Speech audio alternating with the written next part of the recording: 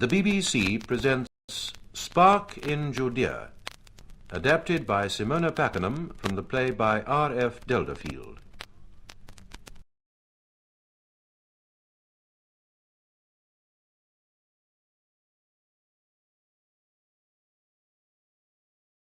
Spark in Judea. The reception room of the Governor Pontius Pilate's residence, overlooking the temple area in Jerusalem, about the year 33 A.D. Halt! Hurry, Goethe. A visitor has arrived. Bring him in here. Hurry. What is it you want? I have an appointment, madam, with His Excellency the Governor, Pontius Pilate. Oh, Aurelian.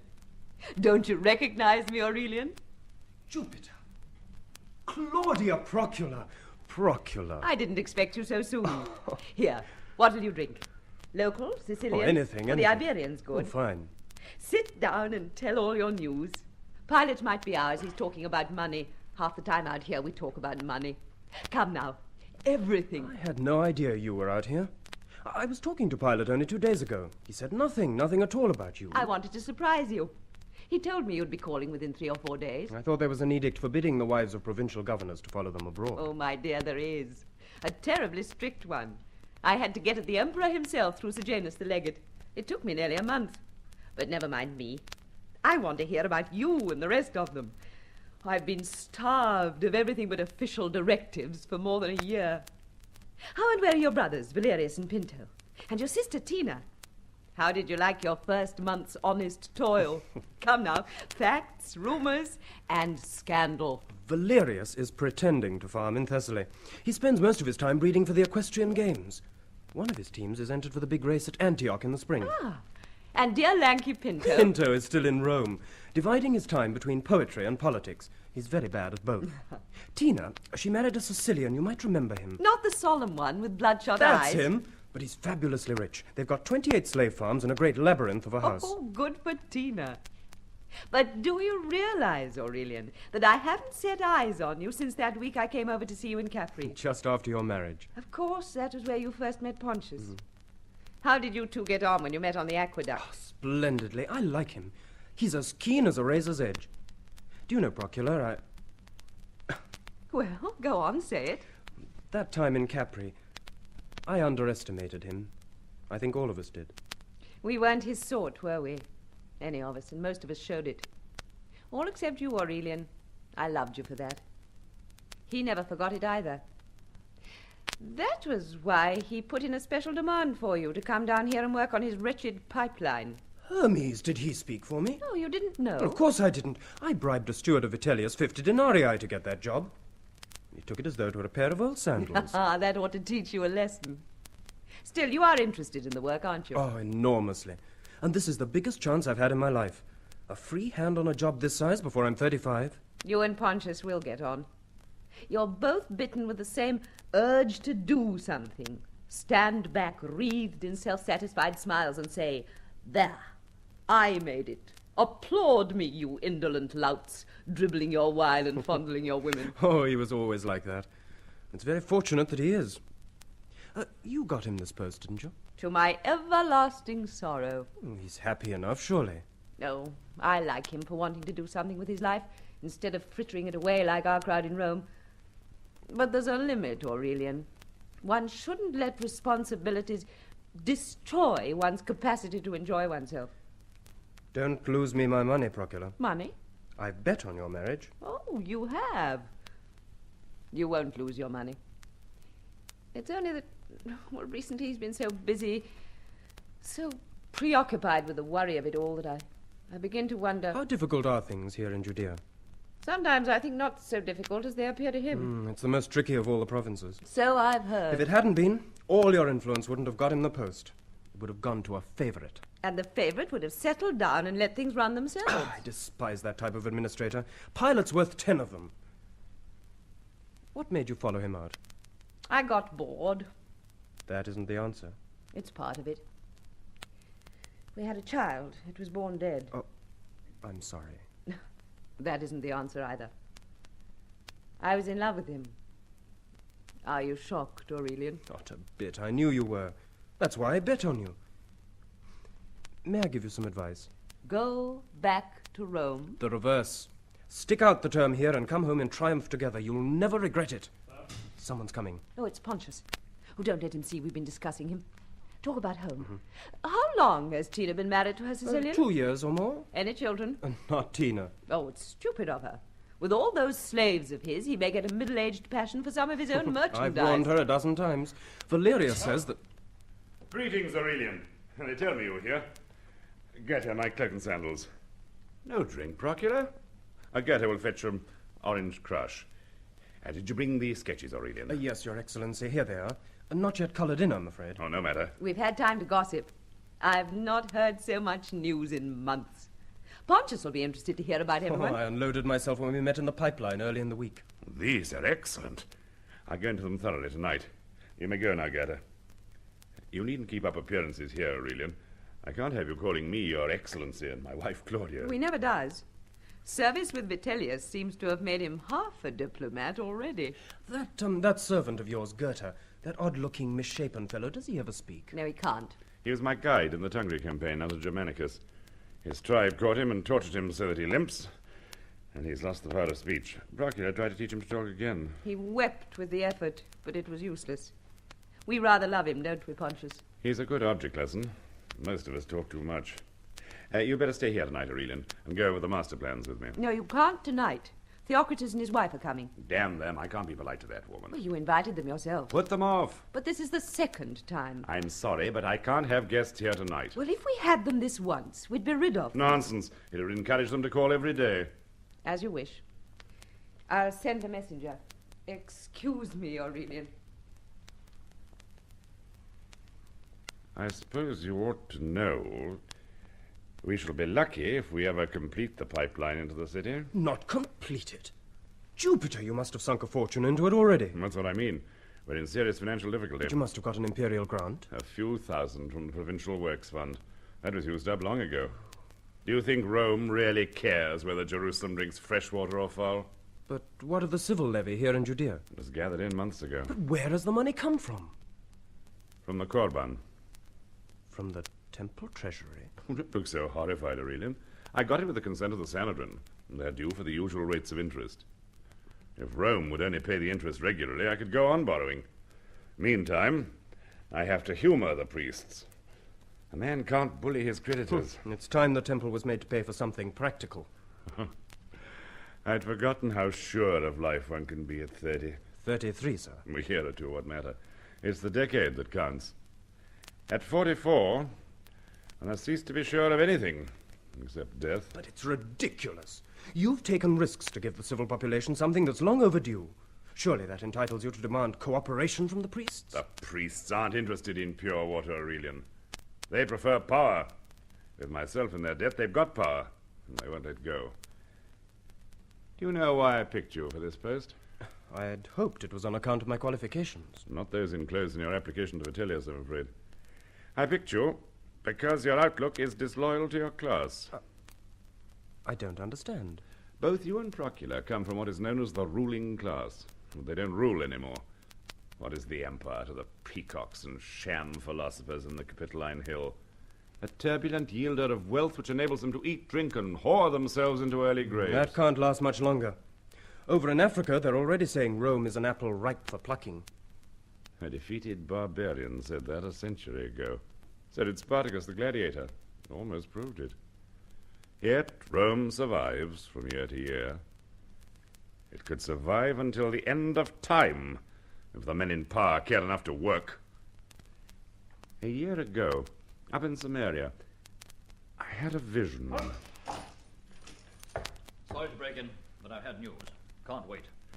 I'm sure it can't. A drink, Marius, before you curse Judea. You better pack your saddlebags for the north again, Aurelian. The masons have stopped work. Huh? Stopped work? But this is monstrous. They had their pay. No. I tell you, 10 days' pay for the 400 masons sent early yesterday morning. It didn't arrive. The paymaster was ambushed by Barabbas and his band within 2 hours' march of the pools. They got the pay chest and 4 of my men, damn them.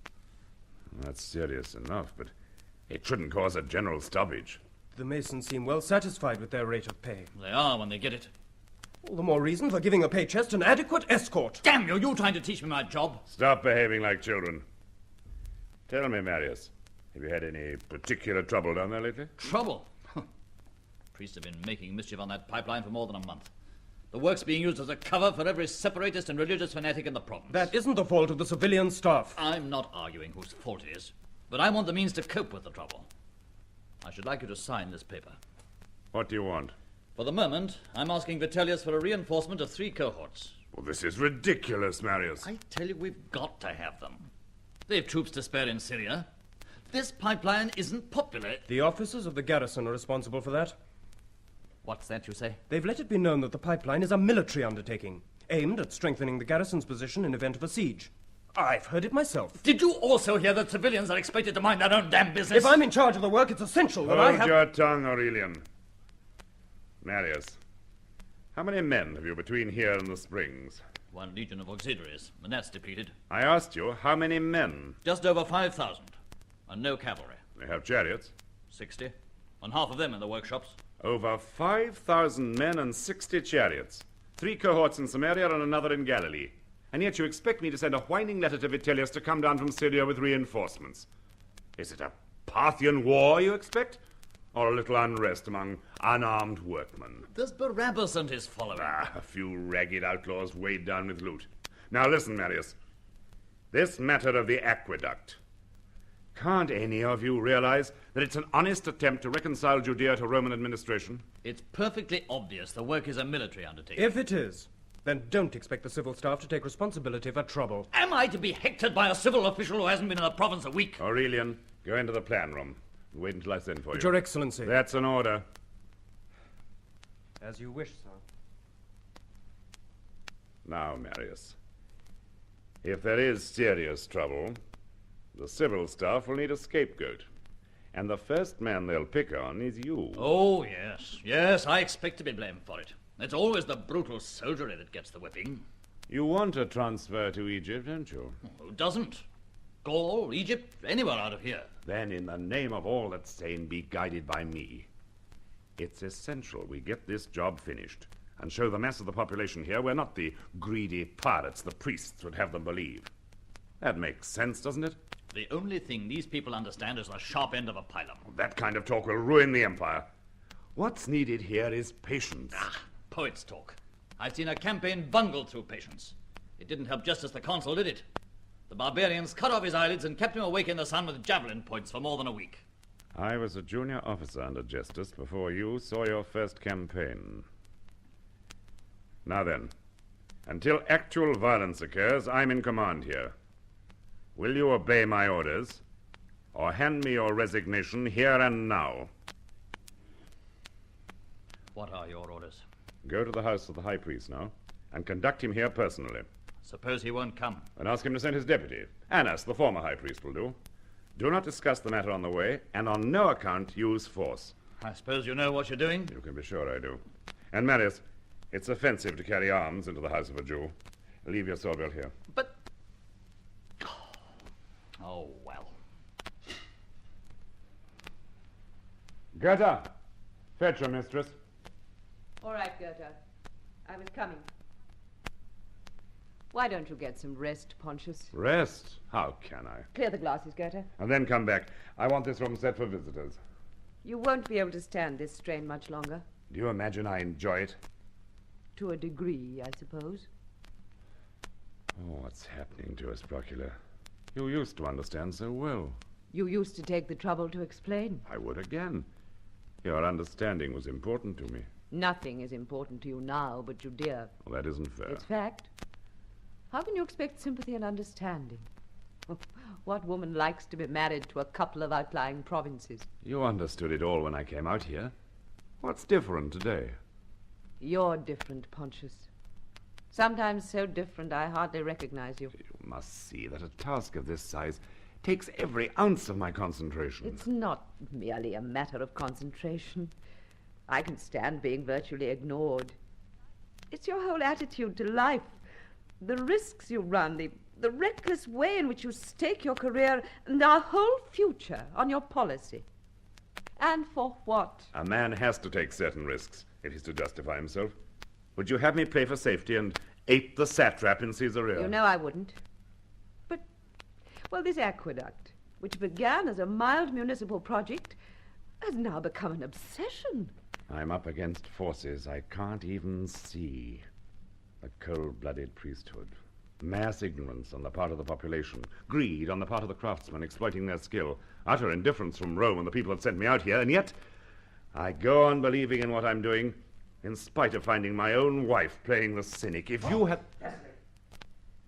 Who is it? Special patrol, Your Excellency. Oh, it's Longinus. Find Aurelian for me. He went into the chart room. Very well. Come in, Longinus. The Masons are coming into the city, Your Excellency. I got an hour's start on them at Bethlehem. Are they armed? I think not. It looks like a peaceful demonstration, but it's well organized. Were any of the priests in Bethlehem? The priest Annas had been there recently, Your Excellency. I knew it. Oh? There's another Messiah, a new one from the north. Well, the advent of a new Messiah isn't likely to tempt Annas as far south as the Springs in this weather. Messiahs are as common as pomegranates round here. Here, drink this. You've no time for food or a bath. Oh, thank you, sir. When the Masons reach the area of the fort, allow them to congregate here. In the outer court, sir. In the inner, underneath the balcony. Is that wise, Your Excellency? Very. Nothing confounds a mob like an open gate. Take the main gate sentries off duty and post two immediately below. And the bodyguard? Dress them as civilians and arm them with clubs. Let them mingle with the Masons when they come and join them yourself. If any legionary strikes first, he'll die for it. You can tell them that. I'll do my best, Your Excellency. Oh, one more thing. This Messiah, did you see him? A glimpse, just outside the Hebron, sir. I rode in at a large crowd. He was preaching. Sedition? Oh, no, sir. He was talking about the kingdom of God. You may go, Longinus. Very good, sir.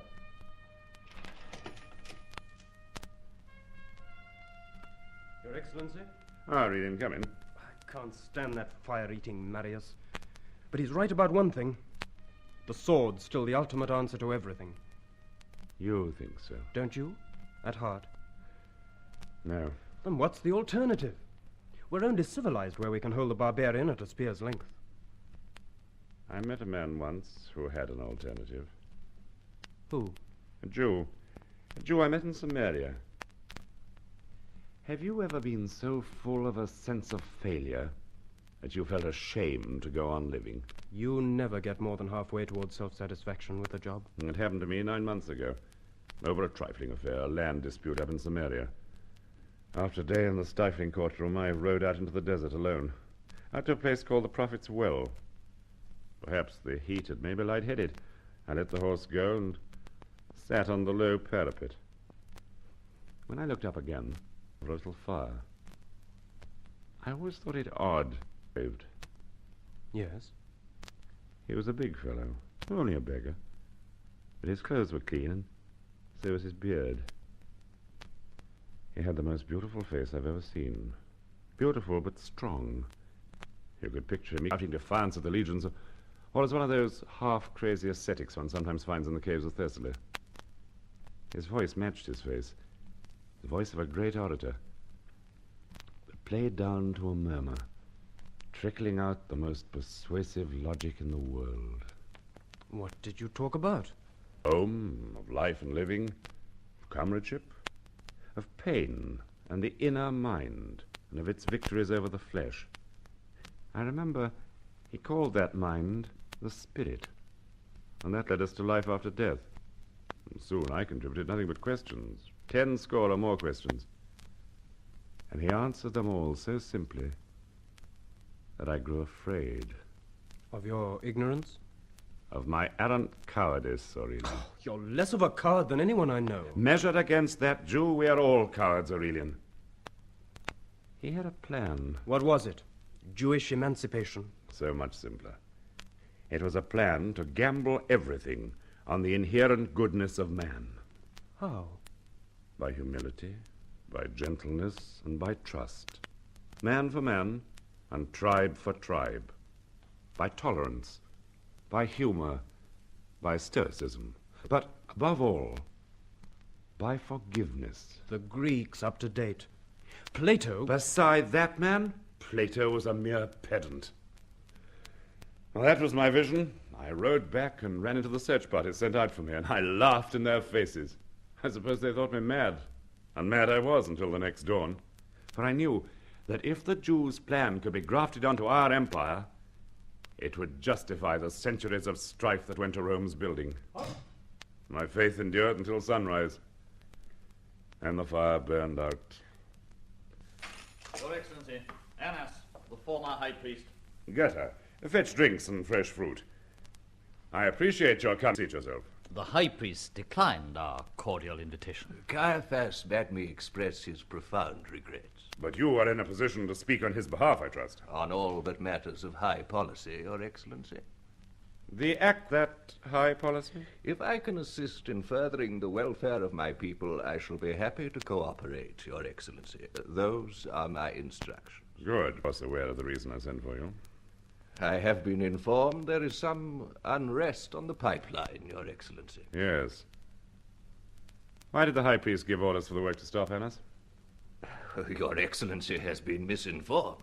You disclaim responsibility? Emphatically, Your Excellency. You've been down to the springs yourself. My duties take me all over. The cause of the stoppage? A matter of a stolen pay chest, I believe. How do you know that so soon? It is common knowledge in the city, Your Excellency. That's true enough. For what reason? The Masons are all of our faith.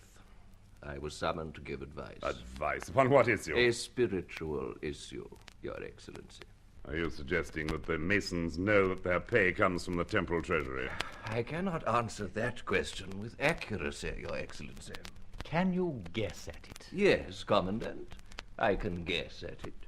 And what is your guess, Annas? My people are a God-fearing people. If they did know that Rome is paying them from the Corban, they would be humiliated. Would their humiliation be soothed? You will recall you enjoined us to strict secrecy as regards that matter, Your Excellency. What in Jupiter's name has all this to do with a stolen pay chest? A good deal, I imagine. The priests went down to the springs and gave away the source of the money and tried to stir up trouble on that score. But it takes more than a spiritual grievance to make a well-paid man lay down his tools. Yes, Aurelian? The hint was dropped to certain parties to help themselves to coin and give... Preposterous, Annas. You imply that the temple is a party to highway robbery? Men have done worse things for power, Annas. What is it you want over in that nest of intrigue at the high priest's house? In the name of reason, what is it you want? We would be grateful if Rome backed the authority she vested in us, Your Excellency. You have your own laws, complete religious freedom, and your own court. Courts, Your Excellency. Ah, your flock is beginning to congregate, Annas. I have given permission for them to be admitted. Are you mad? Oh, we are safe enough while Annas will address them. I address them, Your Excellency? Why not? You may be a poor orator, but they'll be dazzled by the glitter of your silver, Annas. I cannot pay them, Your Excellency. You can, Annas. Aurelian, make a rough estimate of the amount due. Marius, escort our friend to the temple treasury and draw the sum required from... Not without the sanction of the high priest. The high priest was invited, and you are his accredited deputy. The role of paymaster will increase your prestige enormously, Annas. He wouldn't be admitted to the treasury. He'll unlock the treasury if he has to do it with a spear at his back. I thought you were in favor of a peaceful settlement. This will be peaceful. Come, Annas, lead the way. I can't help feeling Your that... Excellency, forgive me. Longinus, what are you doing here? Can't any of you obey orders? I have important news, sir. It can wait. We're in conference. No, sir. It is for your ear alone. Very well. The priest is in your custody, Marius. Come with me, Longinus. Sir. More bad news, I'll wager. You. I've forgotten your damn name. My damned name is Aurelian, Commandant. Well, you may have some influence with the Master Masons. Why not go down and talk with them? I'll do what I can. Why don't you and I call a truce, Annas? We both want the same thing, don't we? I understand your party. He doesn't. We are always happy to negotiate, Commandant. You could get that much money if you wanted. There are certain difficulties. Ah, yes. Difficulties. But you and Caiaphas could get a personal draft for that small amount. The money difficulty is not insuperable. If the procurator would extend us small privileges in return. What do you want? A mandate to maintain our authority. Well, you talk as though your authority were questioned. It is questioned every day. And in every village between the springs and Galilee. Barabbas? Oh, Who then? by a Nazarene. A talking carpenter. He calls himself the Messiah. Oh, there have been a dozen messiahs since I joined the garrison. They were mere nationalists. This one is different. He has set his face against the temple. He claims the forgiveness of sins. The Sanhedrin, worried by the babblings of an artisan. Oh, I don't believe it. You would if you heard him, Commandant. This man performs illusions on a formidable scale. He's getting a powerful following. Not only the rabble. This man has won over at least one member of the Sanhedrin. All right, stamp on him. You've got the powers of arrest and detention. Forgiveness of sin doesn't figure in our statute book as a crime. Unless, of course, the sin involves Caesar. Supposing Caesar was already involved. Well, if that's the case, why haven't you brought him to us before? Because the procurator is not dependable. We can't afford to fail in this matter. You leave the procurator to me. If it's as simple as that, why bandy words any further? Here he is. Don't go yet. Marius! All this prattle round a table. Give me 5 minutes alone with him and Annas will get us the money now. We no longer need the money. Not need it. Listen. That isn't a riot, it's a cheer. Longinus is superintending the play issue in the outer court. The headquarters of Barabbas was stormed at noon, and the whole of the treasure has been recovered. Zeus! And Barabbas himself? Wounded and in chains in the guardroom. He'll live for the cross. I congratulate Your Excellency. With your permission, I will report back to the High Priest. By all means. The audience is over. Goethe, show Annas out. You won't need an escort, Annas. My respects to the High Priest. Your Excellency. I'll interrogate Barabbas and order a double guard for the cells. We've been lucky this time. We won't always be. Why don't you leave the priests to me? I know how to bargain with them. I'm sure you do, Marius. I'm sure you do.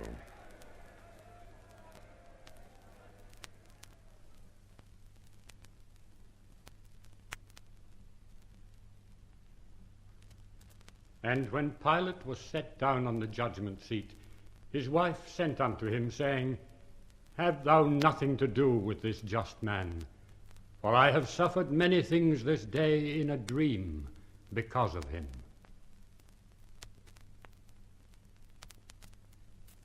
Goethe. Oh, give me my cloak. Oh, it's cold. Is your master still down below in the judgment hall? Thank you. Now get me something to drink. No, something hot, you fool. I couldn't sleep. There's a slave. Getting drinks. You look as if you could do with one. It's cold.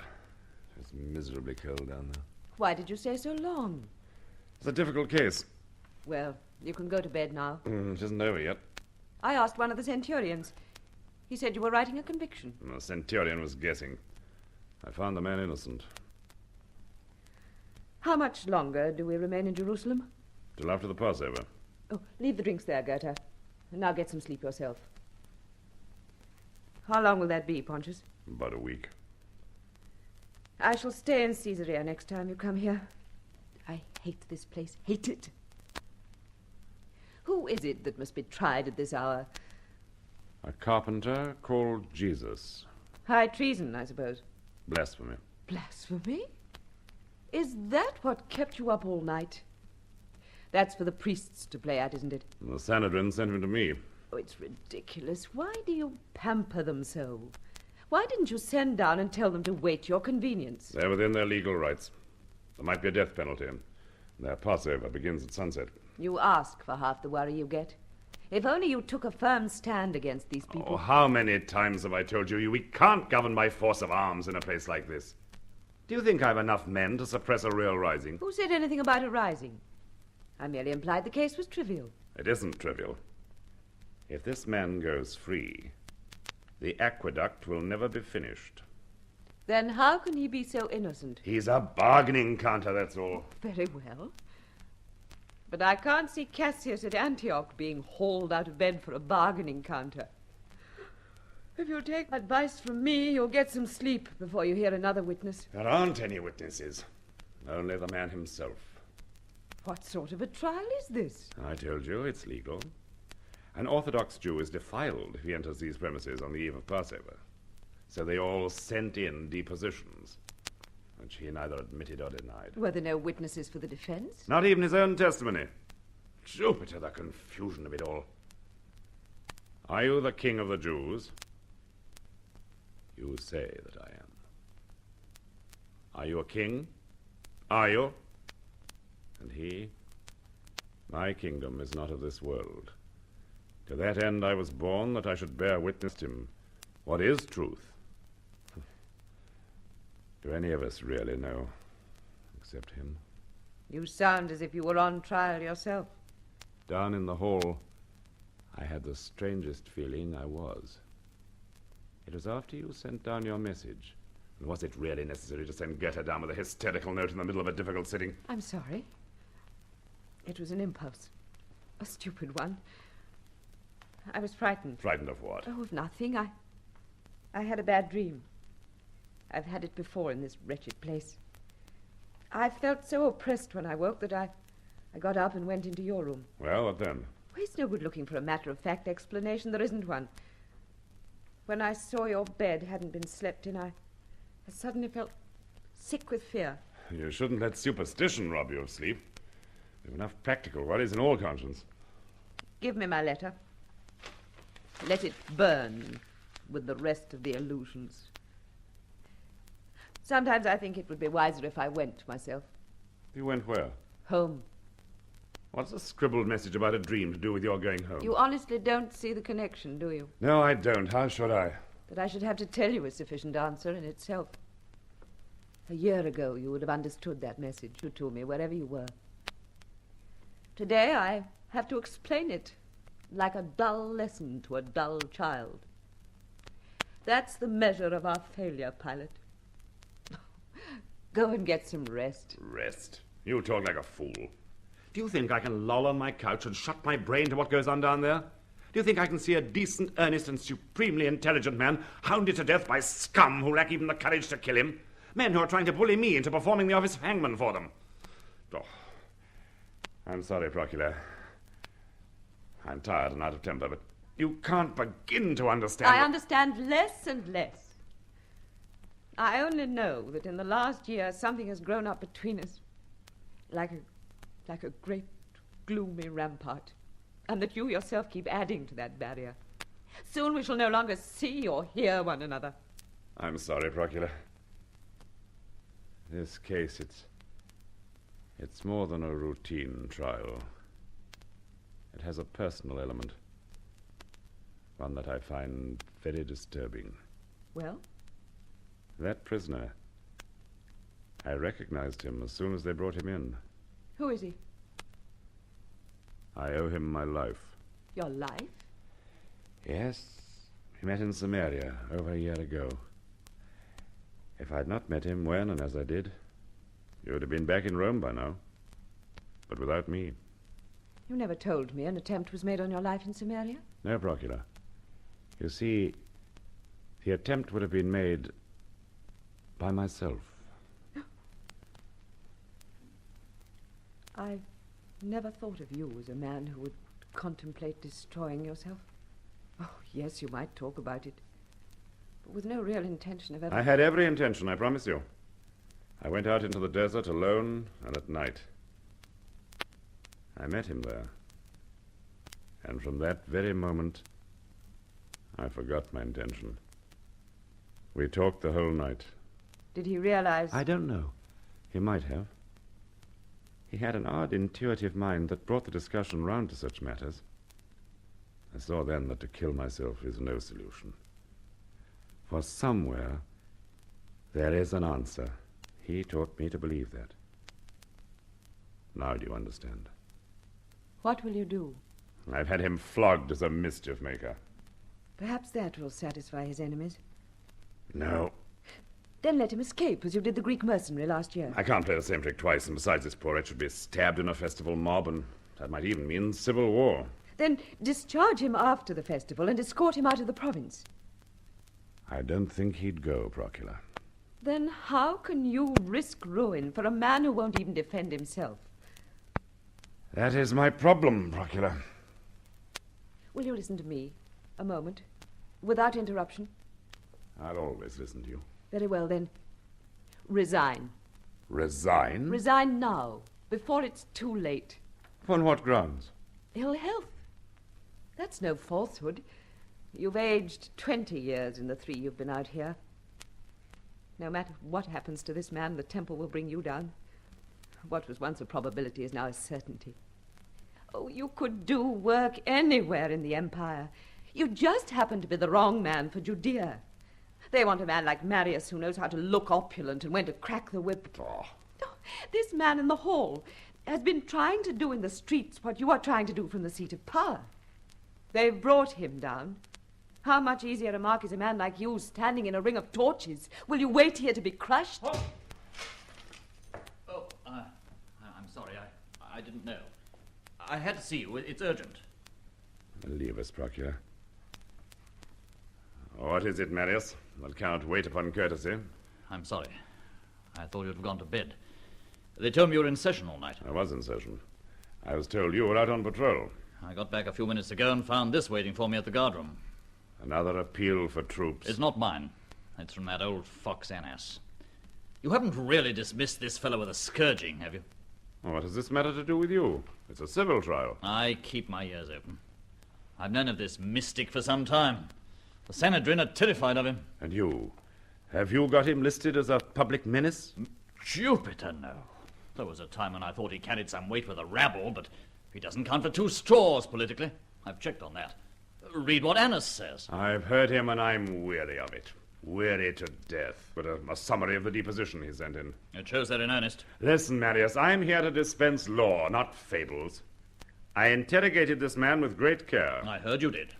And what do you discover? Nothing, except that the man was quite innocent. Under our law, maybe, but not theirs. He's supposed to have scoffed at every line of their book. He is innocent of that, even. Well, they might have put up a bad case, but does it matter all that much? It should. I see. What do you see, Marius? Come now, you'd better speak as you feel. All right, then. I think it'd be madness to let this man free. You'll be sacrificing policy for sentiment again. You suggest I should go back on my verdict and crucify an innocent man to placate the temple. You haven't always been so merciful. Last year you hanged 3 of Primus's men for bedding a Jewish trollop. That case is closed, Marius, and I refuse to reopen it. I will discuss this one, if you can manage to keep a civil tongue in your head. Oh, I'm sorry, but it seems so pointless. Listen. Quite apart from the claims of justice. Each to lose. If this pipeline peters out, we're finished, both of us. You ought to see that.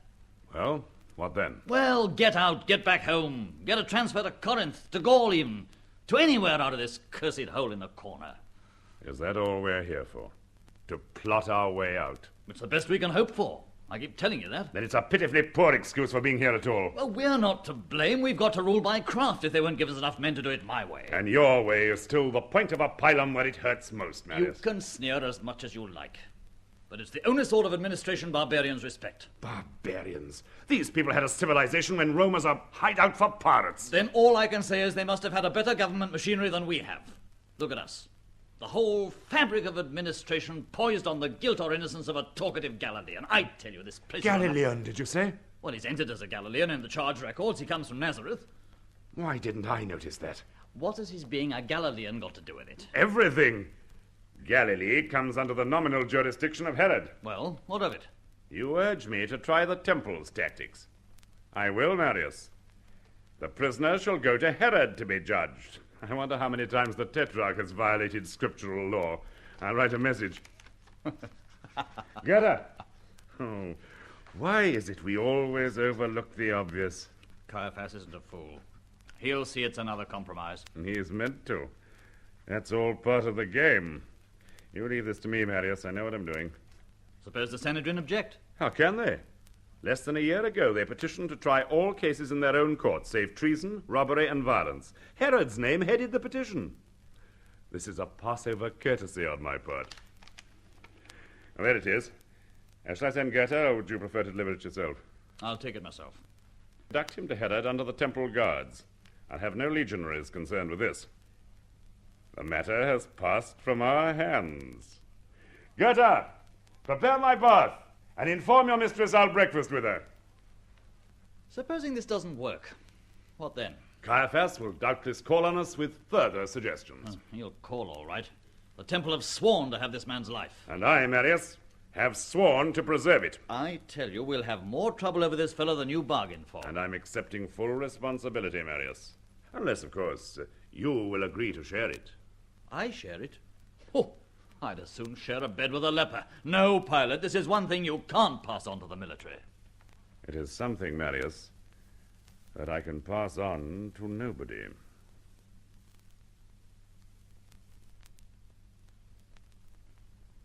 And there was a woman of the Jews, Mary Magdalene, out of whom Jesus had cast 7 devils. You, Goethe, why are you here? Don't go, don't look so frightened. You won't give the alarm, you know me. Mary of Magdala. You're one of us, I've seen you at the meeting place. Listen to me, I must see the governor. I've climbed in here to see the governor. I'm trying to save Jesus. Will you help me? You must help me save Jesus. Do you know where he is? Bartholomew said he was taken away by the temple guard. Tell me where. Where did they take him? If only you could speak. Write it down. Write. Are you a literatus? I don't understand. What are you trying to say, Goethe? Money? A coin? Or what are you telling me? Herod? They've taken him to Herod? But why Herod? He knows nothing of Jesus. You must take me to the governor. I beg of you, if you love him, only the governor can save him. Is it the governor? No? Hide me. Where can I hide? Out. So I thought as I was coming, she might as well come too. There's not many people in Caesarea this time of the year.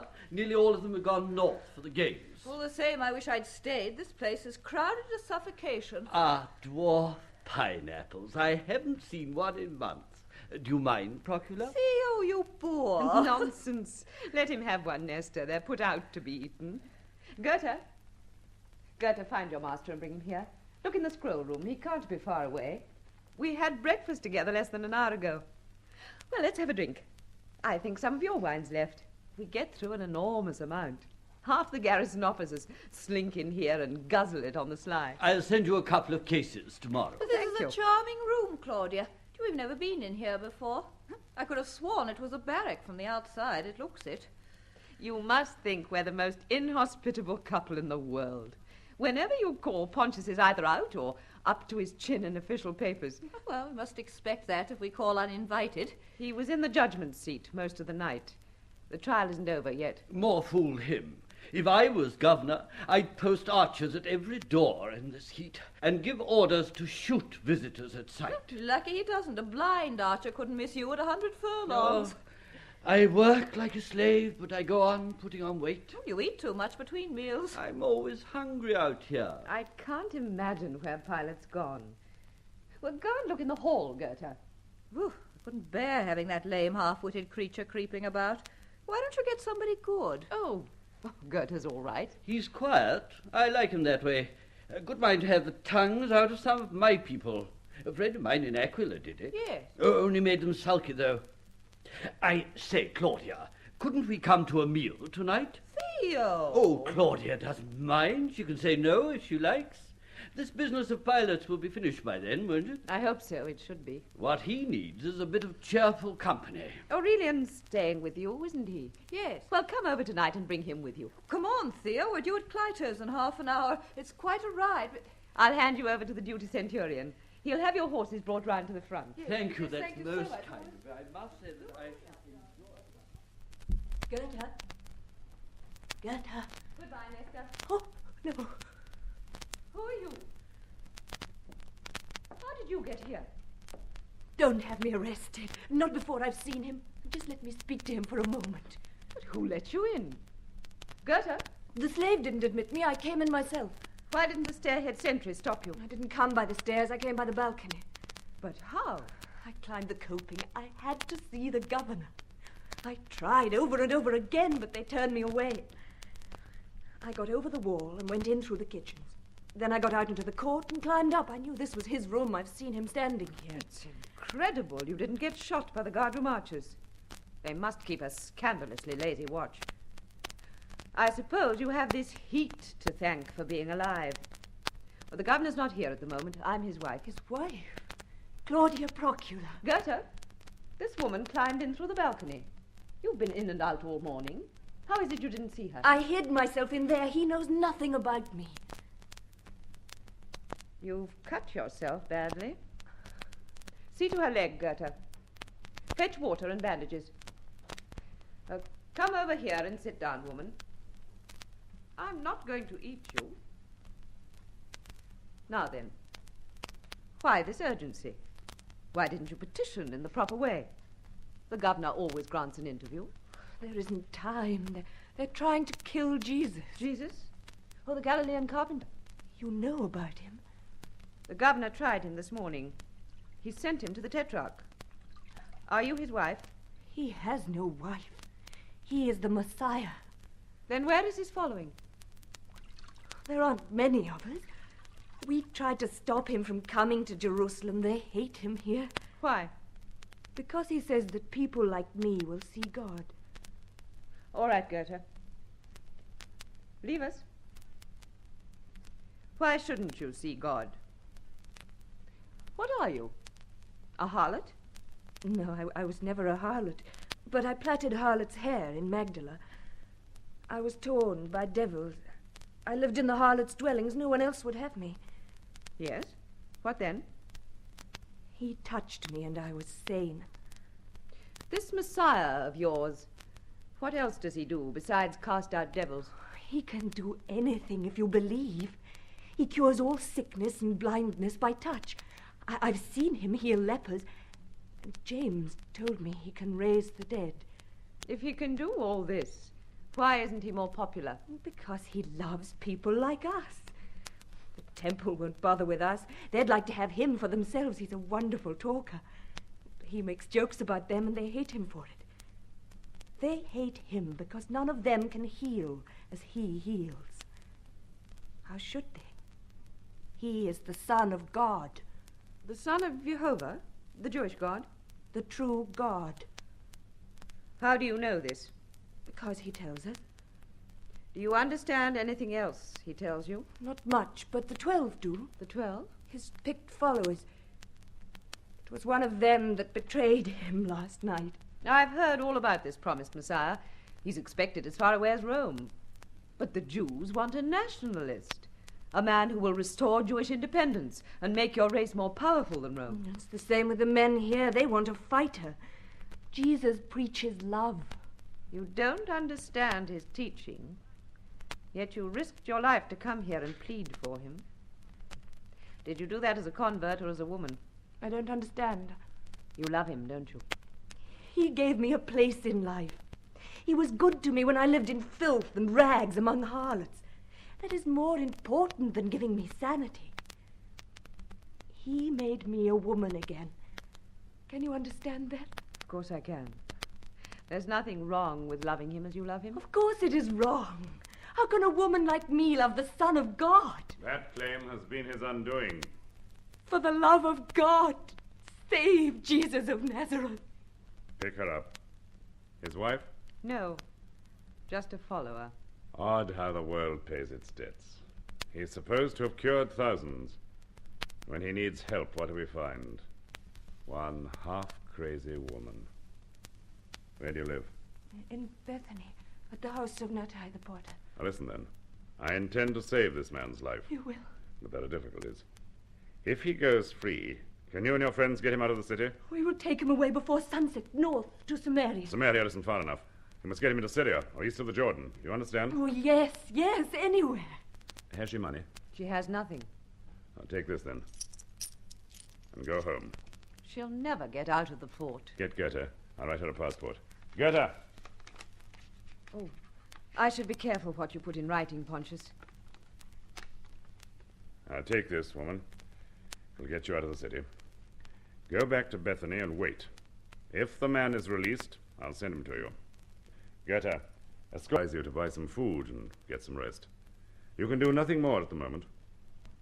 May the Lord bless you. Take her, Goethe.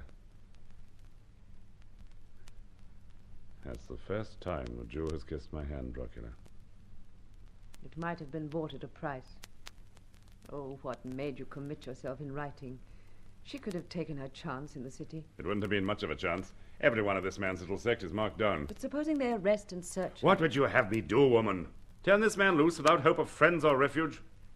You urged me to be merciful not 2 hours ago. Mercy need not entail risk to that extent, surely. In any case, I thought this affair was to be settled by Herod. As we came in, there was some sort of disturbance outside the high priest's house. I sent Longinus to investigate. The Galilean mightn't have got as far as Herod's. And if he hasn't? I've another and better plan. My plan is the only certain one. Give a verdict of not guilty and turn the man loose. If the verdict is not accepted, you will have every excuse for honorable resignation. I will not resign until I put one thing to the test. The people here. When have I ever heard their voice? Always the voice of the temple through whom we rule, but never the voice of the Jews themselves. Why shouldn't the two be one and the same? No, I'll never believe that. And because I will not believe it, this case shall be judged by the people, if that becomes necessary. You'll have your chance to test them. There's a rabble making holiday outside the main gate now. It won't hammer on the gate in vain. I've given permission for it to enter. Will you speak? If necessary. Dracula. Yes? If I do speak, I should like you to stay. If you want me to. Oh, here's Longinus now. Come in, Longinus. I've just seen the covenant, Your Excellency. This was to be delivered to you from the Tetrarch. Where's the prisoner? Back again. They're bringing him over from the high priests now. What does Herod say? Your Excellency will understand. Dare not deal with this man. Galilean by domicile only, native of Bethlehem. Beg you to believe my position will become untenable.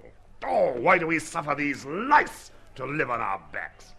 Marius tells me they had fun with Messiah up at the palace. What constitutes a tetrarch's fun? Oh, baiting him is what you'd expect, sir. He's back here in a purple robe with a crown of thorns and a reed scepter. Octavius said how much better the trapping would have suited Herod. How big is the crowd? 2,000 or 3,000. Are you sure you won't have them dispersed, sir? No. Fetch Caiaphas. I doubt if he'll come, sir. To enter the building now means defilement. He'll risk that to make sure of the carpenter. Besides, for the high priest, there's always dispensation. Fetch him. And Marius, too. Yes, Your Excellency. Do you still want me to stay? Yes. But whatever happens, do not speak. Do you understand? I understand. I met the Centurion on the stairs. Things are getting out of hand. What do you expect me to do? Help yourself to a drink, Marius. You look uncomfortably warm. You heard what's happened at Herod's? Longinus told me. I've sent for Caiaphas. You better stay. Jupiter. All night on duty and then 3 hours there in the broiling sun with that mob. It's a wonder I'm still on my feet. The high priest, Your Excellency, who's waiting an audience. Greetings, Your Excellency. You have seen my clerk's transcript of this morning's proceedings? I have, Your Excellency. I found the man technically innocent, Caiaphas. He was found guilty in our courts, Your Excellency. I have no doubt of that. But your code is not ours. He is guilty by your code also if sedition is still a capital offence, Your Excellency. I found no proof of that in your deposition. Pardon me, Your Excellency. Bar Matthias testified to trapping the blasphemer with a common coin in the temple area a few days ago. I recall the statement.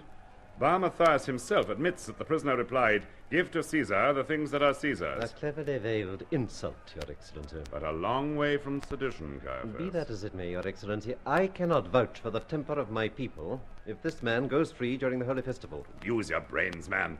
How can I pronounce capital sentence on a bundle of vague statements which do nothing but contradict each other? If I might be permitted to speak plainly, Your Excellency. I want you to speak plainly.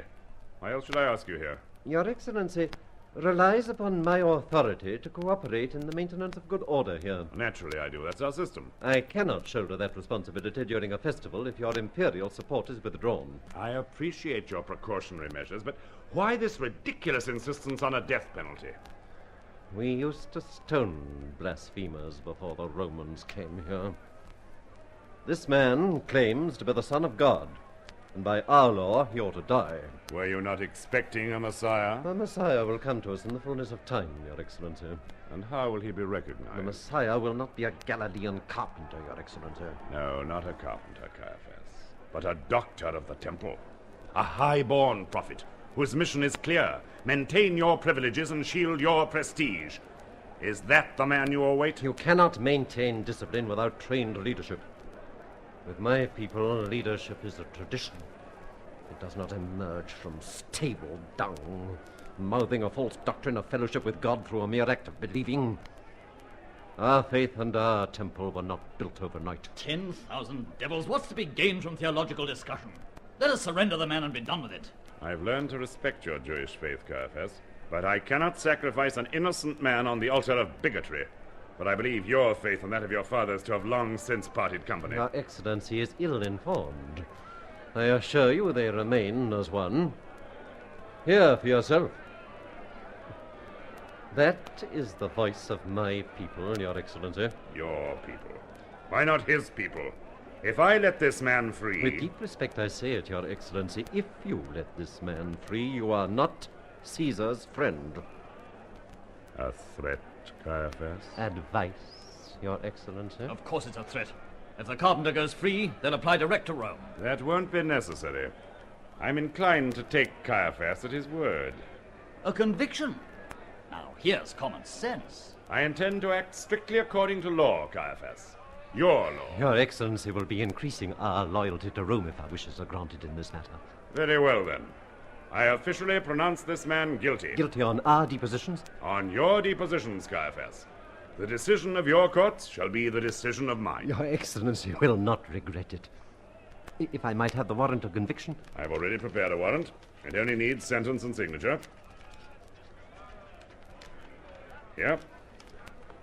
The sentence is death. And the order of execution? There is not over much time before the Passover, Your Excellency. There will be no execution on this occasion, Caiaphas. This is madness. How can the man be put to death without execution? A point of law, Marius. The Galilean is convicted, but discharged. I release him under the Passover clemency clause in your Declaration of Privileges. Jesus of Nazareth owes his life to the festival. Is that satisfactory? Satisfactory? How can it be? It is strictly according to law, I assure you. The law is our law, Your Excellency. The Passover release of one state prisoner, right, and the choice is our own. There is one other state prisoner, Your Excellency. Who? Barabbas. Barabbas? You expect me to release him? The man is an outlaw, a dangerous and violent one. Nevertheless, my people would prefer Barabbas, Your Excellency. You can't mean that. Most earnestly, Your Excellency, Barabbas has not made light of Jehovah. Is that your last word? You prefer to loose upon society a man like Barabbas in preference to a harmless philosopher? I did not say that I preferred it, Your Excellency. I speak for my people. Very well. You shall be put to the test. We shall see if your choice is their choice. If it is, then you have my pledge that the carpenter shall be dead before sunset. What are you going to do now? Put the question to the people. A plague on the people! How can you make us look so cheap? The governor is the voice of the emperor. How dare you question his decision? How long has Judea been ruled by a woman? Marius, how dare you! The army will not forget that insult, Pilate. Leave us, Procula. And you, Marius. This is a matter between us, Caiaphas. Are you agreed? I am agreed, Your Excellency. When the people have chosen, I shall require you to give the prisoner a guarantee of safe conduct out of the province. My personal guarantee, Your Excellency. I shall go out to them now.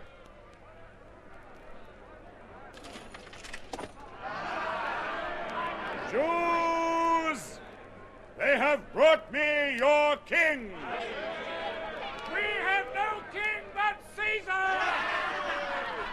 I have been asked to crucify your king!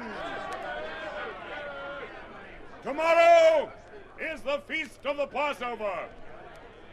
In honor of the festival, Rome releases to you one prisoner. I give the people a choice. This man or Barabbas. Choose now. One prisoner. Jesus of Nazareth or Barabbas. Give us Barabbas! Give us Barabbas!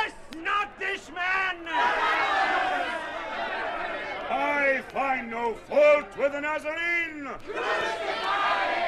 Give us Barabbas! Goethe, fetch water! Take him and crucify him! I wash my hands of this innocent man!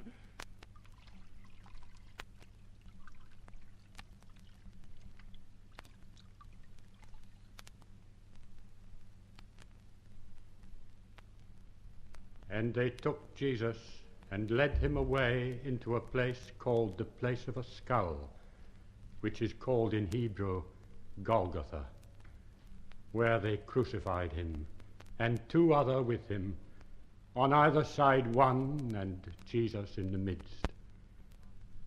And there was darkness over the whole land until the 9th hour.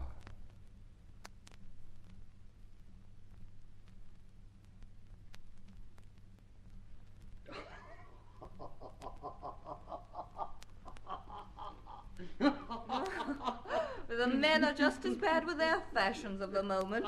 Look at Theocritus and his sudden obsession for physical culture. Oh, did he get himself a dancing instructress? He got a mania for javelin throwing. Oh, it happened years ago, but Nestor never lets me forget it. It was when we were in Antioch, herded over the premises. The only place we could stretch our legs was on the roof, and that looked down on the main street of the city. Well, what happened? Well, Theo started practicing on the roof, hurling the awful things at a stuffed mattress he'd fixed up on the parapet. One morning I was in my bath when the Chiliarch walked in. He'd come to arrest us after one of Theo's javelins had sailed over the roof and pinned the foot of a charioteer to the floor of the four-horse he was driving. Oh, no, thanks, Claudia. I couldn't eat another thing. I think I could try some of those peaches. They look juicy. It's the bother of stoning them. Goethe will peel and stone them for you, Theocritus. He's good at it. Oh, clever monkey, isn't he? Yes. Talking of slaves, Pontius, you had a big fellow going up to Golgotha at noon. What was he, a tradesman? Golgotha? He was a carpenter. A carpenter? But why didn't you sell him? He'd have fetched over 400 in auction. Wouldn't he, Marius? He wasn't much... Fetched over 400 in auction. Wouldn't he, Marius? He wasn't much of a carpenter. He talked too much. It's getting dark. Is it yet? There's a storm coming up. I expect. There isn't a sign of a storm. It's simply unnaturally dark out there. It's stuffy, too. I've never known it so close and so stuffy. The fan, Goethe. Well, it's cooler with the curtains across. Do you feel that? Feel what, old man? An earth tremor. I felt it distinctly. Did you feel it, Procula? No. I did. It was slight, but I did feel it. Well, they don't have earthquakes in Judea, do they? Never. People who come here from Pompeii and Sicily have got earthquakes on the brain. I tell you, I felt it. Listen, who says there isn't a storm? What's troubling you, Pontius? Listen, who says there isn't a storm? What's troubling you, Pontius? Anything wrong? I'm sorry, I haven't slept well for some time. I'm finding this heat oppressive. Overwork, that's your trouble. He's not the only one. Look, why don't you and Claudia take a trip back home? You could both do with a rest. I'll find you a comfortable passage any time. I can't go until the aqueduct's finished. Oh! Who's there? It's Longinus. Forgive me, Your Excellency. Someone down in the hall is making repeated requests to see you. He claims a matter of urgency. Oh, who is it? His name is on this paper, sir. I'll not see anyone tonight. I've issued orders to that effect, sir, but the man is insistent. When I ordered him out, he produced this authority. A woman from Magdala. The case is closed. Tell him nothing more can be done. Shall I make an appointment, Your Excellency? Well, send him away. Yes, Your Excellency. Who was it? A merchant from Arimathea. Called himself Joseph and claims to represent Nicodemus of the Sanhedrin. I know Nicodemus. He used to do a good trade in mixed stuff from the north. Gave it up some time ago to follow some cult or other. A lot of these wealthy Jews get religion when they've made their pile. Oh, it's hot in here. Why don't we all go over to Balthazar's? I'm willing. Anywhere out of this oven. I shall only be pestered if I stay here where they can reach me. I'll order the horses. Thank you, that's most kind. Guard! Commandant! That Arimathean in the hall. If he's still there, tell the centurion to order him up here now. Then return to your post and keep your eyes open. Very good, Commandant. Come in, man, and shut the curtains after you. You are Joseph of Arimathea? The centurion said the procurator would receive me. The procurator will not receive you. I am the commandant. How did you come by the official seal and signature of the governor? It was given me by one of our faith, a woman. How did she get it? From the governor himself, sir. Liar. Give it to me. Well, this is a forgery, but a damn good one. We'll go into that matter shortly. What do you want with the governor? A corpse, Commandant. A corpse? Jesus of Nazareth. He was executed at noon. Is he dead? He was not dead when I left him. But I have to make arrangements for burial. Are you a relative? No, Commandant. No relative. Then you must be one of his following. Yes, I was one of his following. Do you realize the danger of an admission like that? This man was crucified for high treason. Where are the others? The others, Commandant? The other followers of this circus act. They are scattered. Have you no meeting place? None that I know of. Down in the cells under the guardroom, we have various means of loosening tongues. I'm placing you under arrest. You must do as you think best, Commandant. Meanwhile, I request the body of my master. You'll get no body, damn you! Guard! Maybe you'll be too concerned with what happens to your own carcass. In the meantime, try to remember which of your fellowship is the expert at forging the official seal. Here, you! Take this man to the guard. What are you charging him with, Marius? Your Excellency. With forgery. This is as good a counterfeit as I've ever seen. It isn't a counterfeit. What? Did the woman from Magdala give it you? Yes, Your Excellency. What could you hope to do now? The man has been on the cross for hours. He came for the body. The man isn't even dead yet, and they come whining for his body. The bodies of malefactors must be down from the cross by sundown on the eve of a festival. Guard! Take this man to the chart room and stay with him till I send for you. Don't let him out of your sight. Yes, Your Excellency. Why did you arrest him? I tell you, I thought that pass was a forgery. I couldn't believe that you'd issued it yourself. And now that I tell you I did issue it? If you don't keep that man under arrest, you'll have more trouble than you bargained for. What sort of trouble, now the Nazarene is executed? I got a hint from Caiaphas this morning. This fellow's a miracle worker, and he's promised he'll raise himself from the dead. Do you believe that? Of course I don't believe it. And why this agitation? Well, others might believe it. If they got hold of the body, there's no knowing what sort of rumors might get about during the festival. Have you any proposals regarding the disposition of the body? Exhibit it in a public place. That'll quell any ghost stories. Are you so ignorant of the people we govern as to suppose we could exhibit a dead body in Jerusalem during their Passover? All right, then embalm it, set a guard over the tomb, and expose it to the public immediately the festival's over. No. Oh, very well, then, if you're so squeamish about it, let Caiaphas superintend the burial. Why? Why? Are we completely under the thumb of the priests? Well, what are we going to do? Goethe. This Arimathean can have his body, and bury it where he will. There's a prisoner and escort in the chart room, Goethe. Fetch them here. You're determined to act against my advice? I'm determined to prevent the Imperial Eagles from being chained to the temple wall. Very well, then. But you won't drag me into this. I'll hand in my personal resignation to Vitellius tomorrow. Vitellius will hear you with the greatest interest, I'm sure. Provided, of course, you can coax him out of his bath. If the legate won't listen, Rome will.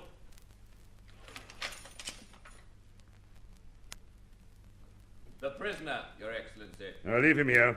Go back to your post on the stairhead. Do you expect Jesus of Nazareth to rise from the dead? Well, do you? I thought it possible, Lord Pilate. How could you, a businessman, believe that? He worked greater miracles, Your Excellency. Why didn't you make an effort to save him? He forbade force. We could have broken from the temple guard last night. Why didn't you get him away in spite of himself? He refused to leave Jerusalem. He told us that his father forbade it. When he is dead, where do you want to bury him? In my own tomb, Lord Pilate. And then?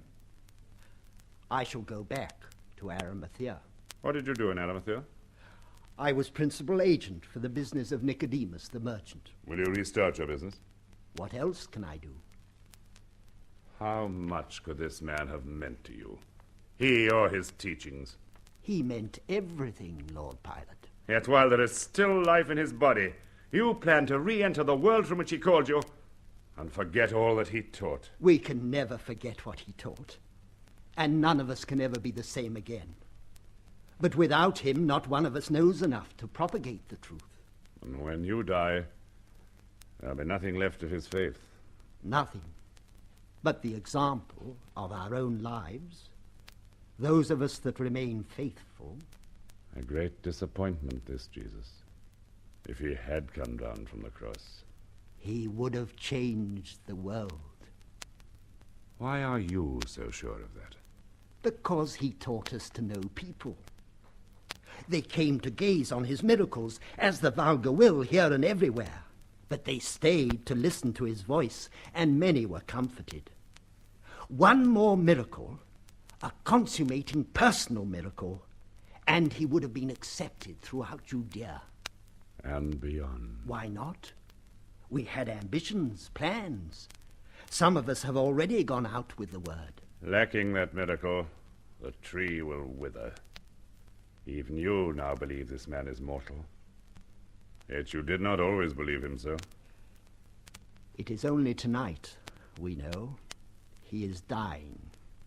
Yet he called himself the Son of God. He called every man the Son of God. Take him now. Your Excellency. Take him before it's too late. Take him for dead and wrap him in a shroud. Goethe! How far is your sepulchre? No distance from Golgotha, Your Excellency. Who knows of your tomb? My family only, Lord Pilate.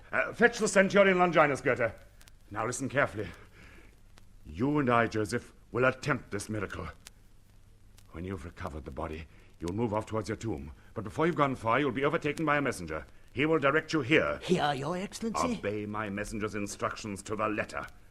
Your duty is to find Nicodemus and his servants and take them to the cross, but leave everything else to me. There is a hangman's squad at the cross, Your Excellency. The squad will have its instructions. Use this seal if you're challenged. Your Excellency. You sent for me, Your Excellency. Yes, Longinus. Return to the guest, Goethe. Guard! Sir. Escort the Arimathean to the gate. Yes, Your Excellency. Your Excellency. Longinus, I believe you superintended the execution today. Myself and Nona, sir. Is Nona still there? Yes, sir, with 4 men. None of the malefactors were dead when you left? No, sir. I gave orders for the dispatch of all 3 after 2 more hours. They must be dead before the festival commences. How much of that 2 hours is left? I returned about an hour ago, sir. Were there many spectators at Golgotha? Well, they nearly all left after the disturbances. What disturbances? The earth tremor and the sudden darkness. You are to return to the cross at once, Longinus. Get there as quickly as you can and dismiss Nonus. Shall I break the legs? Of 2 of them. Jesus of Nazareth, you will take down living or dead. Forgive me, sir, but do the priests know of this? No. There's your authority.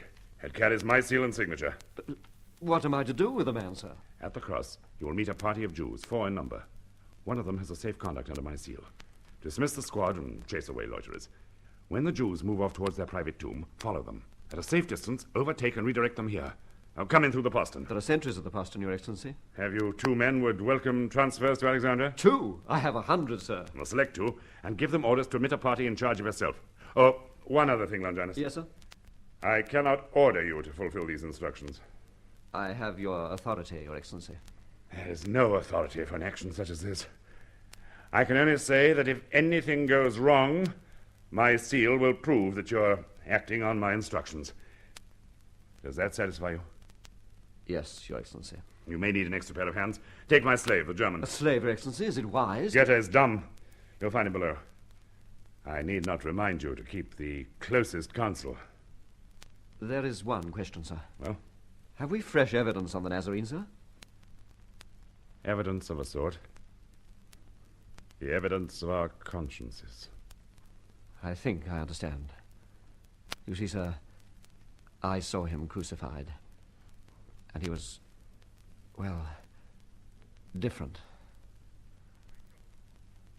You may go.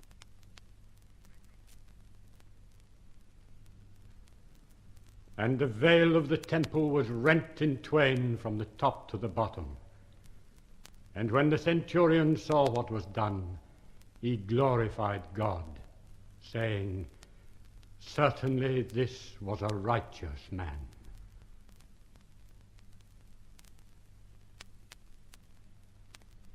Sentry! Oh, damn it, a sentry! Who's there? Someone will hang for this. No sentry. Should be a sentry. I posted one myself. What do you want, Marius? Easy enough to get in here. Might have been a zealot, mightn't I? 6 inches of steel in your neck. If you have nothing to say, go back to your quarters and get sober. Oh, I'll sober up in the saddle at first light. I'm riding north, pilot. Handed over to Tertius hours ago. Came to tell you. Give me your resignation and get out, Marius. I don't want to be obliged to place you under arrest. You arrest me? That's good. Oh, that's good. You can't arrest me. I'm off duty. If you're going to lay your complaint to Vitellius, you'd better give me your resignation and start north immediately. Pontius, do you know that there isn't a sentry on the stairhead? There. What did I tell you? Easiest thing in the world to get in here of a night. Your resignation, Marius. All right. Here it is. Now get out. And see you don't fall down the stairs. Why has Marius resigned? We can't agree on policy. What did he mean about an inquiry? He's going to report to the legate in Syria. Are you going to let him? I can't prevent him. If he manages to win over Vitellius, you'll be ruined. You realize that, I suppose? I'm not afraid of Marius. I shall be leaving in the morning. I think you're wise. I told you to go back to Caesarea a week ago. Further than Caesarea, Pontius. I'm going home. I'll make arrangements for transport in the morning. Theo is booking my passage on one of his own boats. You saw fit to discuss it with Theo, then? I've discussed the passage, not the reason for my leaving. Do you intend to give me your reason? I've already given them to you 12 times. Very well, and there's no more to be said. There is one thing. Well? You never gave me your answer about resigning. I'll give it you now. I'll never resign. I still think we could start again somewhere else. Oh, don't lie to yourself, Procula. You don't need me any longer. That's not true. Of course it's true. You've been stumbling in a dark world of your own choosing for over a year. Sometimes I think you aren't quite sane any longer. You need me? Why, you barely notice me behind your mountain of documents and memoranda. Goethe, the slave that changes your sandals, is closer to you than I am. Can't you see that you're deceiving yourself? Not any longer. Doubtless you'll hear of it soon enough. And then you can add your voice to the voice of my other enemies. What new lunacy have you committed? I am trying to save the Nazarene. Save him? But how? His followers and Longinus are taking him from the cross. I've given orders for him to be brought here. What made you run such a risk? What concern is it of yours? From now on, we follow our own roads. You cannot do this alone. I must. Oh, how can I go with this hanging over you? If it means as much as this to you, I have the right to share it. I beg of you, tell me and let me judge. Why? Because I must. Because I should never know another moment's peace. Because something here in me would die. As certainly as they mean him to die out there. You did your best to save the man before. A coward's best. At first, his life or death was a matter of common justice. But as their determination to sacrifice him hardened, so my understanding of him and his plan clarified. Until I saw beyond doubt that the woman from Magdala was right. This carpenter is no conjuring messiah. Neither is he what they make him, a god. He is more. He is me. He's the whole of enslaved humanity. I believe that the mob, the men who whimper in their sleep for miseries past and fresh miseries to come, would welcome him. I believed that, and I staked his life on it. I gave them the choice, and they chose Barabbas. You could do no more. But I can. There's a prophecy among this man's following that he shall return to them from the dead. If I restore him to them, I shall have done more than save his life. I shall have launched his plan. Don't you see, Procula? The people rejected him today. But one more miracle. The crowning miracle of a man dead and buried walking among them. And there are no limits to his authority. He will reach out to Rome itself and beyond. The world's prejudice and ignorance could not withstand the impact of his faith. But it's time for you to go. Not now. I begin to understand. It's Caiaphas. How did he know the password? What will you do? Face him. What else can I do? And if he knew the password, how much more might he? The High Priest, Your Excellency. This visit is unique, Caiaphas. How is it that you break all precedent by entering these apartments on the morning of the Passover? It was imperative that I saw Your Excellency. What is it that cannot wait upon religious observance? I have called for the body of the blasphemer. The high priest defiles himself for a corpse. Nazarene is still at the place of execution? No. When he's dead and disposed of. The hangman's squad had orders to clear the knoll before Passover. The blasphemer was not interred at the place of execution, Your Excellency. Why should his place of burial concern you? With respect, Your Excellency, the Sanhedrin deputed me to claim the corpse. Claim it? This man died under Roman jurisdiction. His interment is the concern of the Roman authority. Your Excellency is not fully informed. There is a prophecy. I've heard it, that the carpenter shall rise again within 3 days. Do you, as high priest, believe this preposterous fancy? I am not concerned with the probability of resurrection, Your Excellency. Certain ignorant people are deliberately misinterpreting passages from our sacred books. Are you sure that belief in the possibility of resurrection is confined to the ignorant? If so, then how is it you risk defilement at this hour to satisfy yourself on this point? Has the Sanhedrin said to itself, suppose, after all, this man is the Messiah? No, a man cannot rise from the dead save by the power of Jehovah. And if that power is not visited on the elect, how could it enter a man who took the holy name in vain? Ah, how indeed, Caiaphas. Everything shrieks out a denial of such a monstrous possibility. Yet even so, you come to me for sanction to watch a corpse for 3 days. To what extent did this anxiety possess you? Shall I tell you, Caiaphas? To the extent of making you imperil your own life and liberty. At this moment, Caiaphas, only my clemency stands between your person and a capital charge. In order to gain access to me, you discovered and used the fort password. A password changed twice each night. It was imperative I saw, Your Excellency. If the rumor of resurrection got abroad in the city, this man's prestige might threaten Rome. You dare not arrest me for doing Rome's work.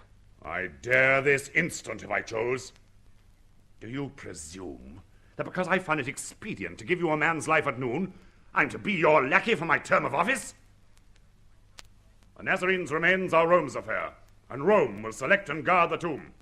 Guard! My sole object is to prevent disorders. Leave such work to me, Caiaphas. And never forget that the temporal power you wield flows from me and me alone. Guard! The visitor will leave by the main gate immediately.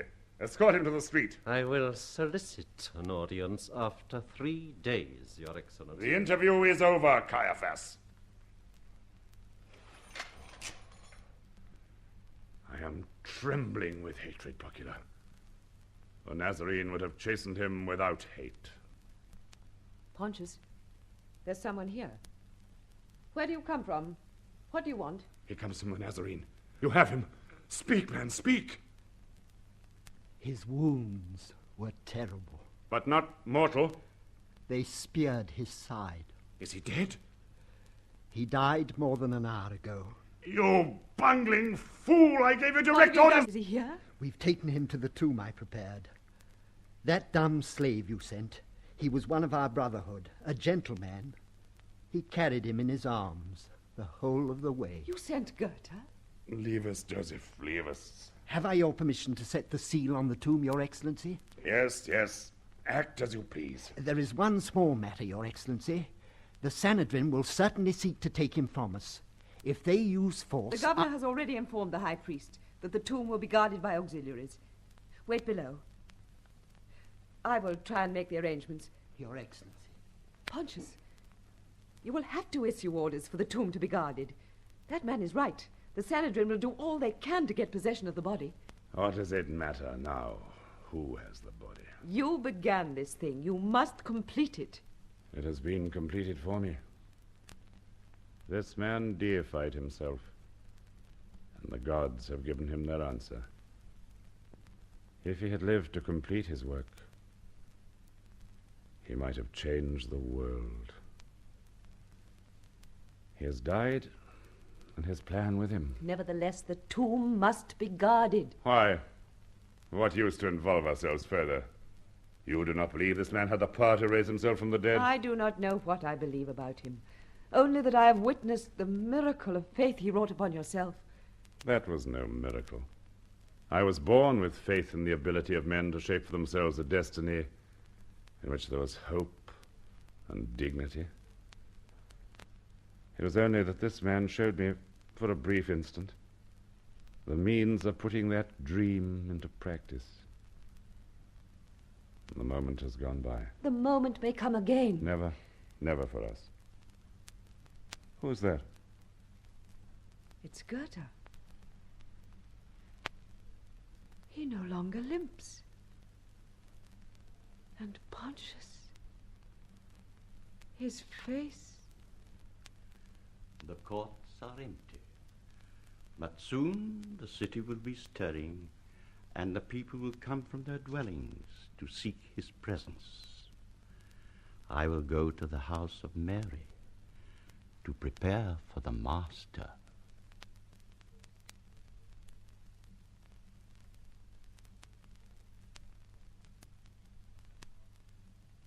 That was Spark in Judea by R.F. Delderfield. It was adapted by Simona Pakenham and produced by Noel Iliff. The part of Pontius Pilate was played by Valentine Dial, Claudia Procula by Pauline Letts, Marius by Roger Snowden, Caiaphas by Heron Carvick, Mary Magdalene by Sheila Grant, and other parts by members of the BBC Drama Repertory Company.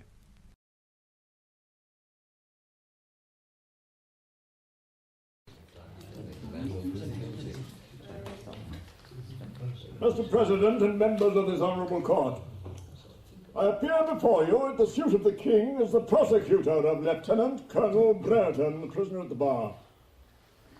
It's unnecessary that I should occupy the time of the court in expatiating on the nature of the charges here preferred against the prisoner.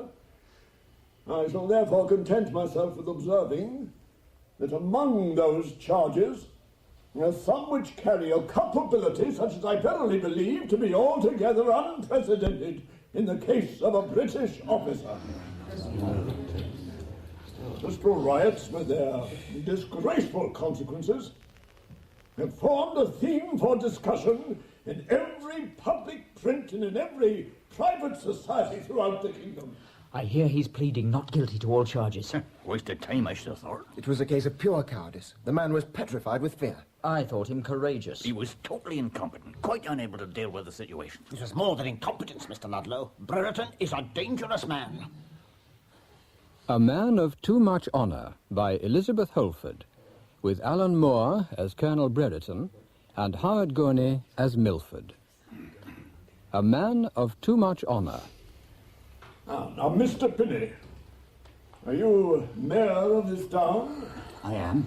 Now, will you tell the court what were the circumstances in which you decided to ask for detachments and soldiers to be sent to Bristol in October last, 1831? Well, the occasion was, as the court knows, the jail delivery which had been fixed for Saturday, October the 29th. Sir Charles Wetherell, who is recorder of the city, was due to open the assize on that date. And we, that is the magistracy, soon realised that his arrival would excite strong, in fact, violent public feelings. The friends of reform had stirred up the lowest elements of the city against him. There were noisy meetings, placards appeared on walls, and some of them very abusive. Sir Charles Wetherell is, of course, also a member of Parliament, is he not? Exactly, yes, and it was in that capacity that he'd spoken out against reform, and apparently incensed the people of Bristol. And I'll be pleased to tell the court what steps were taken by the magistracy to guard the recorder. It's difficult to decide what to do. Various ideas were put forward and, well, finally, Lieutenant Claxton suggested that the seamen of Bristol should be asked to form a protecting force. They are usually, I may say, a most well-behaved body of men. He held a meeting on board his ship, the Earl of Liverpool, on October the 18th. I was with Alderman Milford on that evening, and we got the news at his house. Mr. Pinney, a word in your ear, if I may. Yes, certainly. Let us withdraw, shall we, and leave the ladies to applaud.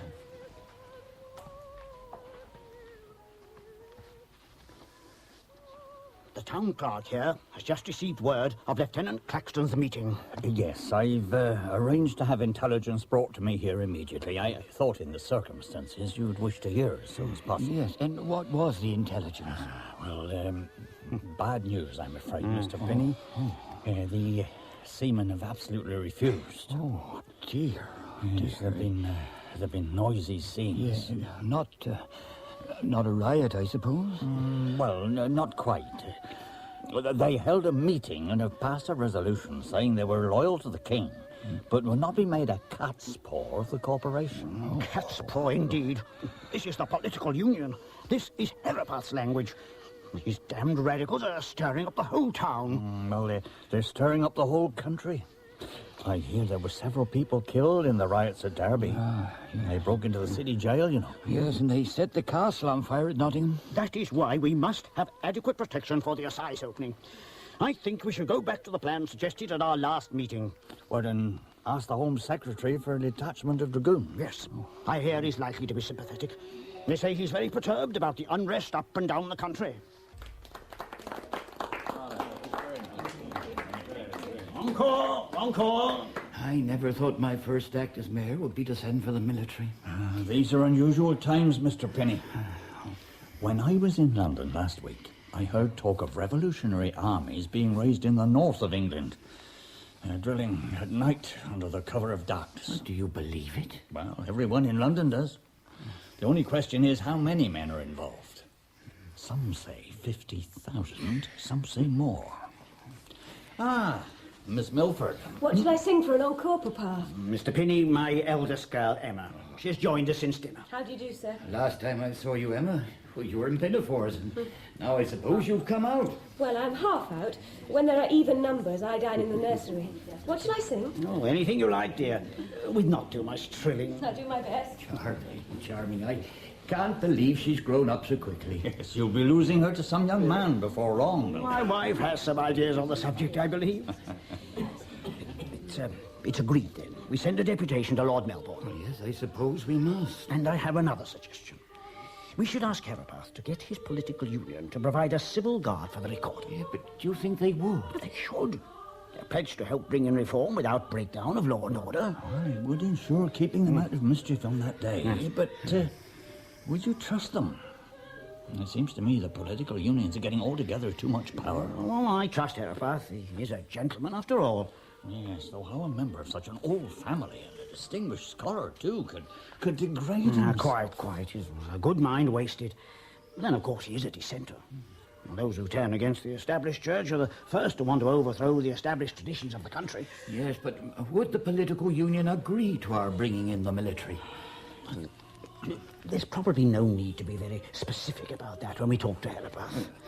Who would be in command of the soldiers? I imagine they'd be under our local recruiting officer.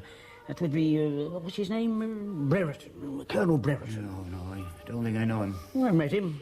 Seems an amiable fellow. 50-ish. Lost his wife 2 years ago. She was quite a young woman, I believe.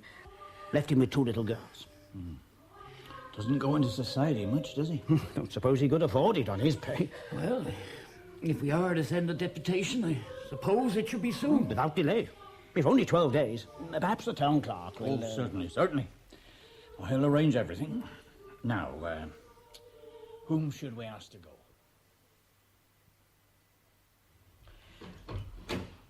Well, Emma, did you enjoy the party? Yes, Papa. It was very pleasant. Oh, we had a delightful evening. Lady Emily is charming, and she quite agrees with me about the Clifton Assembly. Assemblies? that we must keep them exclusive. You know what a worrying time my committee has had with quite the wrong people trying to get invitations. But what a pity you had to withdraw for so long, my dear. You missed all the music. We had corporation matters to discuss.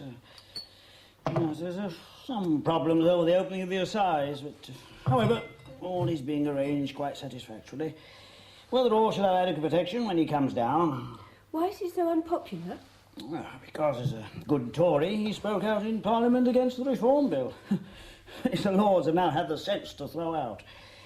And some irresponsible and unprincipled men have worked on the poorest people in the town to feel they have a grievance against him. The Whigs and Radicals? Oh, the Whigs are quite respectable. We dine with several Whig families, do we not, Mr. Milford? Indeed, the Mayor is a Whig. Prime Minister's a Whig. The Whigs are prepared to allow reform to come in as a matter of political expedience. The Radicals are the dangerous men. They want to overthrow the whole Constitution. Everyone talks about reform, but I'm not very sure what it is. Well, my dear, it's hard to explain in a way you'd understand.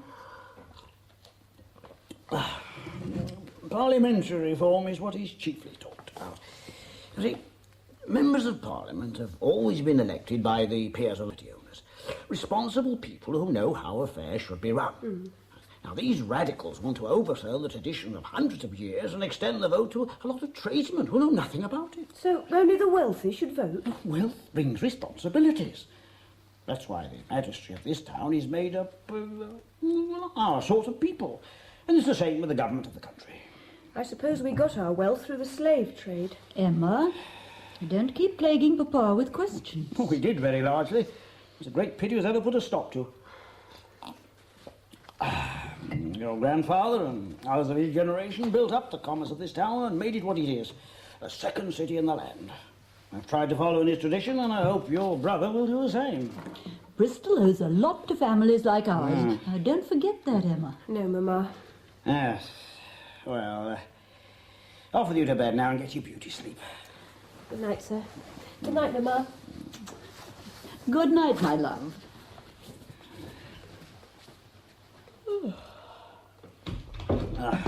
Anna asks rather too many questions. She should be thinking of young men and dances at her age. When is our next ball, by the way? Next week. The biggest of the season. Oh, I do hope the assize opening will not interfere with it. We'll make sure it doesn't, my dear. To the quartermaster of His Majesty's forces. Sir, I am in receipt of your letter of the 24th of October, informing me of the arrival in the Bristol area of 3 troops of dragoons to be placed under my command. May I interrupt you, Tom? Gus, my dear fellow, nobody told me you'd come. I've been taking a professional look at your little daughter.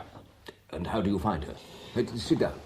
Remarkably well, except when she remembers to cough. She's very fond of that cordial your good housekeeper gives her. Then you don't think it's serious? Certainly not. I prescribed some pink medicine which will do no harm. You have 2 very healthy little girls, Tom, and worry inordinately about them. Perhaps I do. But they are motherless. Mrs. Prickforth does her best. But they miss Olivia's love and care. I know. I'll look in and see them as often as you like, if it reassures you. Thank you. You'll take a glass of wine with me. With pleasure. You know, Gus, she was so young still. I would so willingly have died in her stead. But you couldn't. Fate seldom makes the right demands on us, it seems. Don't brood on it. Oh, I am pretty content most of the time. I have 9 good years to look back on. Makes a deal of difference, you know. I see I've interrupted your letter writing. Oh, it's the wretchedest thing. The magistrates have taken fright about the opening of the assize next weekend. 3 troops of dragoons are on their way here to be under my command.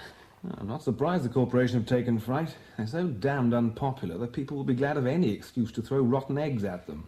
I wish they'd make other arrangements for their own protection. It's not very pleasant to have to confront one's fellow townsman at the head of a detachment of dragoons. Oh, I don't suppose it'll come to a confrontation. One look at those splendid red and gold uniforms and fearsome steeds, and the populace will retire to their homes. Unless it has the opposite result. I hear the political union is having one of its pro-reform meetings this week. That may have an inflammatory effect. These causes should be let alone. Reform will come, it's bound to come. If only people would keep cool heads about it. If everyone were as equable as you, Tom, the world would be a more comfortable place.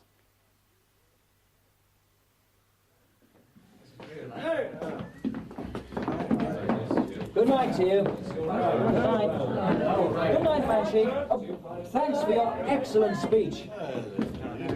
Good night. Hey, Mr. Herapath. That was a good speech you gave. I like what you said about the longer reform was delayed, the more the people would demand. It helps us to be patient. The Lord knows we've waited long enough. I'm glad you support us, Mr... Davis, sir. Davis. Christopher Davis. It's the bishops that are to blame, I reckon. They threw out the bill. They talk of Christianity, but they don't care anything for the poor. There are ragged children here running about the streets with no one to care for them. It breaks my heart to see them. And when there are rich folk living in great houses... I know, Mr. Davis. Stuffing themselves with food and got their money by owning slaves... I agree. But even when we get the reform bill passed, these things won't change at once, you know. They'd like to make us their slaves, that's what I say. They take our money and they never count for it. They get a man down from London who despises us, to judge our poor wretches in prison. And now they're bringing in soldiers to crush us if we dare speak against them. Bringing in soldiers? Where did you hear this? It was true, sir. A man who came down in the mail coach this afternoon told my wife's cousin he passed columns of soldiers on horseback coming this way. This man, my wife's cousin's friend, he pulls down the window and asks one of the soldiers where they're going. And he tells them they're to be quartered near Bristol and be on hand in case of any trouble when the recorder comes. Why was I not told of this, Alderman Milford, when I was asked to persuade my members to form a guard for Sir Charles? It was a recent decision. One unprecedented in English history, I should think. I hope the magistrates will reconsider it. It's too late for that, I fear. The dragoons have already arrived and taken up their quarters. They will be the greatest provocation. There's feeling enough already in Bristol against the recorder. Feelings roused not by you and your radical friends, my dear Herapath. People would be perfectly contented if you had not persuaded them they had grounds for resentment. Perfectly contented? I'm afraid you and your like are living in a dream, Mr. Milford. Do you really imagine the people of Bristol are contented with a harsh and corrupt corporation which takes their money for its banquets and does nothing for them? They've borne it long enough. There is a spirit of inquiry in the land, and it has reached Bristol. The old precepts will not do. They will be swept away whether you like it or not. We are at the threshold of a new era of reform. You must stand back, sir, or be swept under. You won't frighten me with your demagogy, Herapath. Keep it for the rabble who come to your meetings. Then let me give you a plain statement. Sir Charles must not come to Bristol. It's disgraceful that a politician should be allowed to hold office as a judge. He should resign now and not hold the assize. Sir Charles is determined to come, and we consider he has every right. I see I'm wasting my time. You are bent on provoking the people. I'll take my leave. You'll not go back on your agreement to provide a guard for the recorder? You surely do not imagine my union would support you in these circumstances? I could not ask it. However, they'll do nothing to disturb the peace on Saturday, I can assure you of that.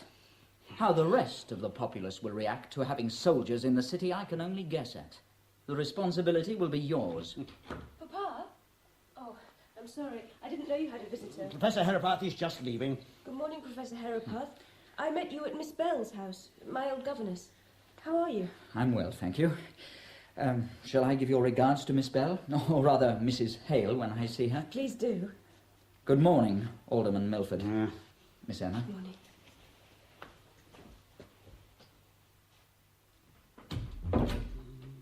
There's no need for you to greet Professor Herapath so cordially, Emma. He is Vice President of the Political Union, which is a dangerous and disruptive element in the town, and opposes the corporation at every possible opportunity. Is he a revolutionary? He seemed so very nice when I met him at Miss Bell's. And that's another thing. I've explained before, I don't wish you to visit there. Oh, but I'm very fond of Miss Bell. You have a childish attachment to your former governess, I don't doubt. But she holds views which I do not approve of, and she has married a dissenter. Oh, but Look, I'm not prepared to discuss it further. I'm busy and have much to think about. What did you want? Mamma would like to know if we may have the carriage. We have some shopping to do before the assembly. The assembly, of course. You're buying a new gown? No, a new sash. Order a new gown if you wish, my dear. It's an important occasion for young ladies. Thank you, Papa.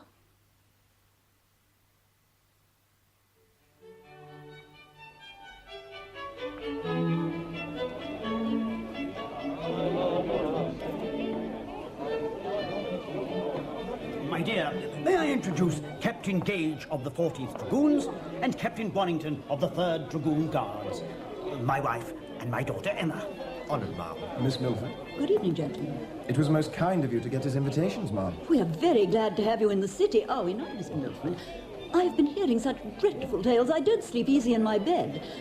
Lady Emily's sister was sitting down to dine with her family when some bestial-looking men broke into the house, armed with blunderbusses, and snatched the food off the table under their very eyes.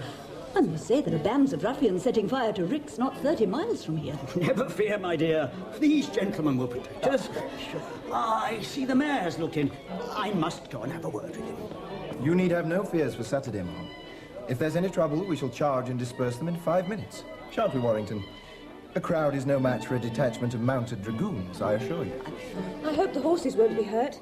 You rode past our windows when you came in yesterday and they looked so beautiful. I regret you were only looking at the horses, Miss Milford. I'm sure I remember your face at the window. Really? Yes, certain of it. I don't remember you, but I saw you, Captain Warrington. I don't think I recollect the... Warrington never sees anybody. He looks straight ahead. A great mistake. You'll be greatly in demand here. We haven't near enough young men and no officers. Ladies and gentlemen, will you please take your partners for a quadrille? May I have this dance, Miss Milford? Will you excuse us, ma'am? Oh, certainly. Don't dash about and get too hot, my love.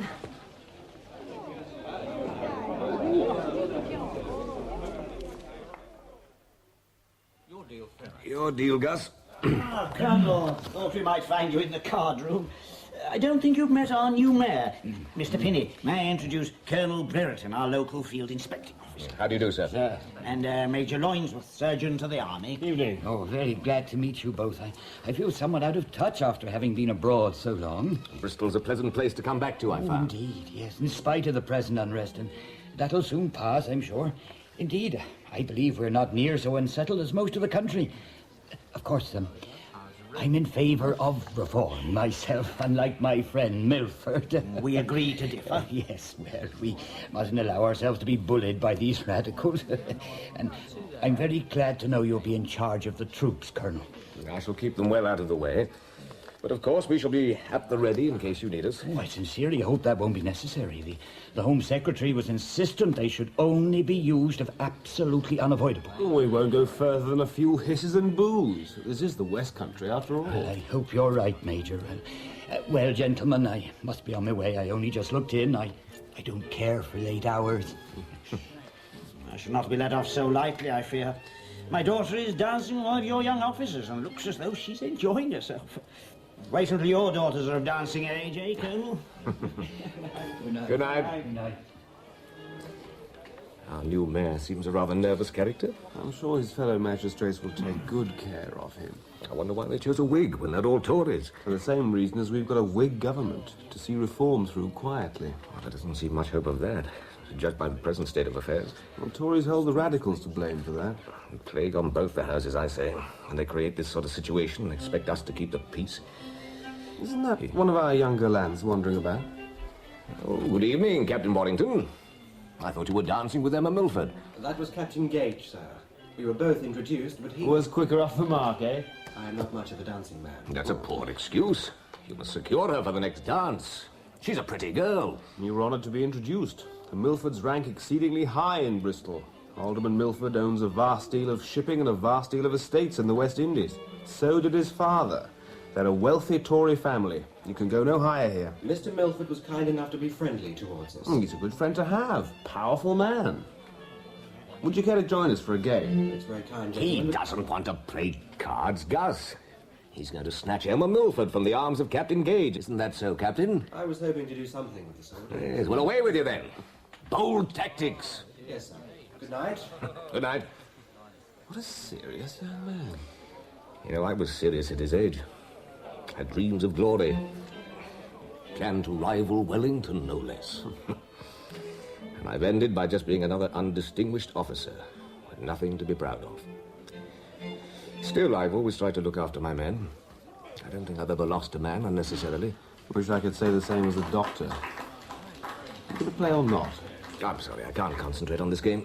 I suppose I'm a little tired. You haven't long been out of bed. You look rather yellow still. Do I? At all events, I don't feel like a late night. I think I'll be on my way now. I'm ready to go as well. Oh, we're getting old, Tom. I have my gig here. You ride with me as far as your house?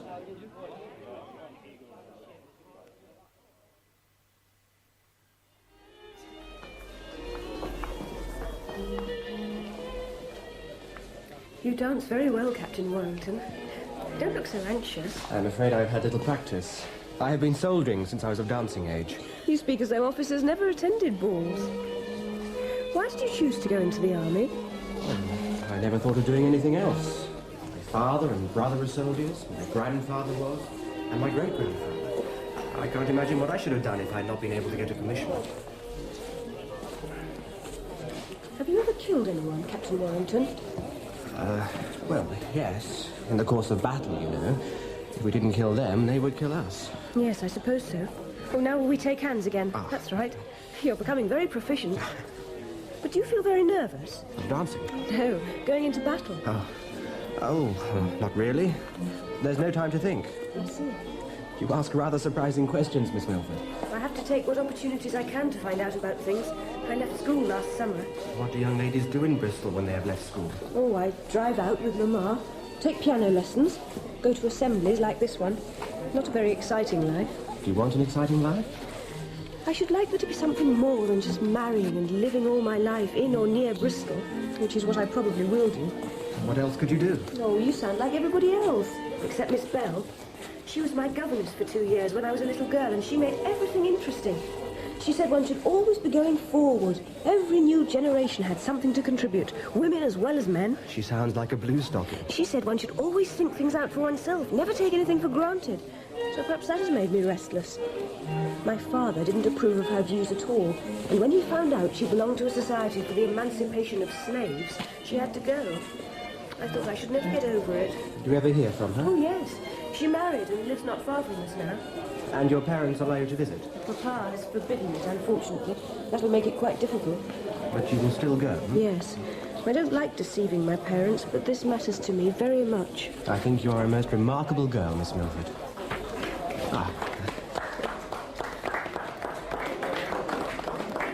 I'm afraid I'm rather ordinary. You'll soon hear that I've married the son of some other alderman and have an establishment of my own in the best part of Bristol. Emma, my love, your father would like to go home now. Well, then I suppose I must say goodnight, Captain Warrington. If you would care to call some afternoon, we shall be pleased to see you.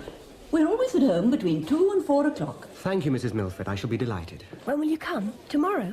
I'm afraid I have to be on duty until after the weekend. Monday, then? I shall be most happy. And do bring your friend. Captain Gage? Of course. If you wish it. Emma, the carriage is waiting. Coming, Mamma. Good night. I shall see you on Monday.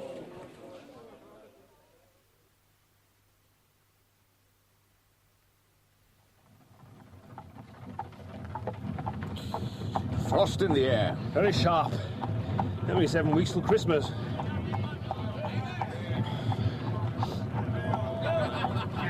What the devil's that? Whoa, there, steady go. Whoa, whoa. A bell and no bishops! Oh, Charlie Weatherall!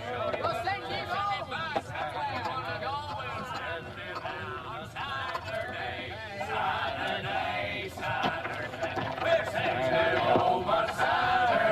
On Bristol, Gunny don't want him! Mind out there, you're frightening the mare. Whoa, steady go. Look out, Jimmy, you great fool! Steady now. Steady, steady. Steady. Oh, thank you. Thank you very much. Holding a day's work. Good night, gentlemen. Good night to you. Come on, girl. Here you go. Come on.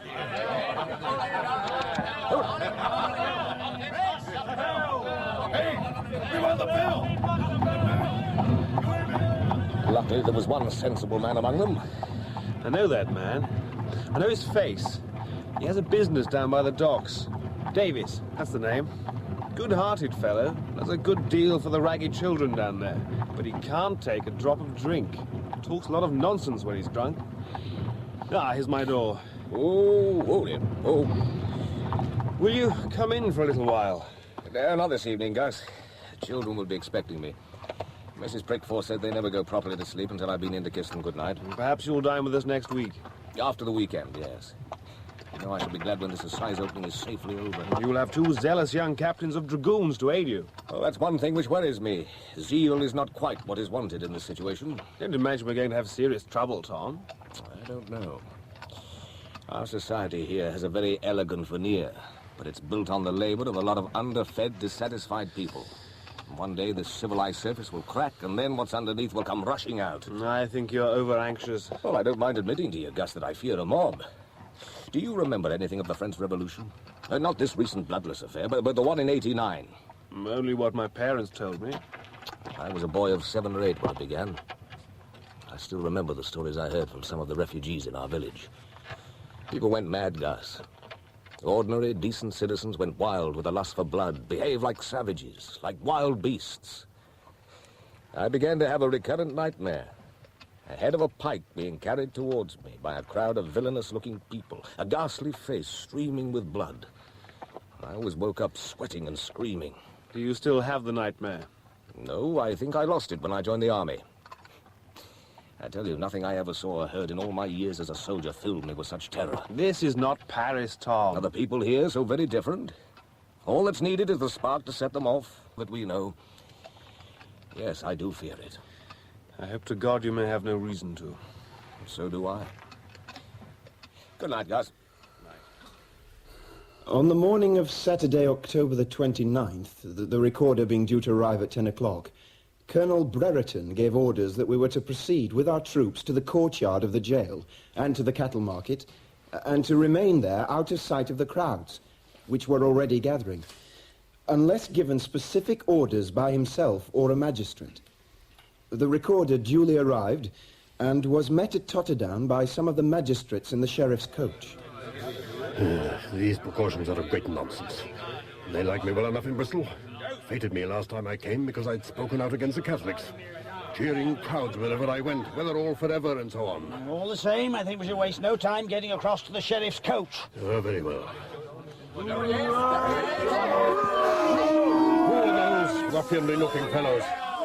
They all seem to be carrying sticks as staves. Special constable, Sir Charles. They'll be guarding your coach. Good God. I see the good people of Bristol are out in force. What are they shouting? Not whether all forever, I fear. Colonel Brereton, I'm glad you've managed to keep your troops out of the way so far. I hear there's been some trouble with the special constables. Yes. As soon as the recorder was inside the Guildhall, they turned on the crowd and started belaboring anyone they could get hold of. Most of them people who'd done nothing but stand and stare. I was afraid of this. They took some prisoners. Yeah, but they were forced to give them up.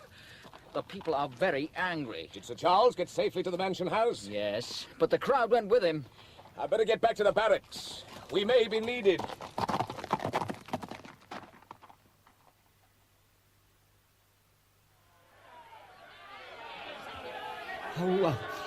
How many out there now, Mr. Milford? Oh, more than there were.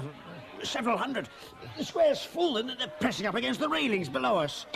That's with a stone. It's a bloody disgrace. The mansion house under siege. I never heard of such a thing in England. There are a lot of turncoats. Fated me last time I was here. The military should be sent for. Yes, but Mr. Hillhouse has already gone. Look, they're pulling up the railings. Oh, God, yes. 3 of them are advancing on the door. Look, we shall all be murdered. You'll have that door down in a few minutes. We must barricade ourselves in. Get some heavy piece of furniture against the door. The table, by God. Come on, some of you, help me. We can lock up the windows. Yes, look, there's some feather beds upstairs. Hey, they're climbing into a downstairs window. Look, there's 3 of them. And another 5 feet. God, they'll be up here in a minute. Listen, they're going downstairs. The banquet, the wine cellar. All our stocks are wine. God. The troops have arrived. Praise God. Colonel Brereton is dismounted. He's taken off his hat and he's waving it to the crowd. An extraordinary thing to do. Yeah, they seem to be allowing him to come in. Allowing? Things are coming to a pretty pass in this country. We'd better move that table back. Remove the barricade. That's right. There we are. Well, gentlemen, you appear to be besieged. Oh, thank the Lord you're here, Colonel. The mob's growing more violent every minute. They're getting into the kitchens and downstairs rooms. I've sent some men in to chase them out. It shouldn't be difficult. They seem to be quite a good-tempered crowd. I think the first thing we must do, Mr. Mayor, is to get Sir Charles away from here and out of the city. I can't leave. I have to open the assizes on Monday. The people won't be quiet until you do leave, Sir Charles. I cannot take responsibility for your safety. Yeah, the Colonel is right. You're not safe here, Sir Charles. Your life's in danger. How do you propose I take my leave? They've got us pretty well surrounded. Are you a climbing man, sir? What? Good head for heights. There's a flat roof over the dining room. Only a small drop from the back windows. From there you could make your way to the next house, where no doubt you could be lent a change of apparel and make your escape unrecognized. This is terrible, could you do it, Sir Charles? By God, I'll have a try. Splendid. You should make haste. Look, I'll show you the flat roof, Sir Charles. You come with Very me. well. But by God, I'll come back and put all these fellows in the stocks. Colonel Brereton, the riot act has been read, and we must ask you to clear the square and disperse the mob by force if necessary. You want me to open fire? We expect you to use whatever means are necessary to clear the square. I shall not open fire without a direct order from a magistrate. The responsibility must be yours. Mr. Pinney, as mayor, you are chief magistrate. What are your orders? What would you advise, Colonel? I am strongly against it. Most of these people are bystanders doing nothing worse than a little shouting. None of them are armed. They're throwing stones. Yeah, and someone has got iron railings. You're a reformer, aren't you, Mr. Pinney? Yes, I am. You don't want to be remembered as the mayor who ordered a massacre? Oh, indeed, I don't, Colonel. I am most anxious that all should pass off peacefully, if possible. Good. Well, I think my men can walk them away in a little while without any loss of life or limb. Then you will all be able to go home if you want. We shall patrol the square through the night and be responsible for the peace of the city.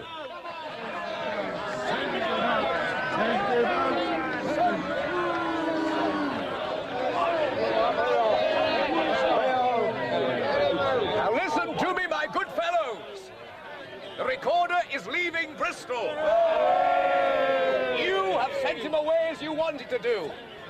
Now please disperse and go quietly to your homes. But let us first give 3 cheers for the king. Hip hip! Hooray! Hip hip! Hooray! Hip hip! Hooray! Are you for reform, sir? Of course I am, as much as you are. But you won't get reform by throwing stones and breaking windows. Why, I know you. You stopped my horse from bolting the other evening. That's right, sir. Davis. Christopher Davis. There's a feast laid out in there, sir. Fowls, game, pastries, a great mountain of food for a few gluttonous men. While poor folk are starving. It's a wicked shame. These things will be put right in time. But we must leave it to the men in Parliament. You know where I got this bottle of wine? I got it from the cellars. They got racks and racks of it bought with our money. Well, I won't drink this bottle. Now you've made your protest. Be as sensible as you were the other evening and go home before any worse trouble breaks out. I will. But tell me first, are you for reform? I've told you I am. You're a good man. A very good man. Although you're wearing a uniform. Let me shake you by the hand. Oh, shake the hand.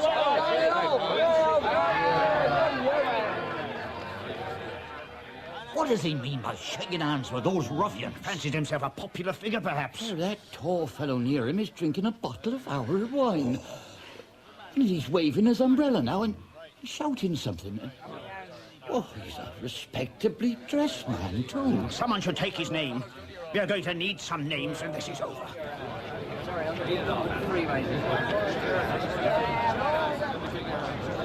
Keep walking your men through the crowd, Captain Gage.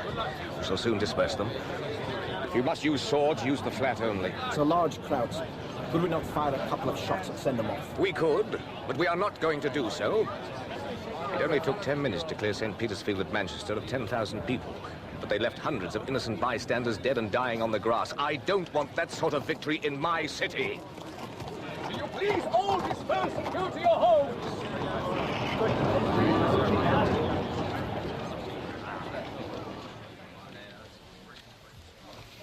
Well, gentlemen, the crowd is beginning to disperse. I think quite soon you will be able to go home. It's taking some time, isn't it? It does take some time to clear crowds without using unnecessary force.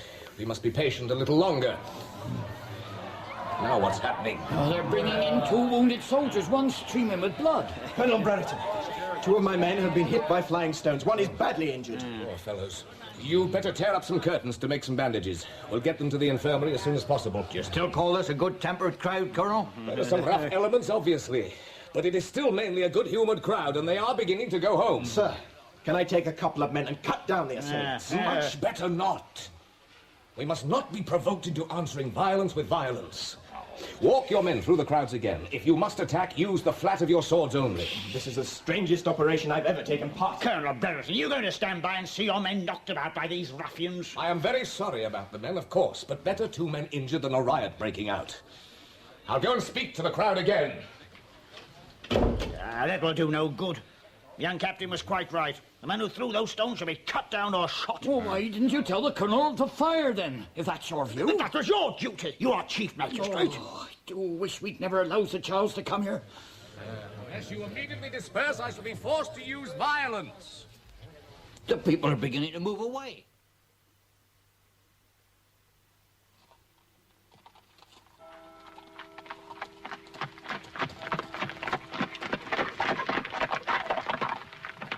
Quiet here, Captain Warrington? Pretty quiet, sir, at last. Good.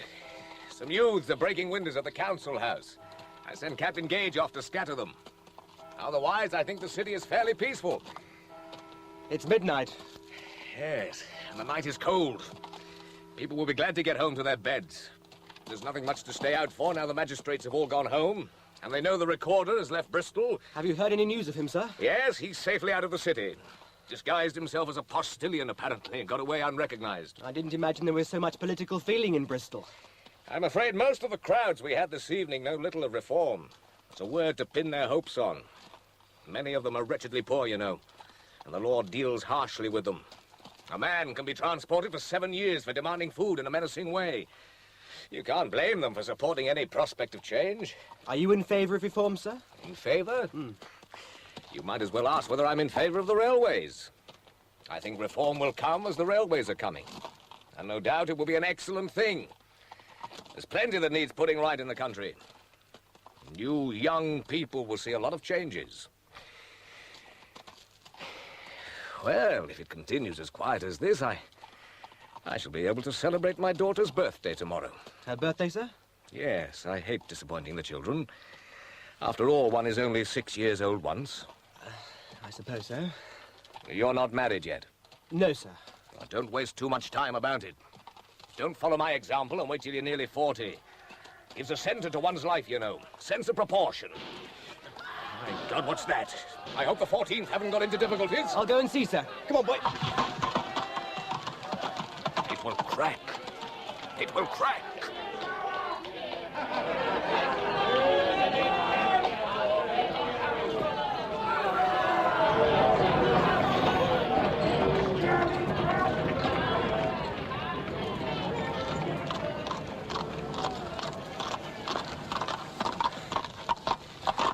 Been a bit of trouble, sir. What sort of trouble?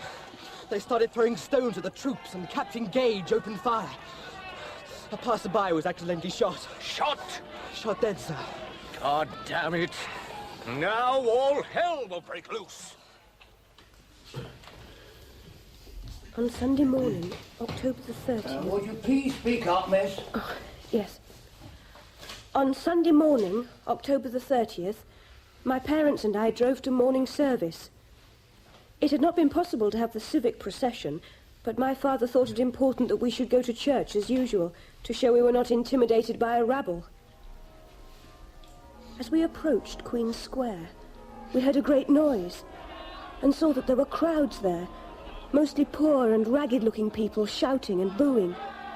2 squadrons of dragoons were drawn up, and I saw Captain Gage and Captain Warrington. We shall be attacked. I knew it wasn't safe to go out. For heaven's sake, my dear, let us go home at once before we're all murdered. Quiet, my dear. There's no danger. Beatson, you must turn round at once. We must get back. What is going to happen? Will they open fire? I hope they will not fire on those poor little people. Be quiet, child. Beatson, There are crowds surging up behind us. Better draw into that alleyway. Quickly, man, quickly. Away, sir. Captain Gage is leading his troop away. Can't imagine why. Oh, look at those poor little children. I didn't know there were people like this in our town. Ah, there's Colonel Brereton. What in God's name is going on, Colonel? Rioting has broken out again. It's now much more serious. I had to withdraw my picket from the Mansion House to arrest them early this morning. A crowd collected and broke in. The special constables were useless. What about the mayor? Is he safe? He managed to escape across the roofs. I believe he's now at the council house with some of the magistrates. I'm afraid the 14th are the chief cause of the trouble. They shot a passer-by during the night and the crowd are furious with them.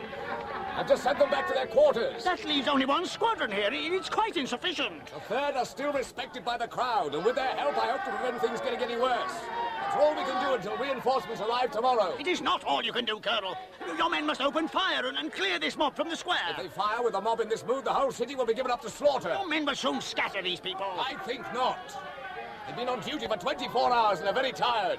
Their horses also. They will be murdered, every one of them.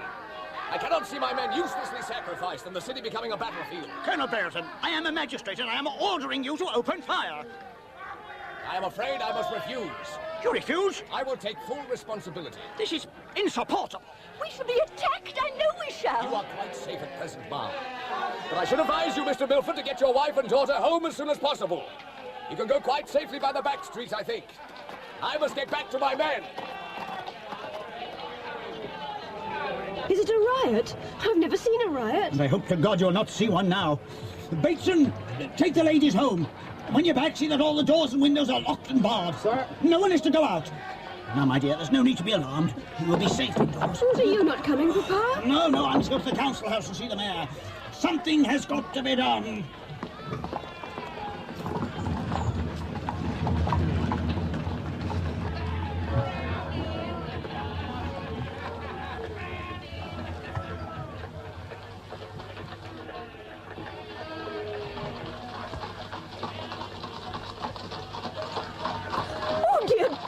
Soldiers coming across our street. It's the 14th. They have blue uniforms.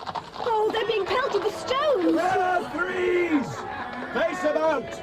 And present arms! Oh, no, don't fire! Freeze! Recover arms! Will you please clear the street? Get the carriage out of the way. You're in my line of fire. Oh, Captain Gage! Rear threes! Present arms! Fire! Present arms! Fire! Oh, how horrible! There's blood all over the street! Oh, that poor man! Well, can we not stop and do something for him? Of course we can't stop. Get us home, Bateson, as quickly as you can. But what is being done? We've done what we can. Some of us have been knocking on doors, urging people to come and help us defend the city, but, well, very few have come forward. Some of the people were very abusive. We should have some plan ready. I said we should have a plan. You suggested asking the political union, and they wouldn't help us. And now I'm sure we shouldn't trust them if they did offer. Yeah. Good morning. Oh, Colonel, what's the latest news? Not good, I'm afraid. 14th Dragoons have fired again, against my orders, have killed at least one man and wounded several. The mood of the mob is now very violent against them. They're endangering their lives and everybody else's.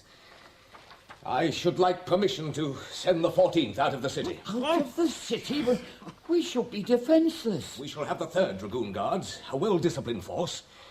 Surely there is some civil guard you can call upon. Where are the special constables? They all seem to have dispersed. We can't trace them at all. We can call on the posse comitatus tomorrow. By tomorrow, I hope to have military reinforcements. It's today that we need them. Oh, it's been very difficult. We've done what we can. No, I don't think we can agree to the 14th being sent away. No, certainly not. The city's in peril. They must stay and defend it. You don't understand the temper of this mob. Already they have nearly unseated 3 of my men. Once they are pulled off their horses, the dragoons wouldn't last 2 minutes. Colonel, that drunken rabble is breaking windows and doors in Queen's Square, and they must be stopped. There's a great deal of property at stake. I am more concerned with lives than property, Mr. Milford. I'd rather a few windows were broken than my men torn to pieces. Yes, soldiers, it's their duty to defend the city. Against an invading army, yes. This is not an invading army. My soldiers are men like other men. They have families, lives to be lived. Why should they be slaughtered to save your property? If you're so anxious about your goods, you should have made adequate arrangements. I have been given 93 men to control these thousands. If I am to manage it, I must have your support. I repeat, I want permission to send the 14th out of town. We cannot give it. I speak for the whole corporation. Yes. Then I must send them away on my own responsibility. You seem to forget, Colonel Brereton. You are supposed to take your orders from us. You have given no reasonable orders. I have been on duty all night trying to save the peace of this city while most of you slept in your beds. I have asked for help and you offer nothing. Now I shall rely on my own judgment. In my opinion, you are not fit to be magistrates. You're just a bunch of incompetent tradesmen. Good day to you, gentlemen.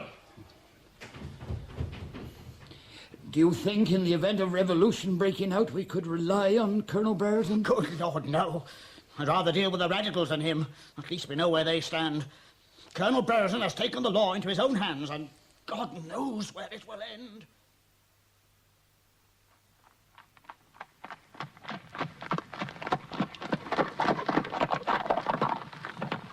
Well, Gus, how are things here? 4 men cut by flying stones and pieces of iron, but none seriously hurt. I suppose you know that several people have been taken to the infirmary with shot wounds and saber cuts? Yes. I am going to send the 14th out of town. They're a danger to us all. The magistrates have agreed? No. Is that wise, Tom? I think so. I can't rely on them for direction. I must take decisions for myself. If these people are provoked again, there will be burning and plunder and murder in the streets on a scale I dare not imagine. You've asked for reinforcements? Yes, but they cannot arrive before tomorrow, and they may have difficulty in getting through to us. I hear there have already been risings at Bath and Merthyr Tydvil in sympathy with the rioters here.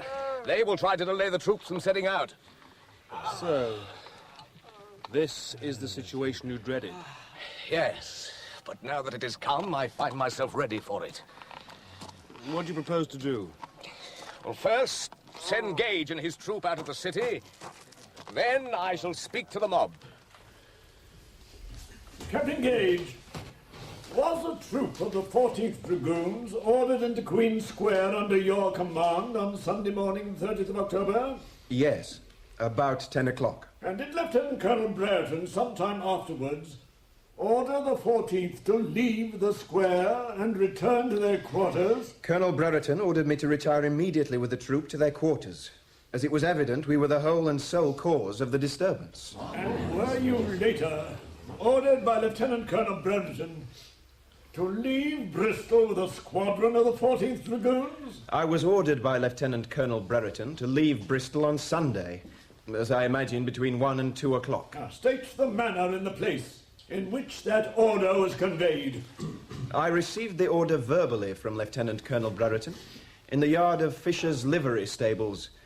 The words were, Captain Gage, march your squadron immediately out of Bristol. If you do not, the whole squadron will be murdered. At that moment, my own horse and 7 privates were at Lee's livery stables. Some delay ensued from my having to send for them. Colonel Brereton came to me a second time.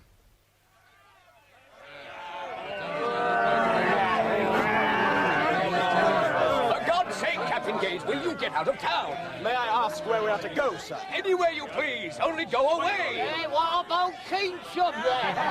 Keynsham will do as well as anywhere else. There are livery stables there. Now, Captain Gage, mark your squadron off at the trot. Sir, prepare to mount.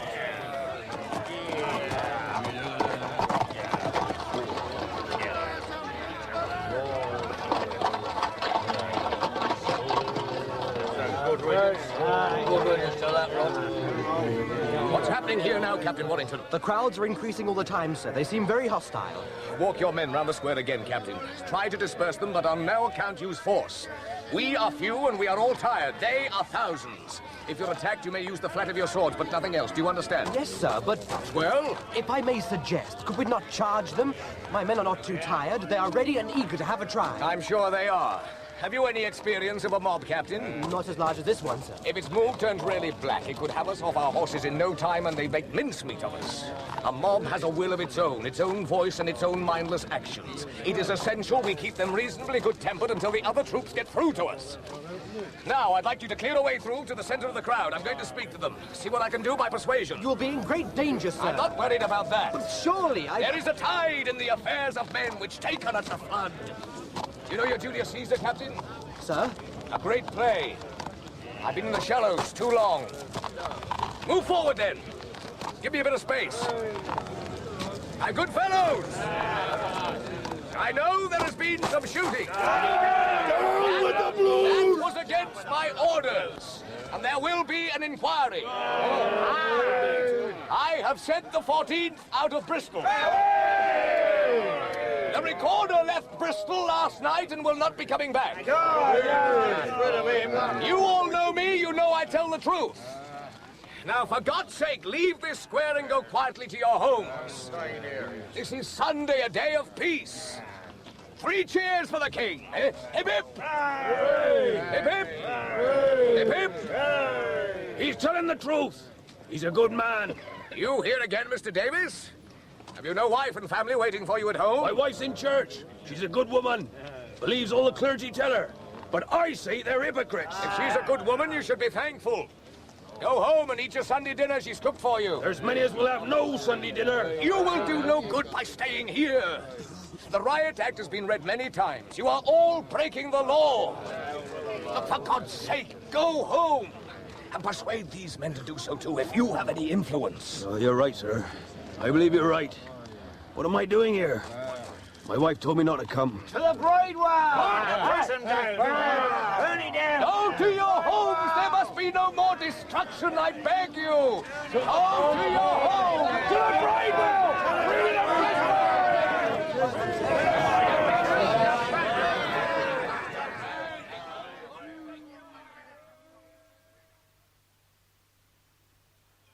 Look at that, Mr. Herpath. The blaze of liberty. The prison's burnt down. They burnt the treadmills, set all the poor wretches free. Isn't it glorious? You're drunk, Mr. Davis! For heaven's sake, stop shouting and get away from this mob. You'll be noted. I've done nothing wrong. I waited years to see this. You can't oppress the people forever. This is the best moment of my life. I hope we go to Lawford's Gate Jail next. The Bishop Palace. No toss for it, did it? Extra jail, tie us to Palace. Oh, Palace tigs. Down with the churches, I say! And mend the rotten pavements with them! No more fires! People will be injured and killed! Leave us alone, and we'll leave you alone! Colonel Brereton, what's to be done? I've done all I can. Why in heaven's name did you start all this? We tried to arouse people to a sense of their rights. This is anarchy. Mindless destruction. Whatever you meant to do, you've raised a whirlwind. I believe we could still save the day if we could get some cooperation from the magistrates. I've just been to the council house to offer the help of my union, but they're too scared to accept. All they're thinking about is how to save their own property. However, I shall get some men together and do what I can. I wish you good luck. Mr. Ludlow, you are town clerk of this town, are you not? I am. Did you hear, or were you engaged in a discussion which took place between some of the civil authorities and Lieutenant Colonel Brereton as to the expediency of recalling the 14th Dragoon? I was. Now be pleased to relate what passed. Well, many of the citizens were attending in the large outer hall of the Guildhall. An account had been brought that the Bridewell, or the jail, or both, had been attacked by the mob. The citizens asked why the soldiers were not brought up, and said, "We will hazard our lives if supported by troops, but we will not act without them." I spoke to Colonel Brereton before the persons in the hall, representing the dreadful state the city was in. I distinctly said to him, "Colonel Brereton, I demand that you bring back the 14th. I cannot do it, sir. Cannot? I cannot and I will not bring them back. there would not be a man left alive the next morning. If no one else reports your conduct to the authorities, Colonel Brereton, I will do so myself. Do what you please, but I must get back and try to control the mob. We must report his behaviour to the Horse Guards. And the newspapers. He must be exposed in all the newspapers. I agree. There'll be questions asked, you know. Most probably questions in the House of Commons. We must make sure the blame goes to the right quarter. If we're not all destroyed first by his insane actions.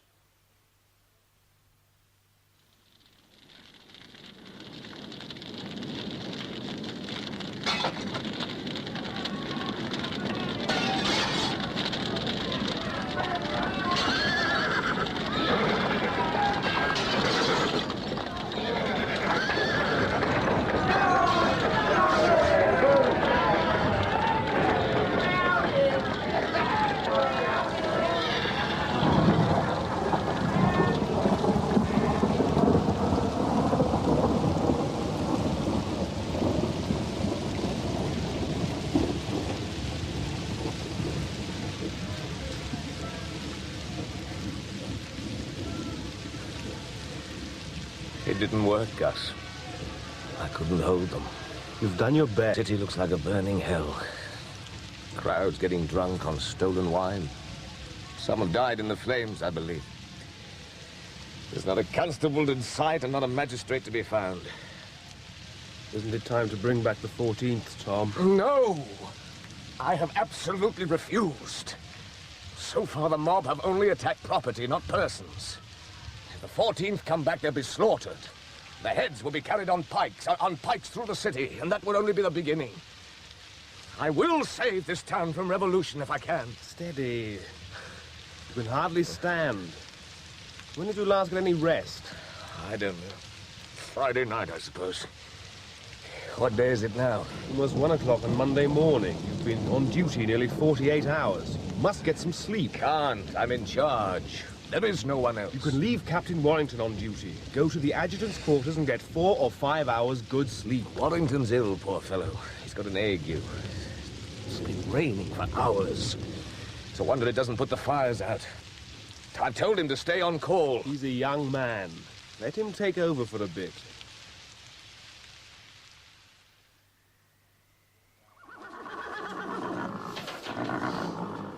Is Captain Warrington to be found here? Here I am. Who wants me? Ah, Captain, we come with an urgent message from the mayor. Thank you. Well, this is addressed to Colonel. I'll hand it to him now. We can't wait until 6 o'clock, Captain. This is very urgent. We understand that you are in command of the troops in the Colonel's absence. Please open it. Very well.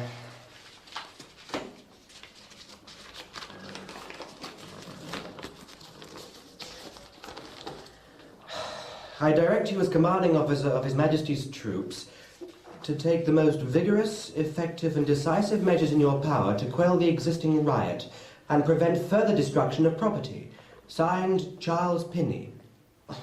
I cannot act on this, gentlemen. It must wait for my commanding officer. In his absence, you are in command. Will you please order out the troops and charge the rioters? Colonel Brereton has expressly forbidden the use of any force. Never mind, Colonel Brereton. You are in charge now. I am under Colonel Brereton's orders. This is no time to wait for orders. A second city in the land is blazing. The mayor has asked you to defend it. Where is Mr. Pinney? The paper is only headed Bristol 3 o'clock in the morning. It's advisable to keep the mayor's whereabouts secret at the moment. You can take it from us. He is in Bristol. What is the matter with you? Are you ill? I have a fever, a chill. But I am quite ready and able to go out if I have proper authority. If I do order up the troops, I shall require a magistrate to go every step of the way with me. That wouldn't do. No, with the rioters in their present fury, it is better the magistrates are not seen in the city. Then I cannot order out the troops. Are you refusing to set out? Without proper authority, yes. You will regret this, Captain Warrington. Come along, John. We're wasting our time here. There will be a reckoning when this madness is over, Captain. Do not be in any doubt of that.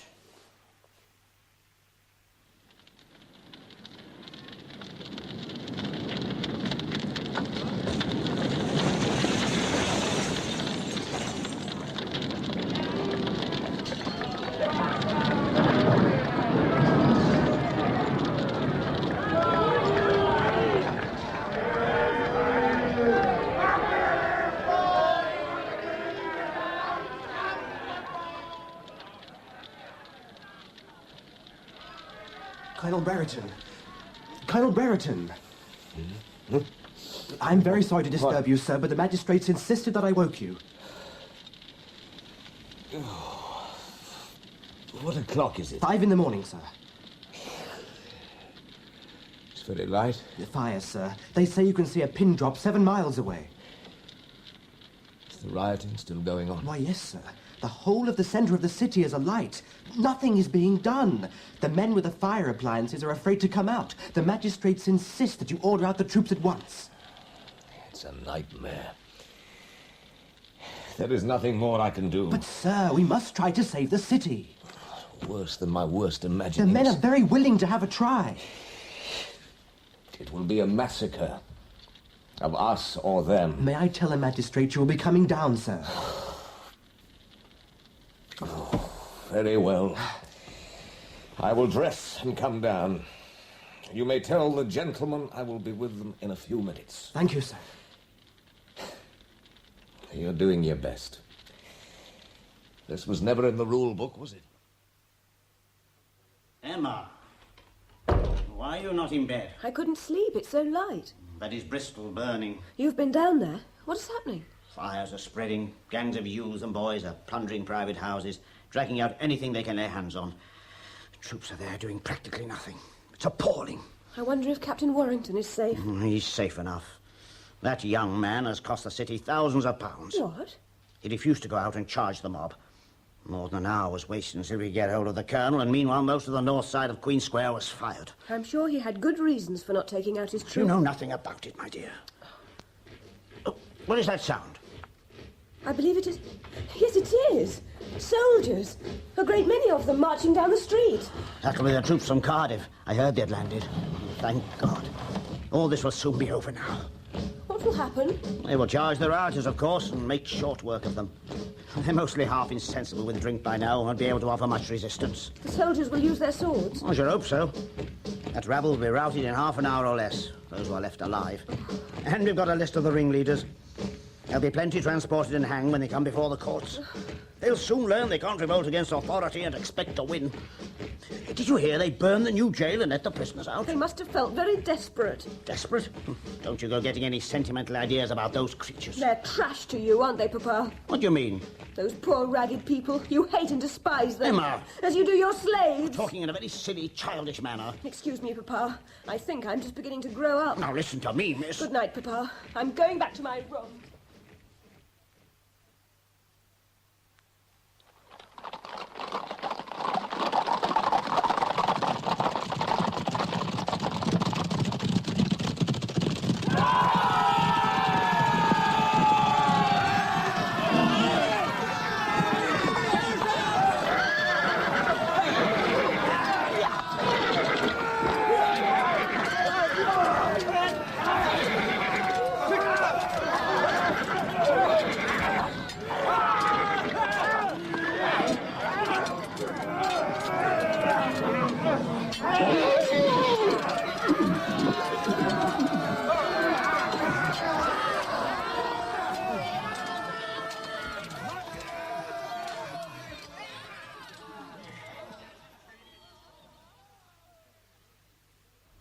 He seemed incapable of doing anything, as though he had collapsed inwardly. I don't know how else to describe it. You describe it very well, Captain Warrington. What exactly happened when the fresh troops arrived?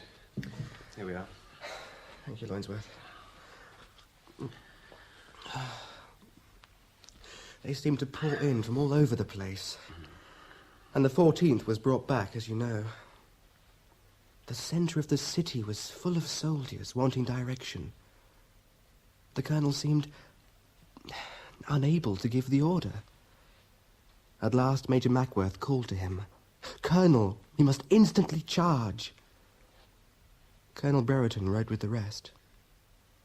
The rioters were easy prey, mostly drunk and defenceless. It was a horrible sight. I was much affected by it, and I believe the colonel was also. He was unwell for some time after. I wanted to say all this in court, but I was told my evidence could not be accepted. It would reflect upon my own conduct during the riots. Of course, I immediately requested an inquiry into my conduct. What else could I do? And you know the result. I am to be court-martialed also. Yes, I was sorry to hear that. Oh, I feel I'm living in a bad dream. I cannot believe such a thing could happen to me. It is a terrible disgrace for my family. You did your duty as you saw it. That will appear at the trial. Oh, Wainsworth, I hope so. I'm relying on Colonel Brereton's evidence. I'm sure he will say all he can in your favour. He hasn't forgotten you, despite his own troubles. How is he? I think the long strain of waiting for this court-martial has told on him. He's anxious, of course, about the result, but I think sustained by a conviction that he acted rightly.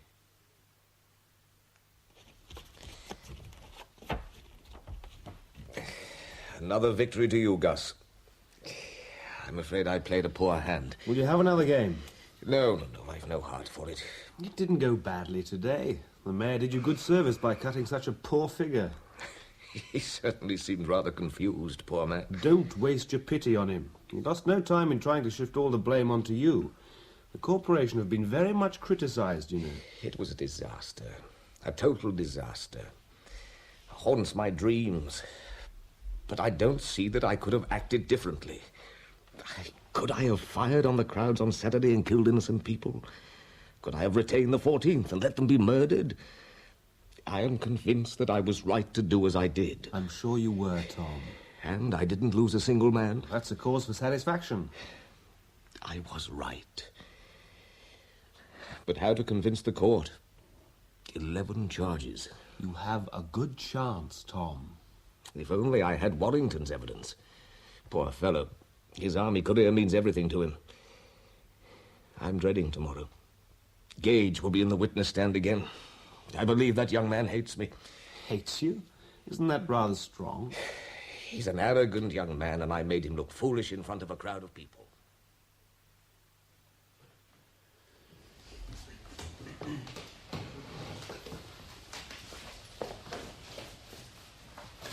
Captain Gage, on Sunday morning, the 30th of October, did Lieutenant Colonel Brereton, prior to the march of the squadron of the 14th from Bristol, make any inquiry or call for any report as to the state and efficiency of the men and the horses? None whatever, on Sunday morning.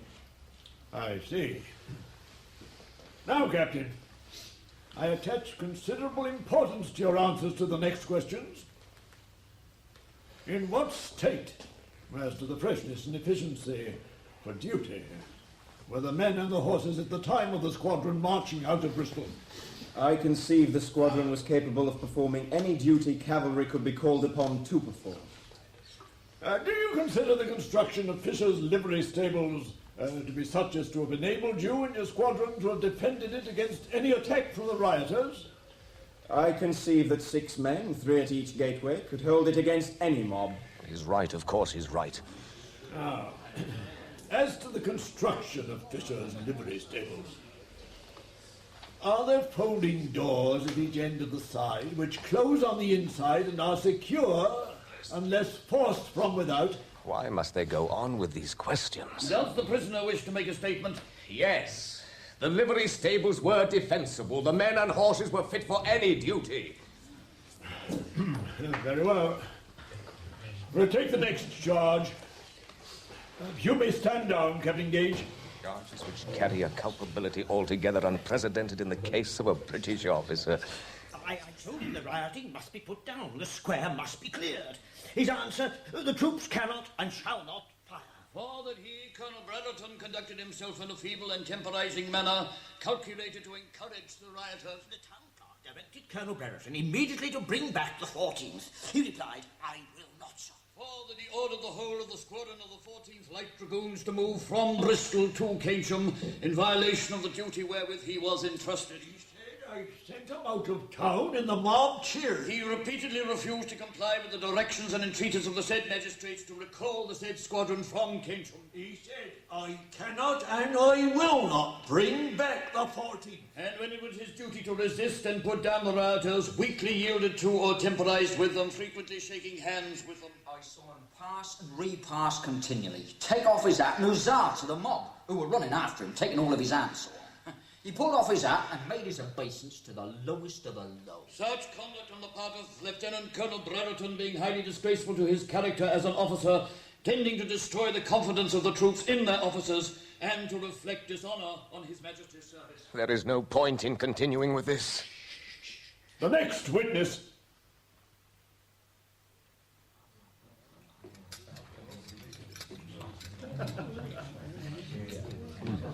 My dear fellow, you've hardly touched your dinner. I have no appetite. Take it away, please.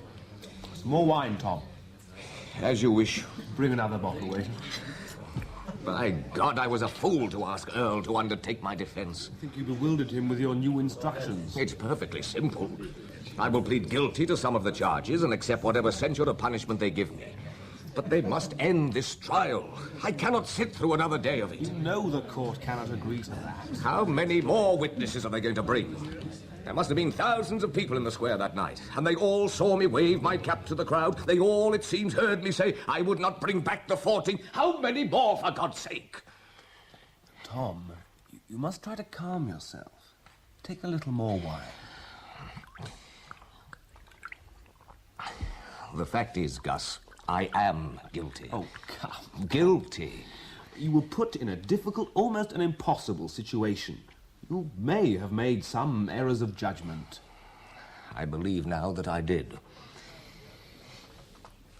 Have you ever had the experience, Gus, of an extraordinary dream in which everything you do seems perfectly normal? And when you wake up, you realize how bizarre it was. During those 48 hours or so, I was completely certain of all I did. I've never been so sure I was right. And in the last 2 months, although, of course, I thought about it constantly, I never dared look deeply into my mind. Now, well, now I am awake. You acted in good faith. No. That is what I told myself. But I did not. When I addressed the mob, Gus, when they turned towards me, when they seized me by the hand and cheered me, and appeared to listen to what I said... You told me yourself you had a great fear of a mob. I felt fear, yes. But exhilaration also. It was like sitting astride a wild, powerful stallion, learning to control it. A sense of power, Gus, and of wonder that I, an obscure middle-aged recruiting officer, should be able to control a great mob. I thought I could save the city. I thought I'd been chosen for that purpose. But then I could not do it. I wasn't big enough for it. I made unforgivable errors. Good evening, Colonel. Major Loinsworth. Ah, Professor Herapath. Will you join us in a bottle of wine? Thank you.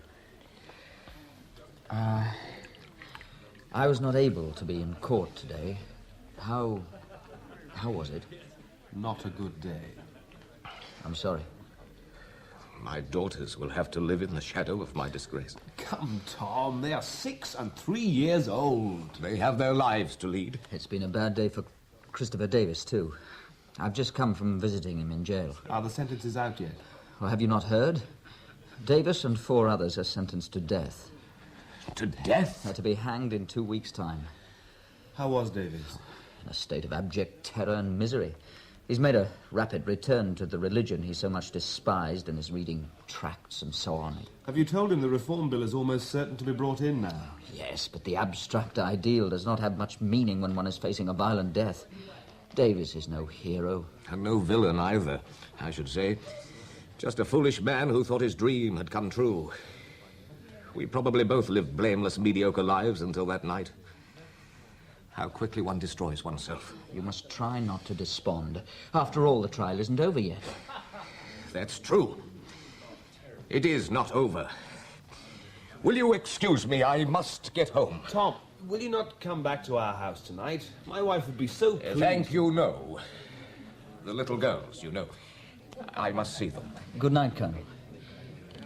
Many of us have grateful for your forbearance and good sense in recent events. Thank you. Thank you very much. Good night, Tom, my dear fellow. Don't sit up late worrying. It does no good, you know. You always give me sound advice, Gus. I'll try to take it. Good night.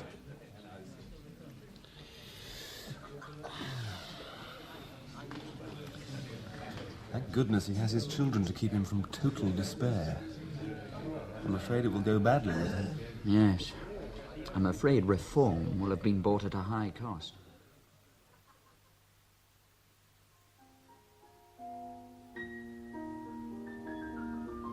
I think so far the corporation has come out of it quite well. Oh, I hope so. Your evidence about demanding the return of the 14th was very strong and clear. Oh, thank you.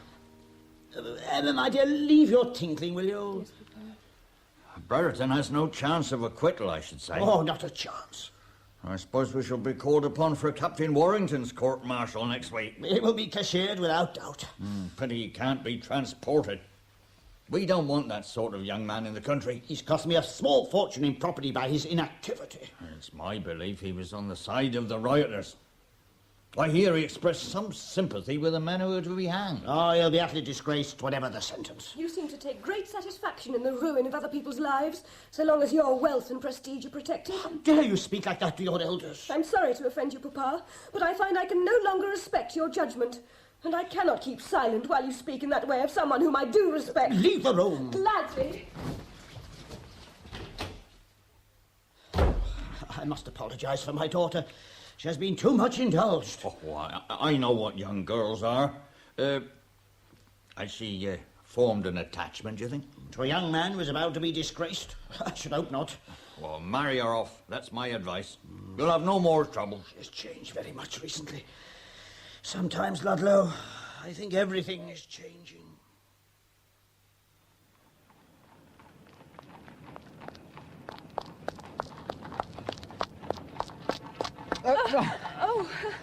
Miss Milford. Oh, Professor Herapath. Oh, how wonderful to run into you. Even though literally. But should you be out unaccompanied so late in the evening? I'm going to Miss Bell's.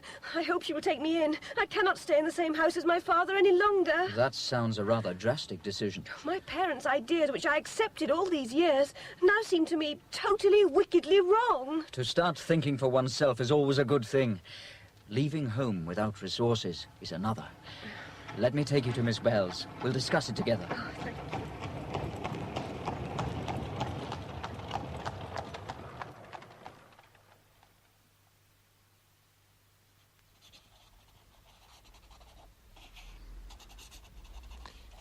My dear Gus, when one of you said this evening, the trial is not yet over, it gave me hope and resolution. Judgment has not yet been given. I am not yet disgraced. No explanations. It will be construed as an admission of guilt. Mrs. Pickforth, some wood for this fire. Mrs. Pickforth? All gone to bed, I suppose. Well, now then. My dear daughters, I did not come and kiss you good night this evening, much as I longed to see you. I was afraid the sight of you would weaken my resolve. Why should I burden children with my emotions?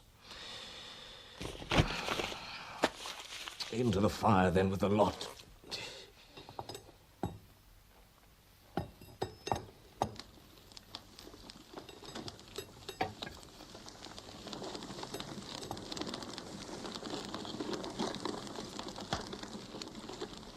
That's the best way.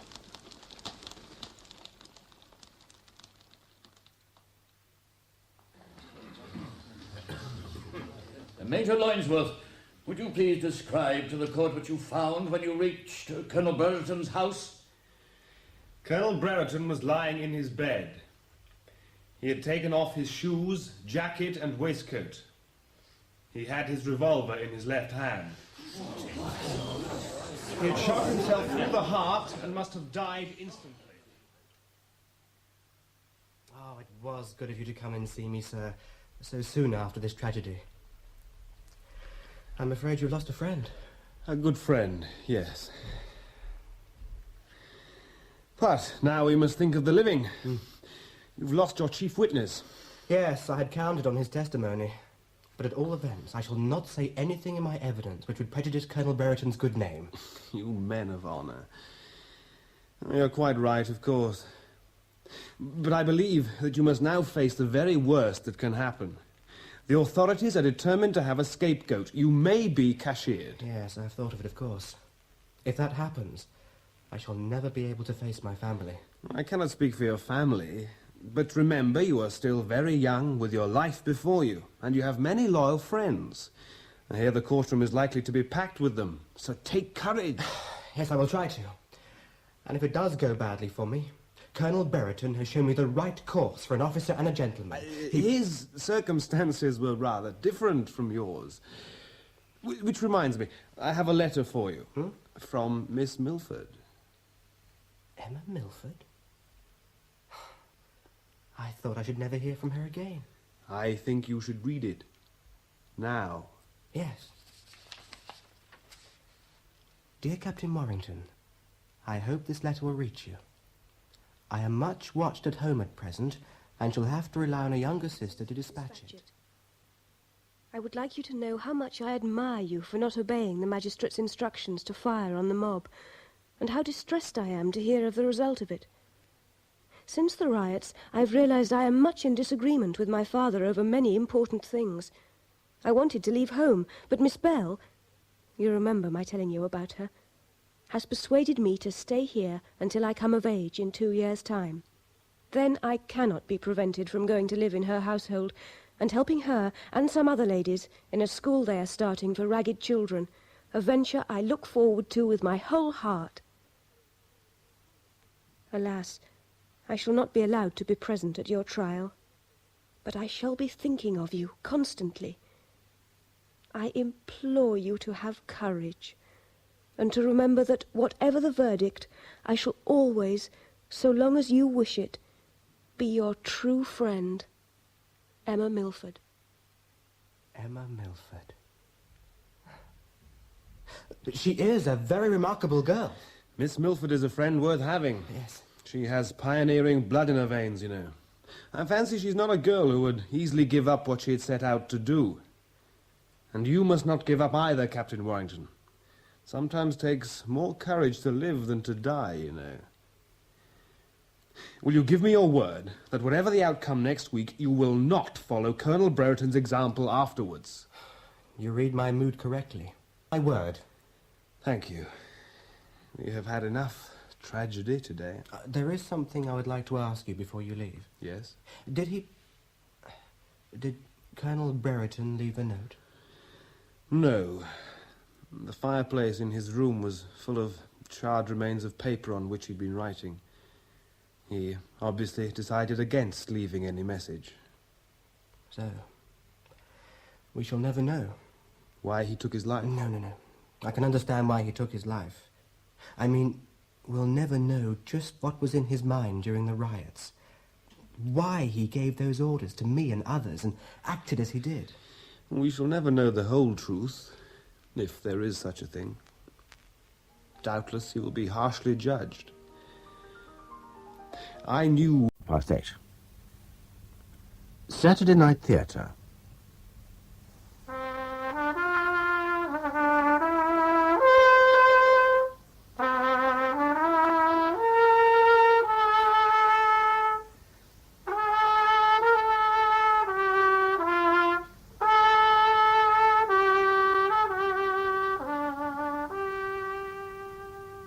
The Man in the Dark, dramatised by Gwen Cherrell from the novel by John Ferguson, with Robert Trotter, Karin Fernald, Christopher Schooler and Kenneth MacLellan. The Thames Embankment, London. The year 1921. The Man in the Dark. Spare a copper, mister. Mister!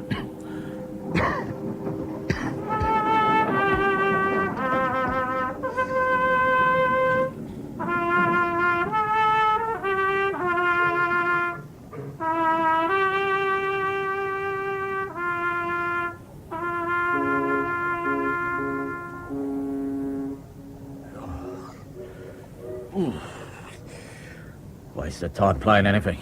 Nobody about night like this. Hello, the old China. Uh-huh. I'll move up then. It's a bit of room.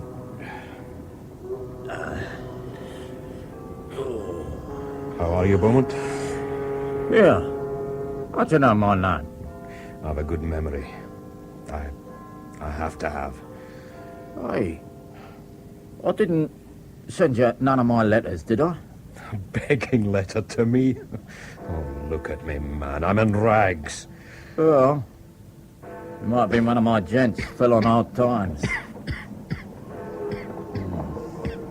This your billet for the night, then? Oh, less chance of being run in here. Oh, yeah. Roses won't give you no trouble tonight. Not in this fog. Oh, cool. Well, I'm going down to Doss House. Coming? The sound of men screaming in their sleep. The stink. Stench of sweat, and worse. Yeah. A bit like vipers, isn't it?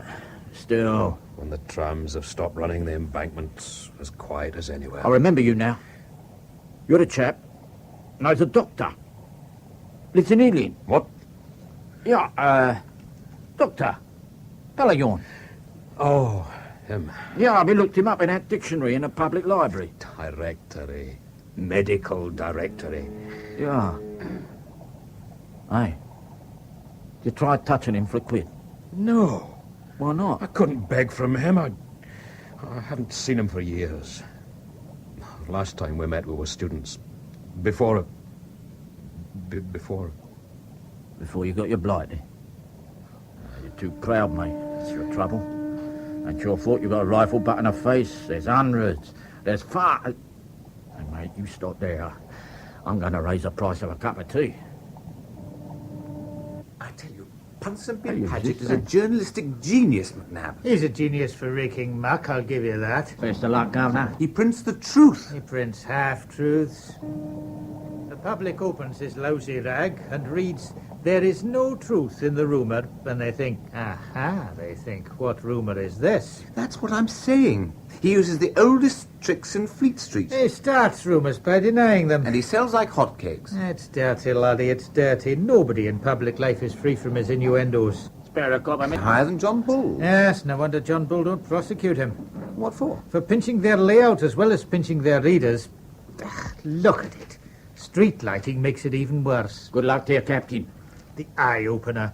What a name for a responsible weekly. Well, it is an eye-opener. Ex-serviceman, Major. Like yourself, Colonel. Beaumont, for God's sake. For only 2 pence, Ponsonby Paget opens the eyes of the British people. Impudence. His own face on the cover. Britannia's eyes are opened. I wonder how much it costs to shut her mouth. What? The price probably varies. Depends who he's got in his clutches at the time. And you, Mr. Godfrey Chance, rising young journalist, you'd work for this pegswell? He liked that article I showed him. I think he admired my cheek. I took it out to his house. Stick to the Daily Record, laddie. It's an honest paper. McNabb, you're a humbug. You like the Record because it pays for the odd article. Excuse me, Governor, excuse me. That the eye-opener? Yeah, you want it? Yeah, not half. You like it? Oh, like it. Keeps the cold out of treat, this does. Here, get yourself a hot drink. Tar, Gov. Thanks very much. Are you going back to the Records office, Mr. Chance? Yes. I'll come with you. What did he give you? Tanner? Yeah. I'll split it with you. Got change? Change? I haven't a penny in the world. Ain't you? Yeah, look. You take this, buy yourself a ticket to Ealing. No, man, no. Now, listen. Look, I'm not giving it, I'm lending it. And I want it back, see? With interest. Now, going out of Ealing on the underground, you're going to see your doctor, pal. You're going to make a touch. And I'll be waiting back at the Doss house for my half share. Got it?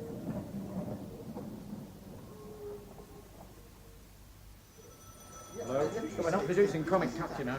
Look, McNab. Take those two chaps we saw just now, down on the embankment. They're the men Ponsonby Paget speaks for.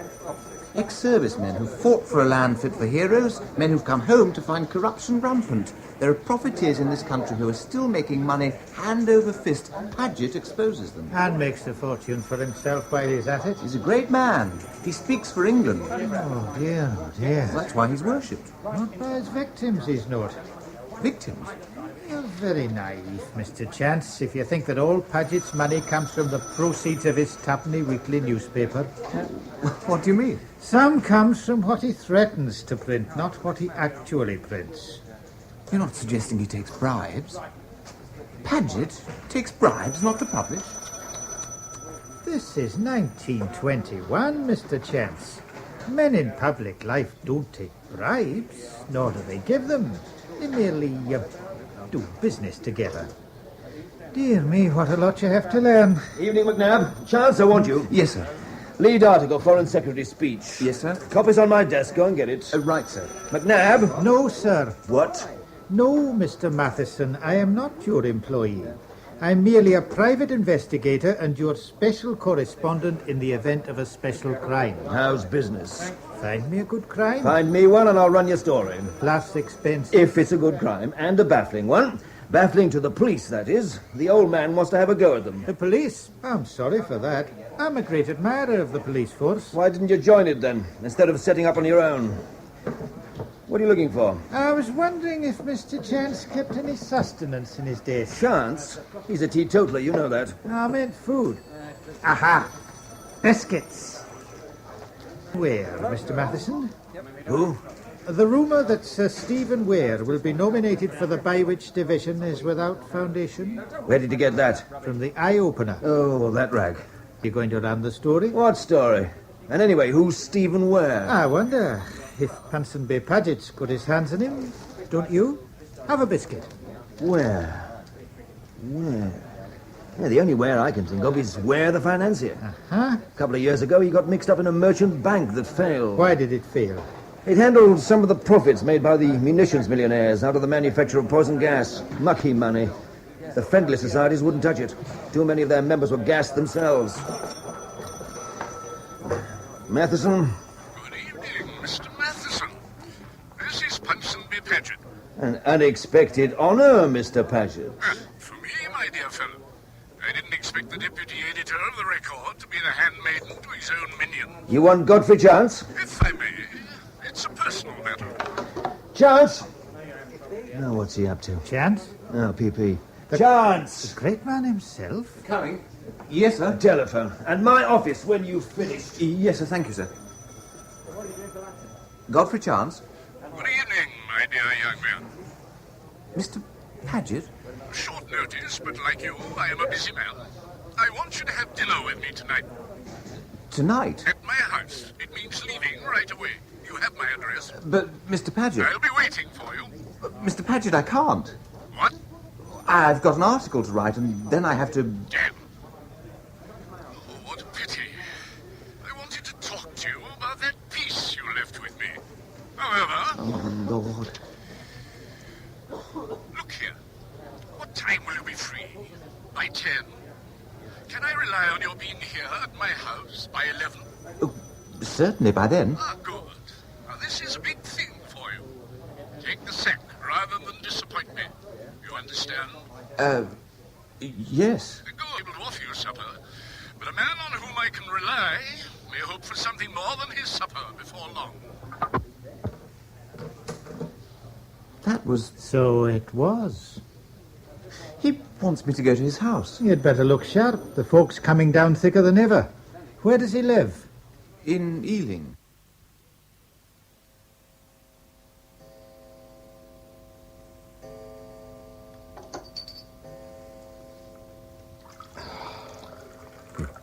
Midnight. A meal like that's been no more than a memory to me for the last 2 years, Peter. 2 years? Mm-hmm. Adios, Sandy. And, talking of your health, if you want my diagnosis... I don't. As I said, I just happen to be in the neighborhood. You're in bad shape. Bad shape? Frankly, if it hadn't been for your voice, I'd never have recognized you. Your clothes, man, and your hair. No, long hair's a badge of respectability where I come from. Is it? Most of the men in the Doss House wear the close crop of the convicted vagrant, Peter. Ah, yes. Ah, yes, you see. Ah, yes. You sit here in the comfort of a successful practice, warm fire, good scotch. Have you any idea what it's like to have absolutely nothing? Not even hope? Your injuries must have been very painful. Which injuries do you mean? You're bitter, Sandy. Very. And, if you'll forgive me, too damned sorry for yourself. What? Oh, your brilliant prospects. You threw them away. For what? All students fancy themselves as writers, for God's sake. Even I did. But I had the guts to get out and try. And I'd have made good if it hadn't been for the war. You damned fool. If you'd stayed in medicine... Thank you for your hospitality, Dr. Dunn. And now, if you'll forgive me... Sit down and don't be so touchy. If I'm angry, it's only for you. If only you'd qualified. Huh? Dr. Kinlaw? At least you'd have escaped your present calamity. I'd have been safe in a base hospital like you mean, instead of being smashed to hell in the trenches. If it's all the same to you, I'll take my leave. Sandy, don't be so pig-headed. Good night, Doctor. Wait. Look, take this. No, thank you. Your dignity is ludicrous, Kinlaw. I don't want to have to pocket your insults and your money. I'd be obliged if you'd open the door. Thank you. Oh, wait. Good Lord, I'd forgotten that. What? The fog. How can I let you go out in that? It's worse than ever. Fog makes no difference to me, Dr. Dunn. Goodbye. Wait. Wait, there's something important. Come back, Sandy. Sandy! Away with you, then I'll be damned. Damned, indeed. Oh, dear God, it's cold. Oh, Cat, your fur's soaking wet. You're as scruffy as I am. Oh, but you're warmer. You're much, much warmer.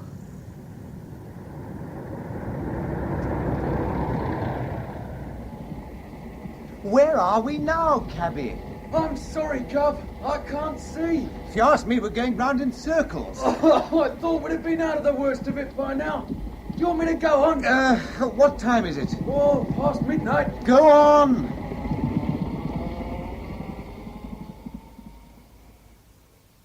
Oh, damn you! Look where you're going. Where am I? Let go of me. Take your hands off me.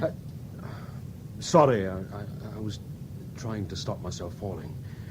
And then I mistook the fur on your coat collar for a cat. A cat? It was here a moment ago. I beg your pardon. Ah, that's better. You recognize who I am? No, sir, I do not. I'll take a closer look. The most famous face in the country. I'm sorry, I can't. By George, the very man. There's something providential about this meeting, my friend. How would you like to earn £5? I'd do much at the moment for £5. Yes, I expect you would. Now listen carefully. A man is coming to my house, and it's essential that a third party should be present. A witness had been arranged for, but he's failed me. All I want you to do is simply to make it evident to my visitor that I am not alone. Do you think you're capable of that? How? I don't understand. Well, come with me. I'll explain.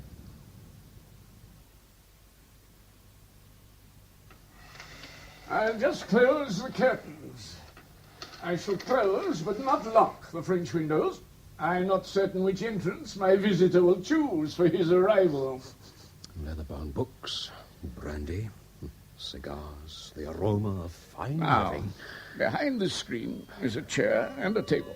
What I want you to do is to sit here, my good man, and when I give the signal, make a noise as if you're busy with some papers. Now, give me that stick. No, I'd rather keep it. I'll lay it across my knees. Oh, very well. Now, I'll just draw. I shall now give 3 taps on the fender with the poker. Are you ready? Ready? Right? Did you not hear it? Yes, but I can't find the papers. You've forgotten the papers. Well, try these.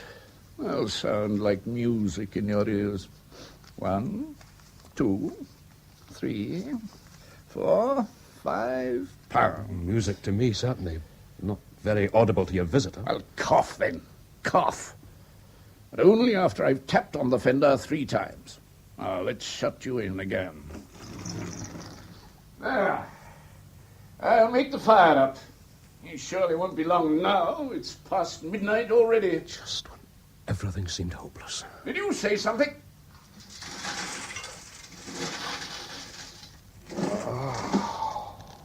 Warm room. Comfortable chair.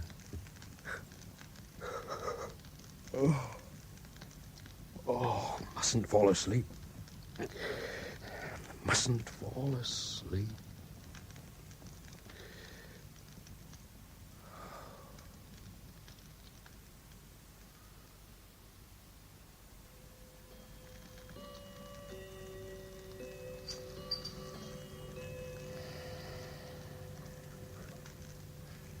I trust the journey wasn't too unpleasant. One travels hopefully. Of course, especially on an errand like this. Whiskey? I'm honored that you should come. And interested. Interested in what? Why, your career. A promising politician rising rapidly in public life. What can stop this young man from reaching the top, I ask myself. What indeed? Pound notes, where are those Nothing notes? that I can think of. Can you? There is one thing. Oh, it's chilly in here. Would you like me to rouse the fire? As I was saying, there is one thing, one small indiscretion, which could be erased. Ah, I see. The evidence of it purchased, you mean? Oh, come. And if I refuse to be blackmailed? All I'm suggesting is a little business arrangement. I surely don't take you by surprise. No, you don't. I have come prepared. Excellent. We'll get down to business right away. Who's that? I am also prepared.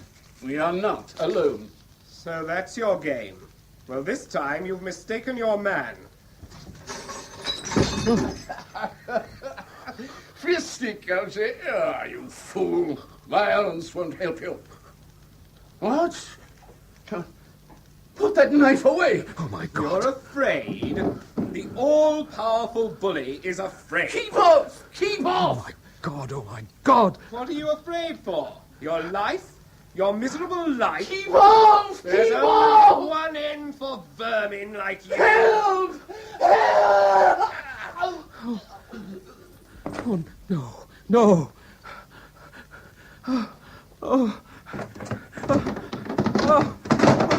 My stick! Where's my stick? Where?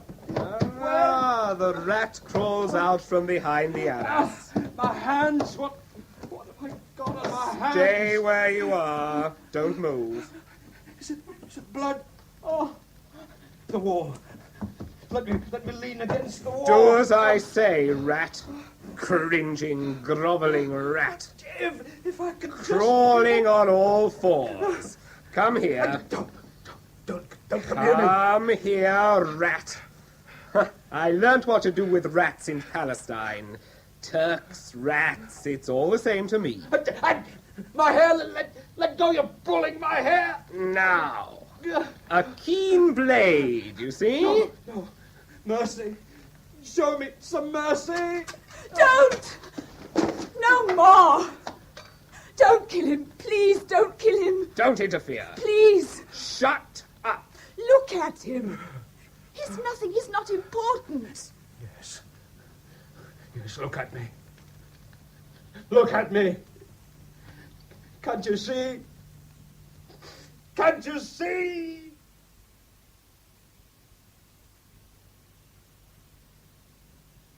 How did you know Mr. Paget was dead, Mr. Chance? I've attended too many police courts and inquests not to know that, Inspector Green. When there was no answer, I walked round the house, saw the French windows were open, and found, well, all this as it is now. How about my ringing my editor again, Inspector? I've never had an exclusive before, and this All in good time, sir. Well, Dr. Dunn, what do you think? Well, I'll tell you this, Inspector. The hand that sent that knife to the heart was an expert's. He struck upwards. Is that unusual? Well, downwards is the natural inclination. The trained killer pierces from below. Soldier, would you say? Possibly. Now, if you don't need my services anymore, Inspector, it's nearly morning. Well, I wouldn't mind your opinion on this, sir. Battered old walking stick. My God. What is it? Did you find that here? Yeah, on the floor, under that screen. I was going to ask you how tall you think the man is who owns it. You, think it might have been left by the criminal? Plain oak, pretty battered. It doesn't seem to go with Mr. Paget, somehow. No, that's why I was so surprised. Well, I'd guess at least 6 feet tall, wouldn't you? Yes, sir. Can I have a look at it? Yes, the Prince men have finished with it. Well, Green, what have you got here? Oh, hello, Inspector Snargrove. Thank goodness. What? You're not going to sulk. Most local coppers sulk when the yard's brought in. I could hardly claim his face in England. So, signs of a struggle, furniture overturned. No sign of the weapon? No. Forensics been in? Yeah, and gone. Decanter of whiskey, half empty. And 2 tumblers smashed. 2, eh? What's in this envelope? A little contribution of mine, sir. Several long black hairs, snatched out by the roots, seemingly. Where'd you find them? Over by the wall, just below those bloodstains. Good Lord. What the devil? Yeah, remarkable, isn't it? Smears of blood 3 feet up from the floor, plastered all along the wall. Paget's? So the doctor reckons, but nowhere near where he fell. That's... In this envelope, see? More glass. A splinter, but it's not from the drinking glasses. It's a fragment of looking glass. A mirror? Well, there's been quite a fight here. Did a mirror fall down in the rough and tumble? No, according to the servants, there's no mirror in this room. Where were the servants? They're asleep. Their quarters are in the coach house across the drive. Where's the chap who found him? I did. Godfrey Chance, Daily Record. What are you doing here? Well, I was invited. For 1 o'clock in the morning? I was delayed by the fog. Mr. Paget, I didn't want him to think I'd failed him without making an effort. Did he mention any other guests? No. If a decanter of whiskey and 2 glasses was said, I take it that one of the glasses would be for you. No. Oh? Why not? I don't drink. Would he know that? I told him the first time we met. He never forgot details like that. Is that your walking stick? No. Whose is it, then? Oh, my head. How are you feeling? Huh? What can you remember? Remember? The wall. The wall, it's here. You're all right. It must be on my left. When I fell, it was on my left. You're all right. But surely the wall... Has he gone? That man who was here, the visitor, has he gone? Look out, he's got a pistol. It's all right. That was the switch for the light under the dash. The dash? I turned it on to see if you were all right. Try to sleep. I must watch the road. We're in a car. Yes. Did you put these bandages on the back of my head? Yes. Where are we? You'll soon see.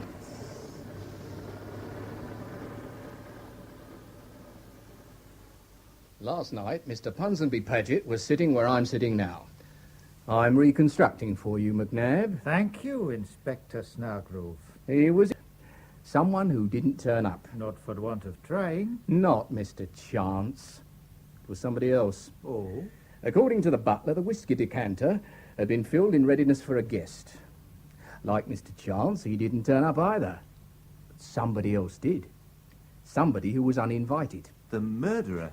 Very good, Mr. Chance. Probably he was a burglar and the owner of the walking stick. But then, why did he knife Paget? Why didn't he just clout him with his stick? Burglar or not, he was a cool customer. He calmly stuck a knife into Paget and then had the gall to help himself to his whiskey. Really? From the fingerprints on the tumbler fragments, it's evident that Paget lifted his glass more than once. The other glass was used once only. Who takes his whiskey in one gulp? McNabb? Certainly right not an invited fireside guest.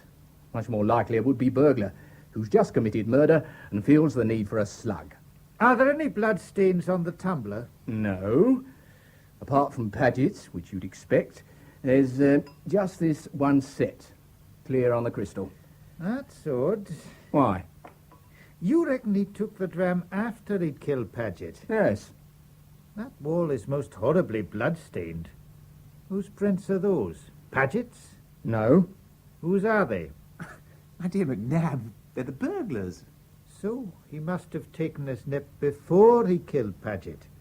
Otherwise, the bloodstains would be on the glass as well as on the wall. A cool customer, you say, Snargrove?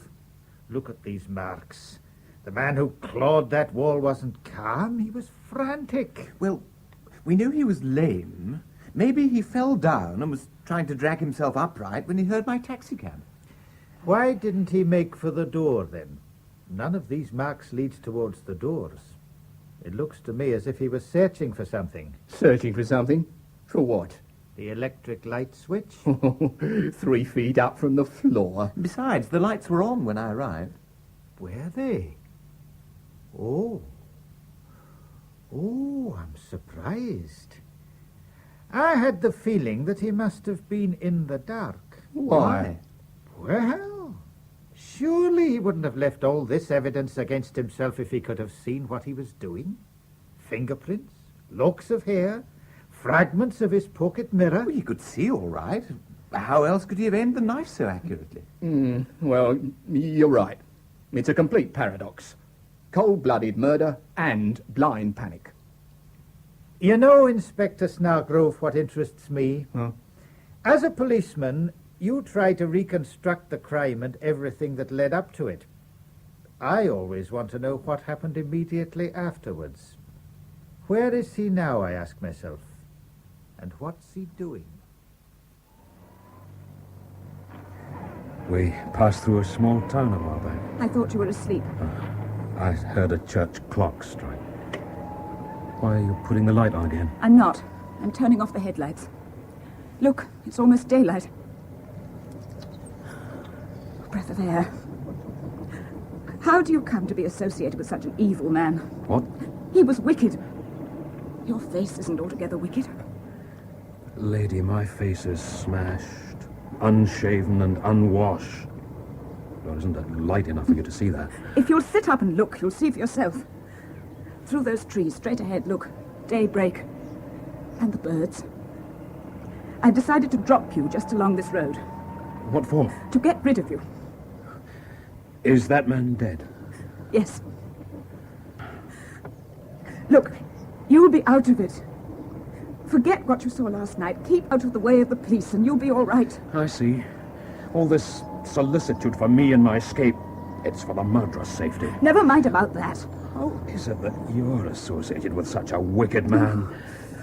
Stop the car. Drop me here. You make me sick. You know, lady, you might as well have saved yourself the trouble. I didn't see the man who was murdered. What? Nor the man who killed him. I can't see you either. I'm blind. Blind? Yes. Sharper eyes than yours missed that in the fog last night. Didn't even know where I was.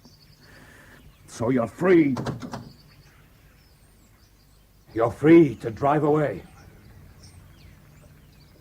Why don't you? I gave you good news, didn't I? Somebody's coming. Get back in the car. No time. What are you doing? I'll pretend to be looking at your tires. Don't hide. Look as if you were doing your hair or something. Yes, all right. Where's my bag? What is it? Nothing. Get down. Morning. Good morning, officer. Not too bad for January, is it? You in trouble, miss? No, thank you. Ah. Oh, well, then. I'll be on my way. Has he gone? He stared at you. Who was it? A policeman. A country bobby on his round. What took you by surprise just now? Nothing. When? When you opened your handbag, you saw something that surprised you. Oh, my mirror was smashed to pieces, that's all. Please get back in the car or he... Why should he come back? Please. And anyway, you've just turned me loose. For heaven's sake, you're covered in blood. Ah. Of course he'll be after us. You're an appalling sight. Hey! I say! Quick, get in. Did he get your number? No, I didn't give him time. Where are we going? Where I'd meant to go in the first place. A village. What village? Oh, never mind. Did you intend to take me there?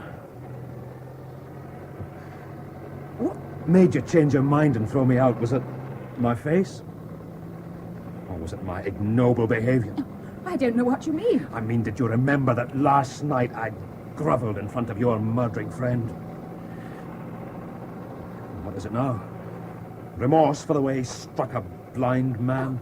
In the war, I felt no resentment against the man who blinded me. It was him or me on equal terms. Last night, I had to get down on my knees and beg for mercy from a sordid murderer, and for that, by God, I'll get him. Get him? You don't think I will? I don't see how you can. You don't even know where you are. Isn't that what you said? I'll find out.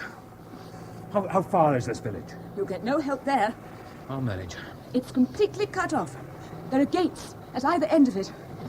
There's a cottage. An old woman has the key. We can lie low there. We? The cottage is isolated. No one will know you're there. Except the old woman.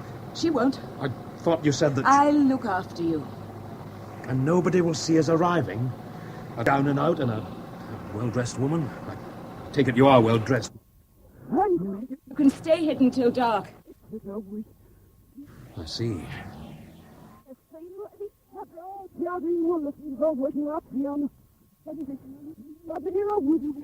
My stick! What stick? Oh. You didn't bring it? Of course I didn't bring it. I didn't know then. Where is it? In that room. Well, it must be. It was beside my chair, behind the screen. What's it look like?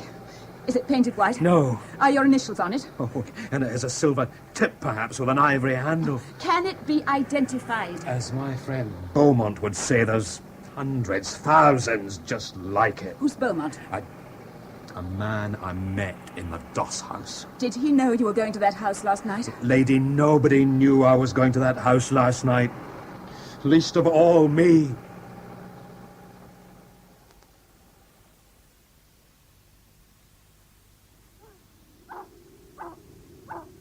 Quickly. Get in. The door's open. There's just one step. Quickly. Quickly. Oh! Done it. You're in. Oh, thank heavens.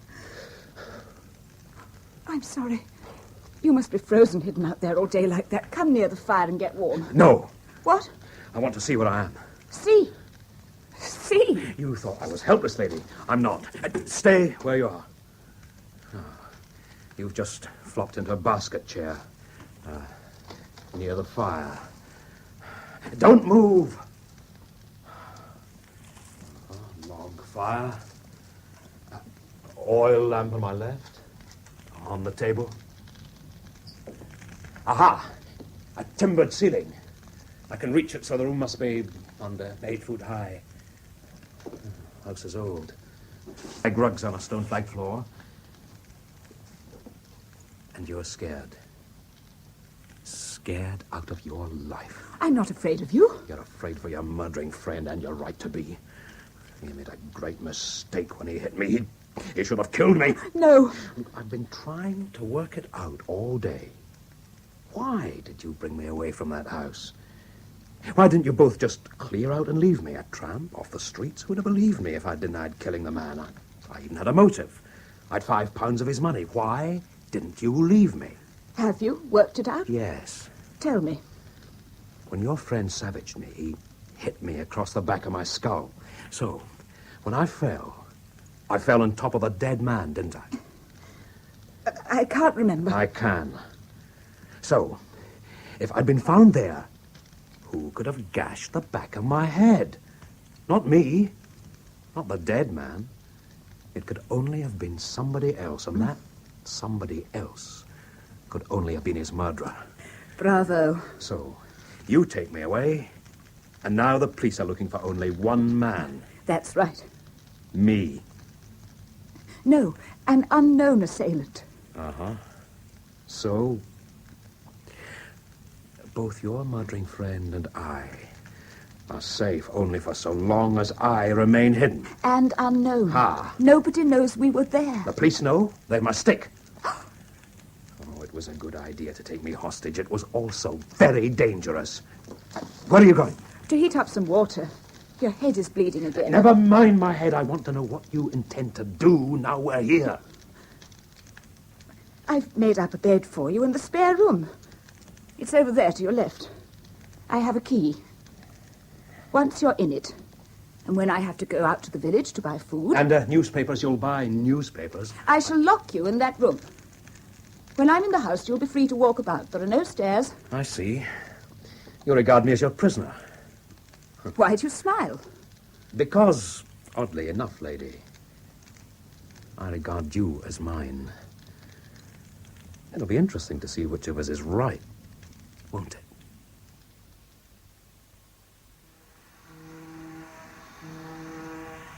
Tea? Biscuit? Have a biscuit. No, thanks. And for goodness sake, close the window. I can feel the damp rising from the river all the way up here. If you will have offices off the Strand. Offices? An attic with a gas ring. Snargrove's not going to solve this case, Mr. Chance. Why not? He's closed his mind.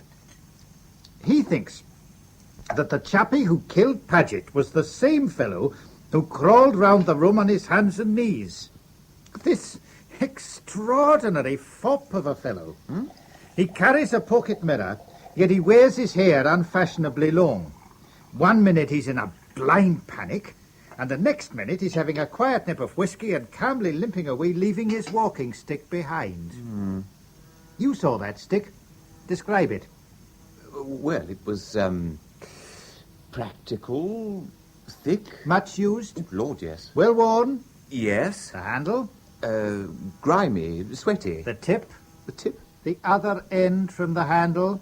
Well, I didn't... No, you didn't, did you? I did. That was very well worn, too, but not where you'd expect it to be. How do you mean? A lame man leans heavily on either his right side or his left. Sooner or later, his stick gets worn down on the side nearest his gammy leg. Which side was this stick worn down on? Neither. Here's your tea. Oh, thanks. The wear and tear was straight across. What does that mean? The poor devil was blind. Good Lord. That stick belongs to a blind man. A blind man. And an innocent one. Why hasn't he reported? What happened then? Why didn't he go to the police? I wonder. Where is he? And what was he doing there in the first place? He wasn't an accomplice, that's for sure. Who'd take a blind man to assist in a murder? You mean he was there by accident? He just happened to stumble in on it? At 1 o'clock in the morning? What if he'd found a shakedown for the night in Paget's garden? We can reckon he was poor, perhaps destitute. He heard Paget cry for help. The French windows were open. He went to help him, stumbled over that screen, and then fell over Paget's body. Very unpleasant for him. Can't have been all that cosy for the murderer. Find out the names of all blind persons who were reported missing from home that night. Good idea. Shouldn't take long. Please God, there aren't that many. And I want you to look out for any reports of unidentified bodies. You think they might have done him in as well? They? Why they? Well, I didn't know. I mean, well, I wouldn't fancy carrying a 6-footer on my own, would you? He was spirited away somehow, wasn't he? He certainly didn't walk away on his own, otherwise he'd have taken his stick. There are no signs of his being dragged, so he must have been knocked out and carried. Mr. Chance, you've just made a bright suggestion. Oh, thanks. That would explain why the murderer suddenly turned squeamish. Why he didn't just knife our blind fellow. Why? It might also explain those fragments of look. I should have remembered. Where there's trouble, cherchez la femme. Good morning.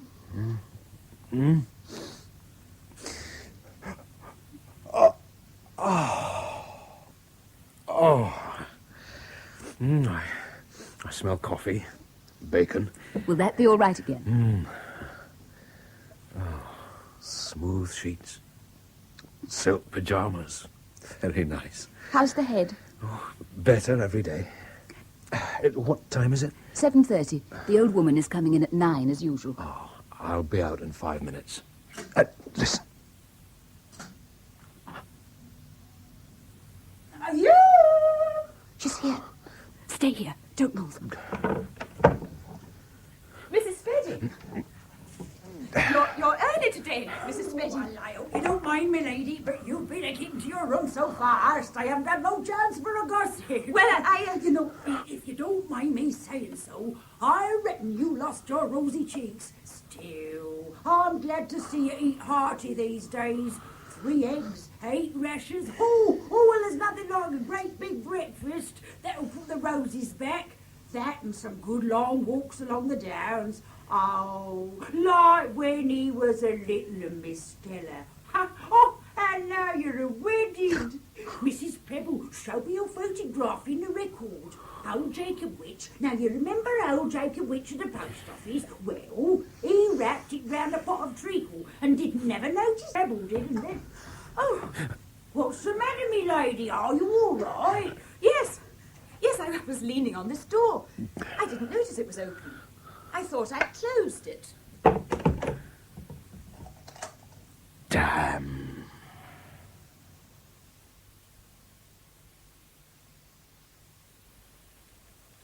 Stella. Your name is Stella. It means a star. Appropriate in this case. Why? Well, ask yourself.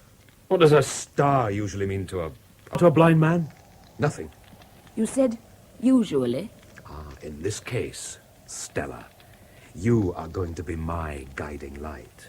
You are going to lead me to your murder. Don't say your murdering friend. Not again, please. To your husband. Oh, that's right. Bury your nose in the newspaper. What's your name? I wondered when you were going to ask me that. Alexander David Kinloch. Can I believe you? You've no reason not to. Alexander David Kinloch. I thought at first it might have been a crime of passion, a lover stabbing a man to save his mistress. Oh, your man killed to save himself. The action of a husband. You're cynical. A husband who can count on the absolute loyalty of his wife. What's in the newspaper? Nothing.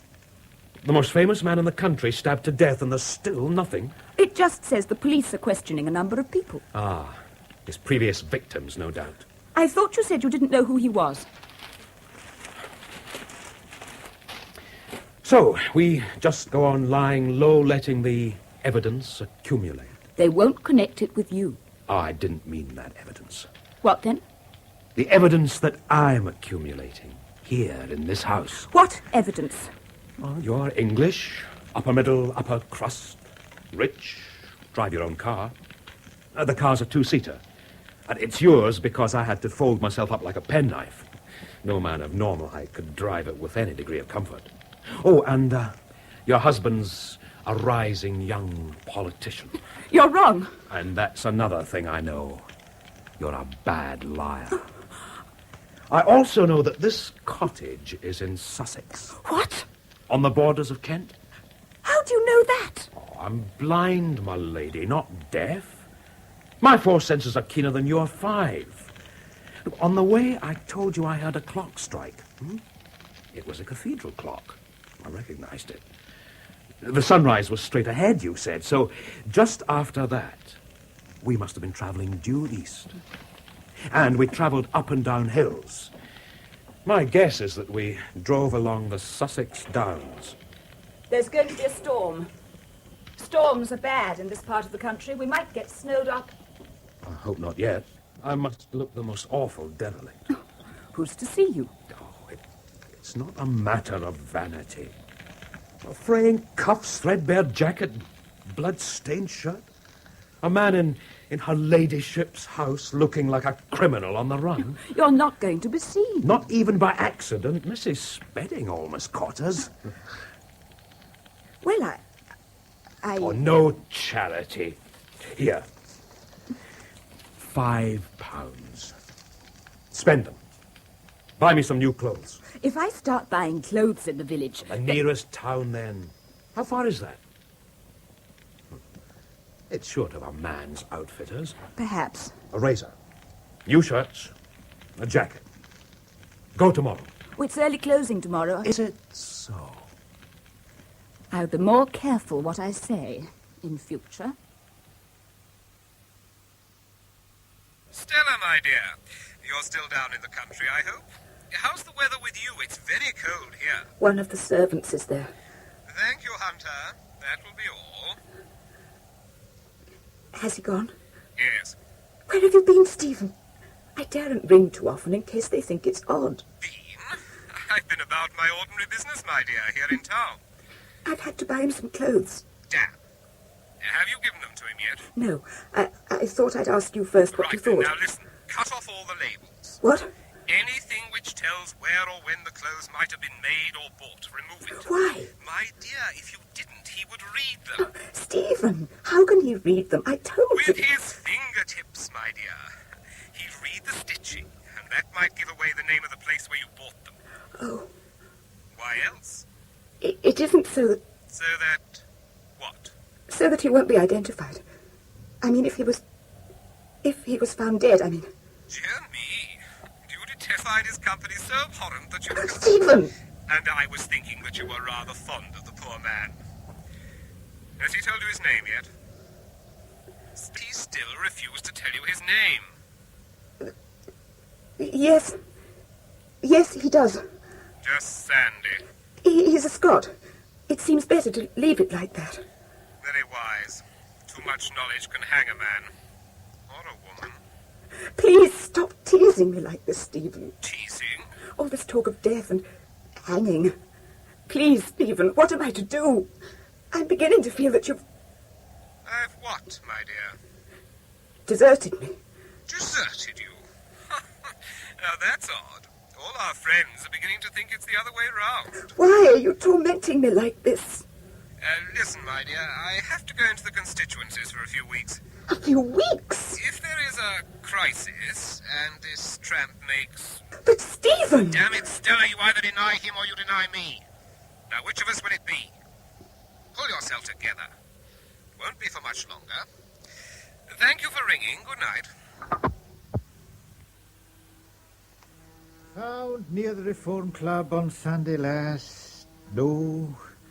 Missing from home, Daisy, Evelyn, Mary. No.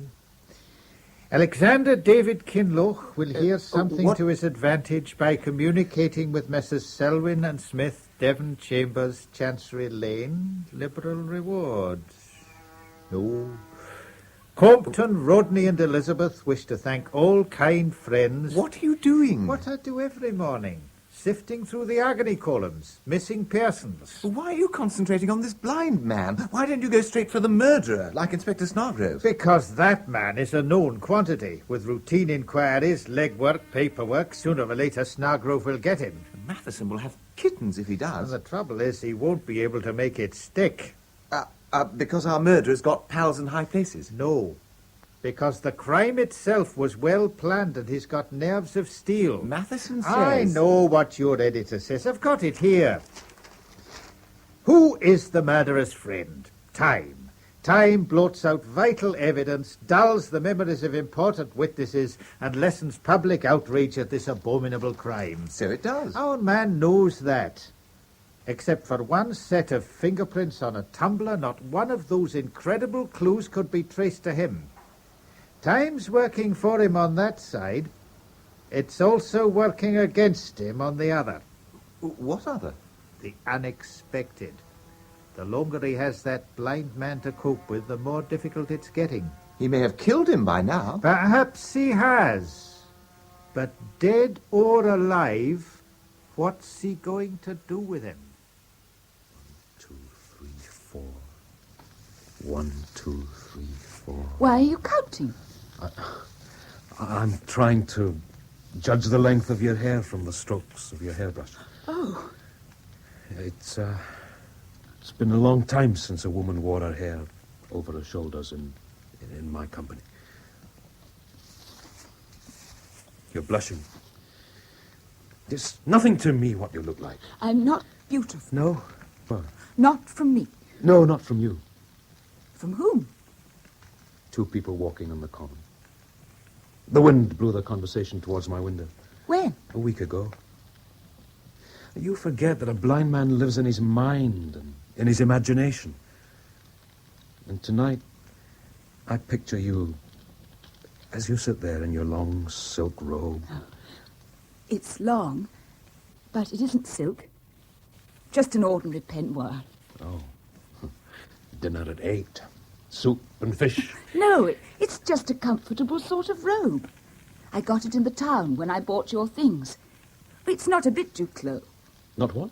Duclos. What's Duclos? Dressmaker.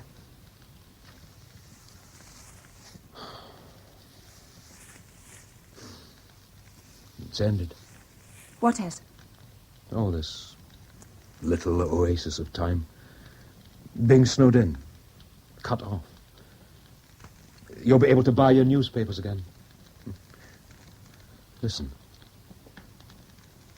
Snow melting in the eaves. Can you not hear?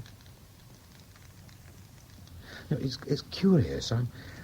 I'm not apprehensive for my own safety. I'm worried for yours. You needn't be. Things have changed, haven't they? Changed?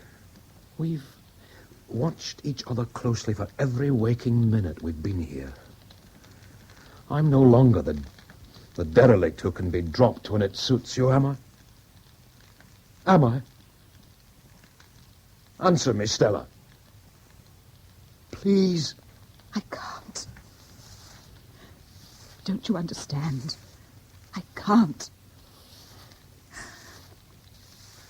Didn't they give you a disability pension? What? Oh, yes. They gave me a disability pension. I commuted it into a lump sum. You squandered it, I suppose. You sound like a wife before wives took to shingling their hair. I didn't blow that money. It went in tea shares. Calendar tea shares. 9p each they were. Friend advised me to buy. I believe there are thousands in my name, all completely unsaleable. I brought you back a present when I was last in the town. Hold out your hands. There. What is it? You tell me. It's Braille. It's a book in Braille. Travels with a donkey. I thought you might get bored when I'm out of the house. Not inquisitive. You want to keep me occupied, is that it? Oh, women don't use force, do they? They use guile. Your hair being brushed is stupefyingly beautiful to my ear. A gentle way you first bathed my head. Good food, wine, soft, clean linen. Always the scent of your body. Oh, you almost lulled me into forgetting, my lady. I don't read Braille. I can't. I won't admit that I'm not as able as you. Be ready to jump.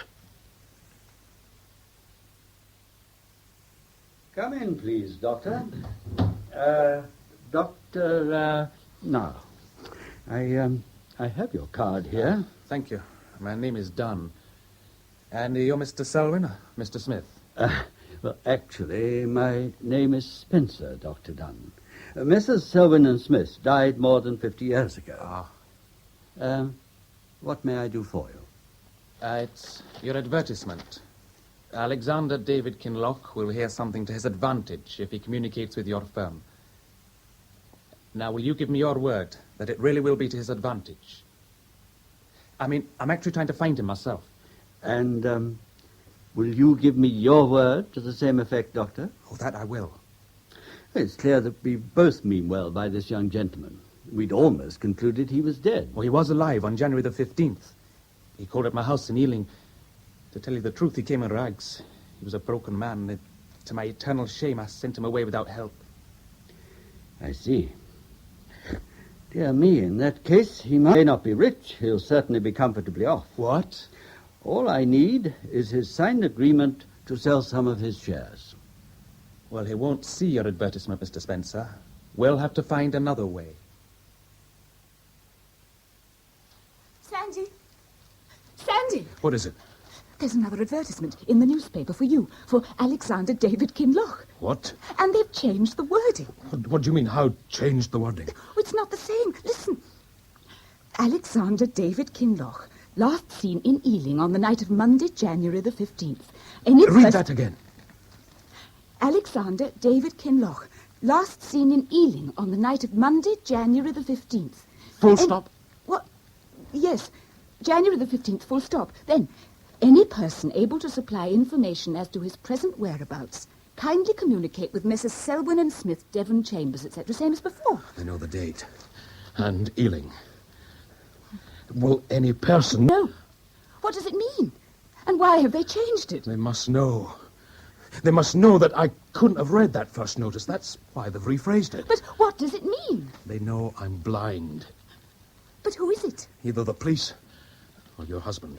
My husband? He's the only other person who knows I was there that night. Why should he advertise? It's a trick. He wants me to make a move. He can't. He can't move without incriminating himself. Stalemate. Oh, I did warn you. A hostage is a dangerous liability. You neither of you know what to do with me, do you? What was that? Shh. What is it?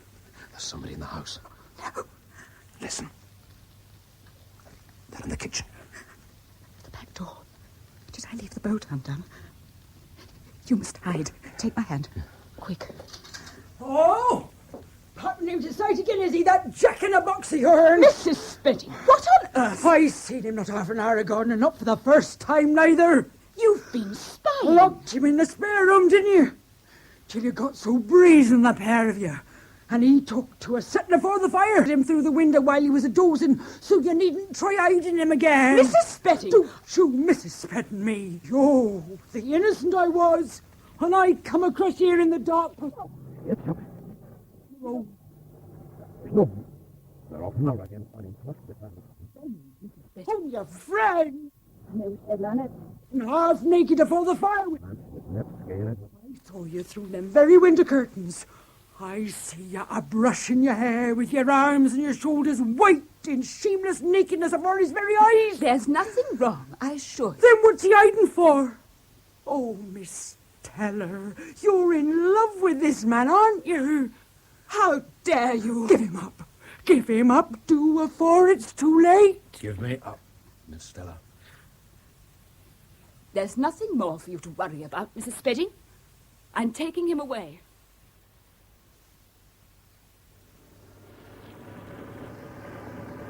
What are we making for?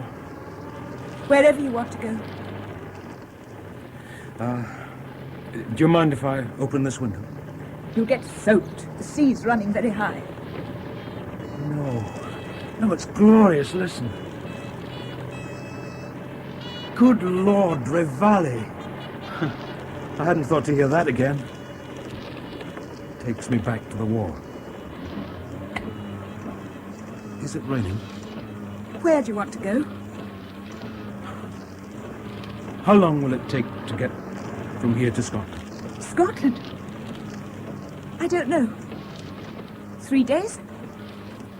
Scotland, then. All right, Scotland. But when we get there, I want you to forget everything. You understand, don't you, Sandy? Everything. Will you give me your word? As a gentleman? I know you're a gentleman. But I'll strike a bargain with you. What's that? When we part, you'll leave me with 2 things. And those are? A bottle of scotch. And a kiss.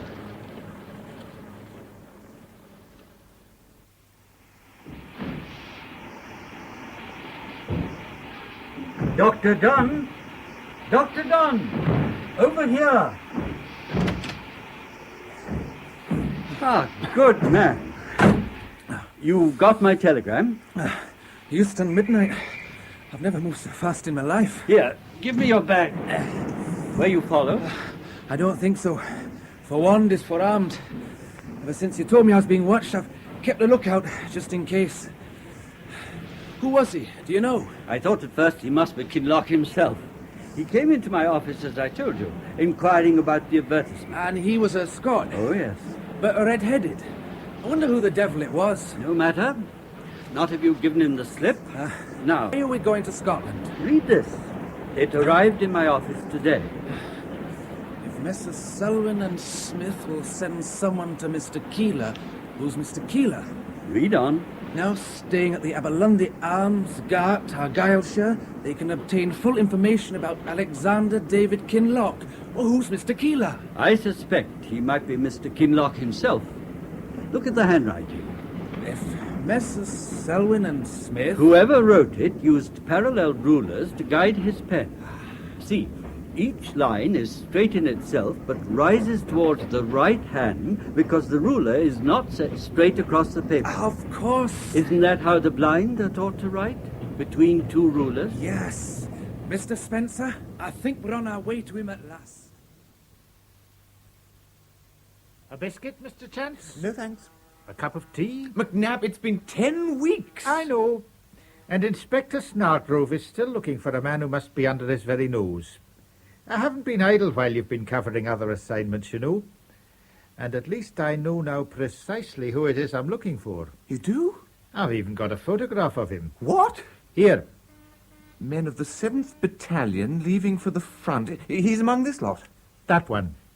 What's his name? Kinloch. Oh, Scott. How did you find him? This advertisement in the agony column. Here. Alexander David Kinloch, last seen in Ealing on the night of Monday, January the 15th. Wouldn't that intrigue you? Good Lord, yes. Well, it didn't, did it? You missed it. 9/10 of our blind men lost their sight in war service. I thought it was a fair assumption that our chap was among them. I took his name round to the War Record Office. Within half an hour, I'd got his service history and this photograph of him. The advertisers, Messrs. Selwyn and Smith, and waited for Kinloch to turn up. And did he? No. But there was somebody else waiting for him, a Dr. Peter Dunn. I followed him. Once I checked his history, I thought he'd lead me to Kinloch. And has he? No, damn it. He's left a locum in charge of his practice and disappeared. And? He's given me the slip, laddie. I don't know where he is.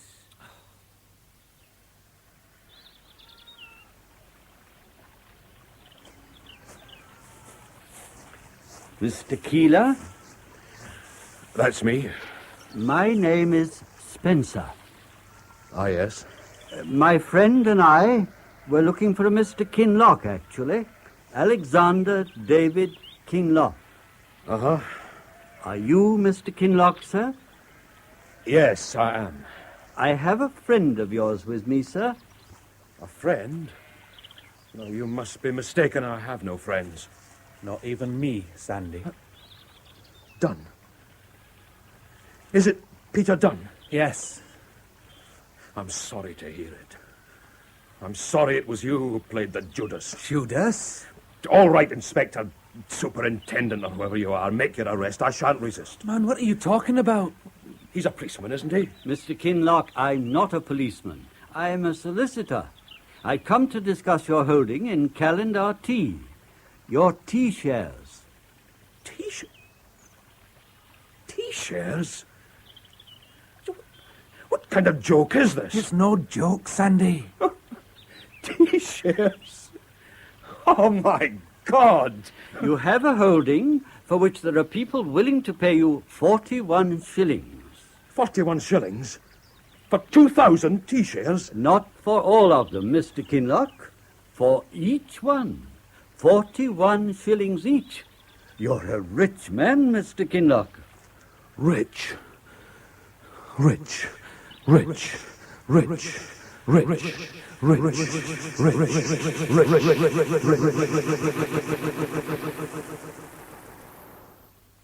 Sandy?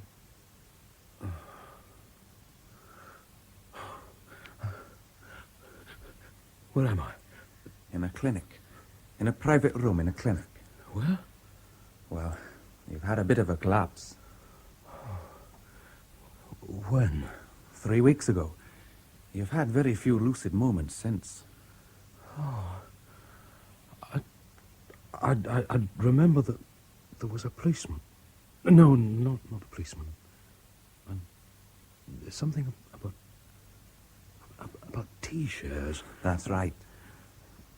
But I was at an inn in the Highlands.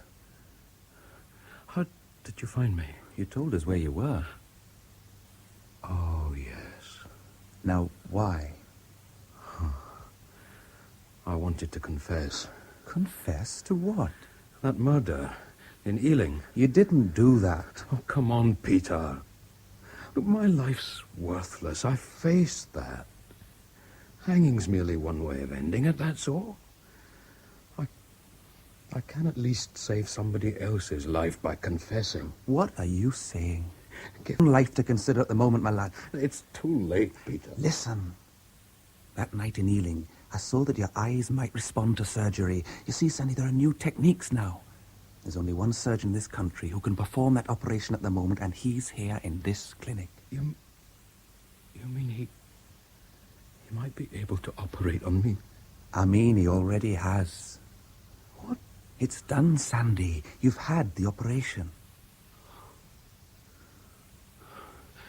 It hasn't worked. Put your hand to your face. Bandages? You mean I'm still in bandages? They're to be taken off this afternoon. Sit down, Mr. Chance. You're making me nervous. Do you really think he'll come? You said 4 o'clock. He's long overdue. Only 5 minutes. There. Come in. My name is Dunn. Dr. Dunn. I'm Francis McNabb. Right. You followed me on several occasions. Oh, dear. Not very discreetly, obviously. Mr. Godfrey Chance, the journalist, you already know. Monday, the 15th of January, Ealing. Yes, I was called out that night. How do you do? When did you last see Mr. Kinloch, Dr. Dunn? Kinloch?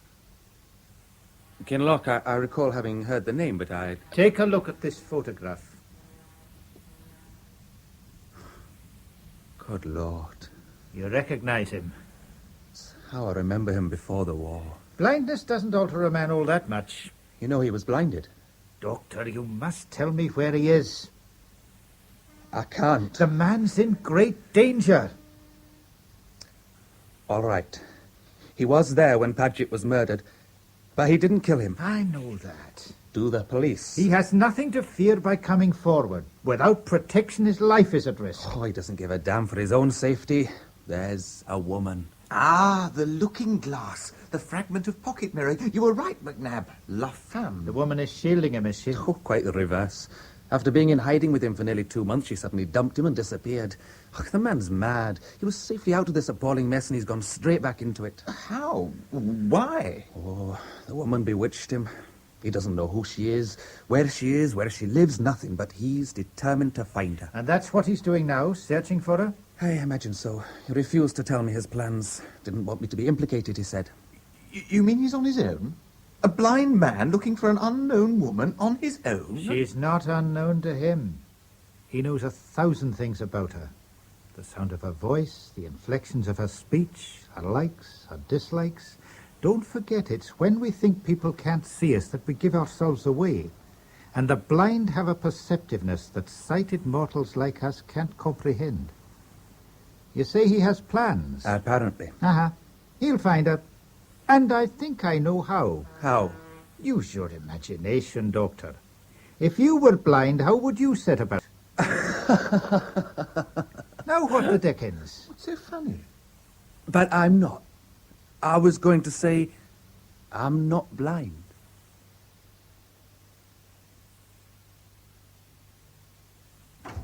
McNabb! You found him? Not sure, but there are 8 blind men who've just taken pictures. 5 in the West End, 3 in Knightsbridge. What are they doing? Selling matches. All of them? Yes, but only one of them might be our man.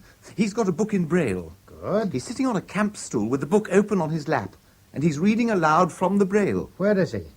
Enderby Gardens, Knightsbridge. Did you notice if he was anywhere near a dressmaker's establishment? Dressmakers? The London season is almost upon us. According to Dunn, Kinloch reckons the lady is in society.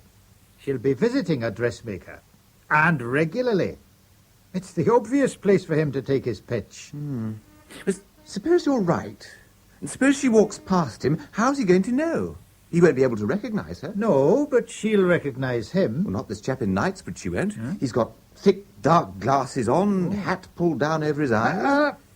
That's why he's reading aloud, don't you see? He wants her to recognise him by his voice. Oh, I see.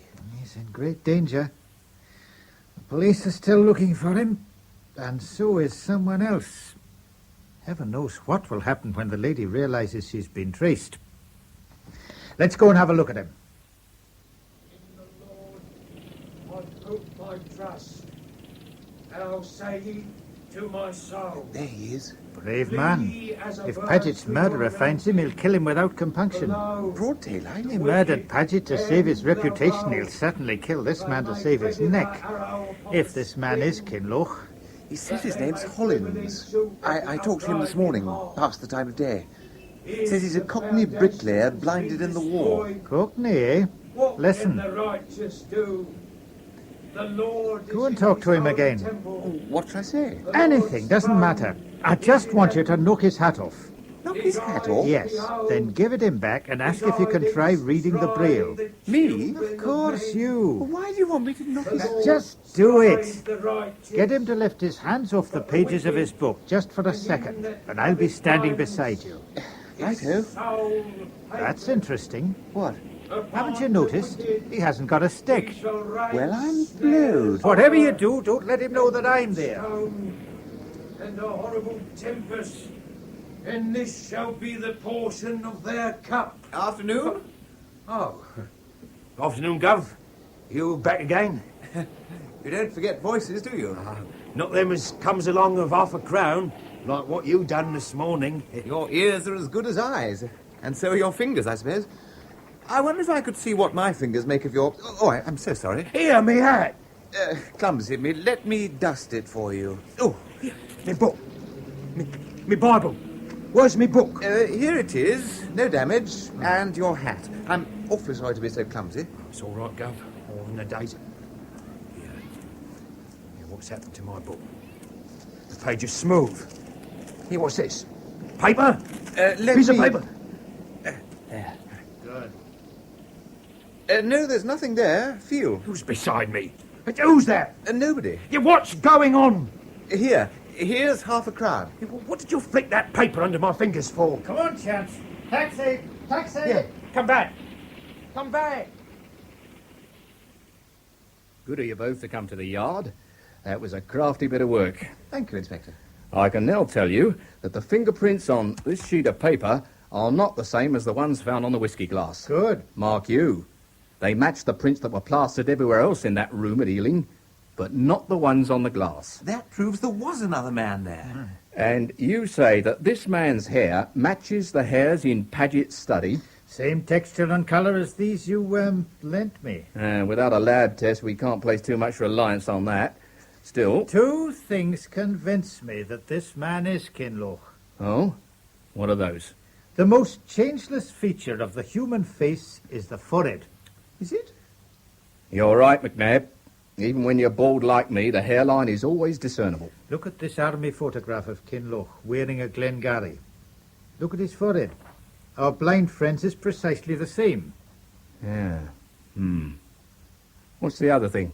He's no more a Cockney than I am. Oh, his accent convinced me. His accent, yes. His idiom, no. He said he remembered your voice along of the half-crown you gave him. What's wrong with that? That, along of. He used it to mean together with. When a Cockney says along of, he means because of, not together with. You'd get 6 months along of pinching a wallet. Besides, he's a Scot. Did you not hear him put his tongue round the R in righteous? I'll get my men out there right away. You're not going to arrest him? No, he'll be the bait for the big fish. We'll grab 'em all. So long as someone doesn't grab him first. Snargrove's just passed us in a police car. Did you notice? There is no truth in the rumour that Sir Stephen Ware will be nominated for the Bywitch Division. What are you talking about? I'm quoting an item from the Eye Opener, January the 15th. It was on Snargrove's desk. Just now, you mean? Yes. He's obviously still checking everybody that Paget had attacked in print. Routine inquiries, good old Snargrove. Stop on the corner of Enderby Gardens, cabby. Right, I go. Spot of bother there, Governor. But look at them 2 coppers. Pull over, quick! Right.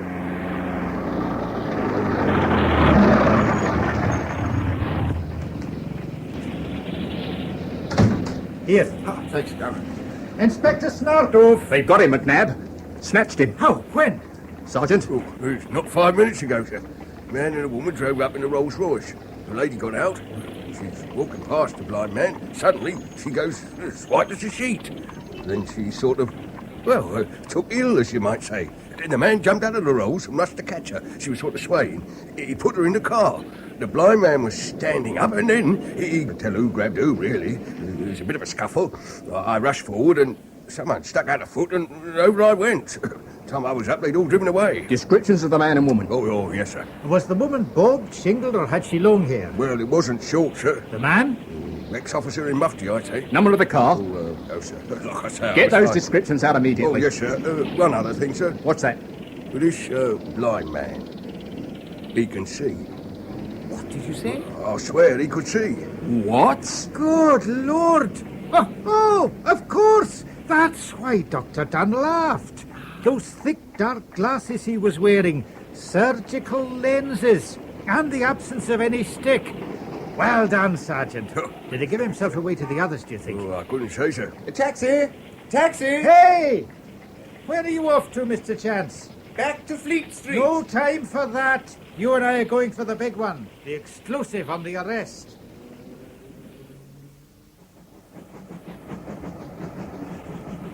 Once they find he can see, his goose is cooked.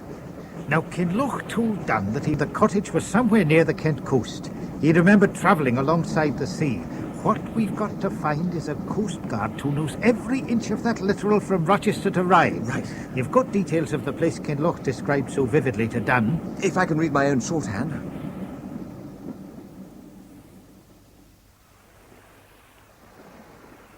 Right, sir. Ask away. Ask away. If I can read my notes, Mr. Talbot. Going west, a road down a steep hill. At the foot of the hill, you're suddenly so close to the sea. This is travelling by car. You're in a car. That at high tide, you feel the spray on your face. After about a mile, you turn away from the sea and you don't hear it again. Oh, this is hard. There's a score of places. You feel both the spray and the sun on your left cheek. Oh, well, that's better. Wipes out all north coast, don't it? Well, sounds a bit like Pegwell Bay, sir. Pegwell Bay? No, that can't. Is in danger. Walmer.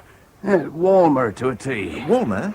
No, wait a minute. It's a shingle beach. Noisy shingle beach. Well, all the beaches is shingle thereabouts. Leastways till you get to Dymchurch. There's dope. At high water of the springtide, with the noise of surf, you might hear a trumpet. A what, sir? A trumpet, man, a trumpet. Up to your right on higher ground. Dang me. I know the very spot, then. You do? Yeah, Shorncliffe Camp, that is, lies between Folkestone and Hythe. There's the long hill down before you enter Sandgate. We're on the map. Quick, man, quick. Oh, now then... Here it is. Kinloch heard the bugle playing the reveille, and they hadn't travelled far from the cottage when they heard it. So well, that now, cottage must be somewhere within this radius. And the village is unusual because it's got gates at either end of it. Come on, Chance. We might be just in time.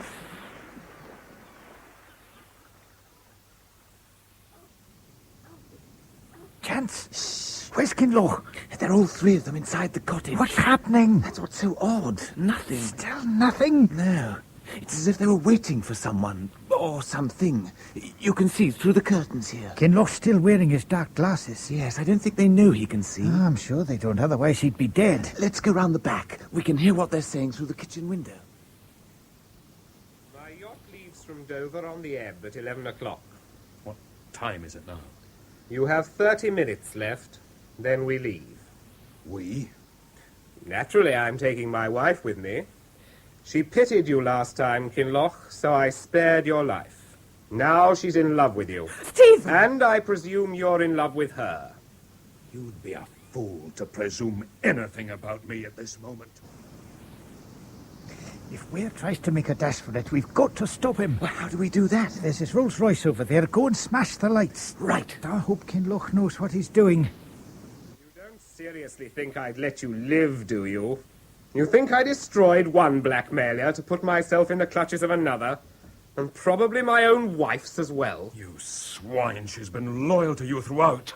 She couldn't have given evidence against her husband anyway. Paget was right.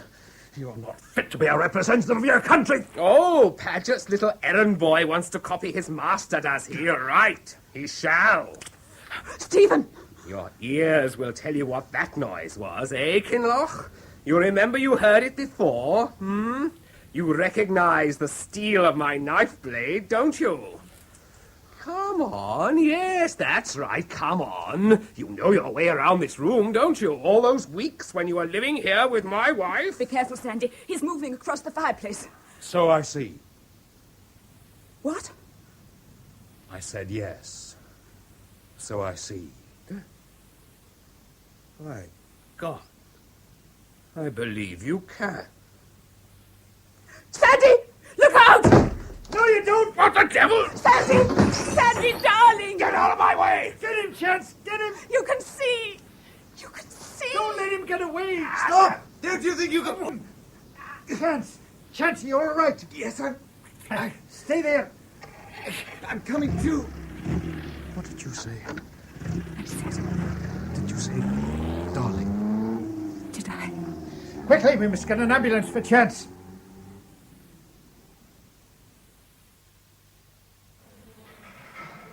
He's in no fit state to see I anyone. assure you, nurse, he'll want to see me. I'm his boss. McNabb? Oh, Mr. Matheson. All right, 5 minutes, no more. Well, what's it feel like to make the front page? Painful. Paget killer caught by Chance. Godfrey Chance, ace reporter of the Daily Record, last night... Who wrote that? Who else but the Record special correspondent? Inspector Snoware in the Ponsonby Paget case. Stephen had retired early to bed, to intercept his wife as she was returning from the country. He persuaded her to drive him to Mr. Paget's house in Ealing. As simple as that. The poor girl was terrified of him. Afterwards, he went back home to bed and in the morning told the servants she decided to stay in the country. Wait a minute. You can't publish this. It's sub judice. What about his trial? He's dead. Dead? Went over a cliff in his car. Oh. But not, I gather, because his headlights had been smashed. Ah. What happened to Kinloch? Kinloch, I'm sorry to say, is in paradise. Kinloch was killed? No. He's gazing into the eyes of his beloved. Go to paradise. Personally, I'd rather have a biscuit. Now, we've brought you some grapes, and exchange is no robbery. You don't happen to have any in this locker, I suppose?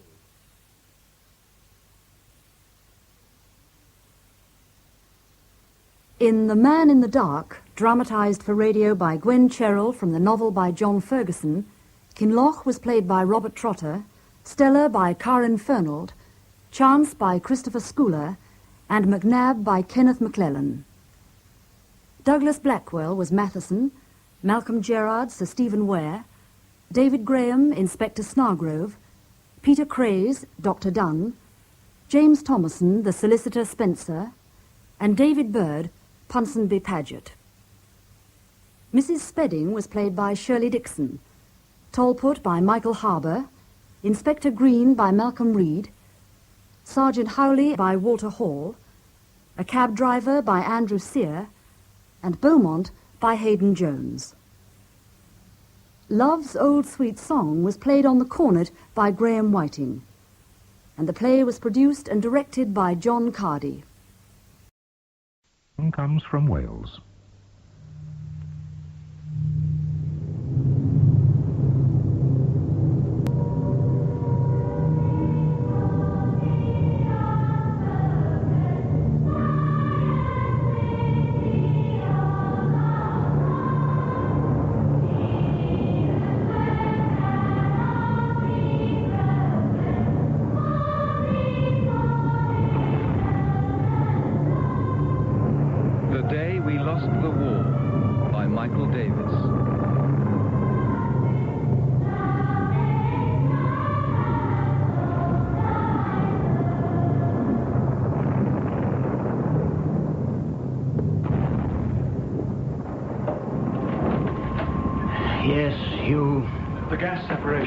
From this afternoon's run, sir. Oh, good. Plot the results and let me have the graph. Yes, sir. When I've done that, would you mind if I left a little bit early, Dr. MacDonald? My aunt is on her own. Oh, what about the military? Isn't Coed Station full of army personnel? It is, only they go on duty the moment the air raid siren sounds. And my cousin Owen is a fireman. Yes, all right, Hugh. We'll be shutting the lab down in a little while anyway. Thank you, Dr. MacDonald. Good night, sir. I'll see you in the morning. We hope.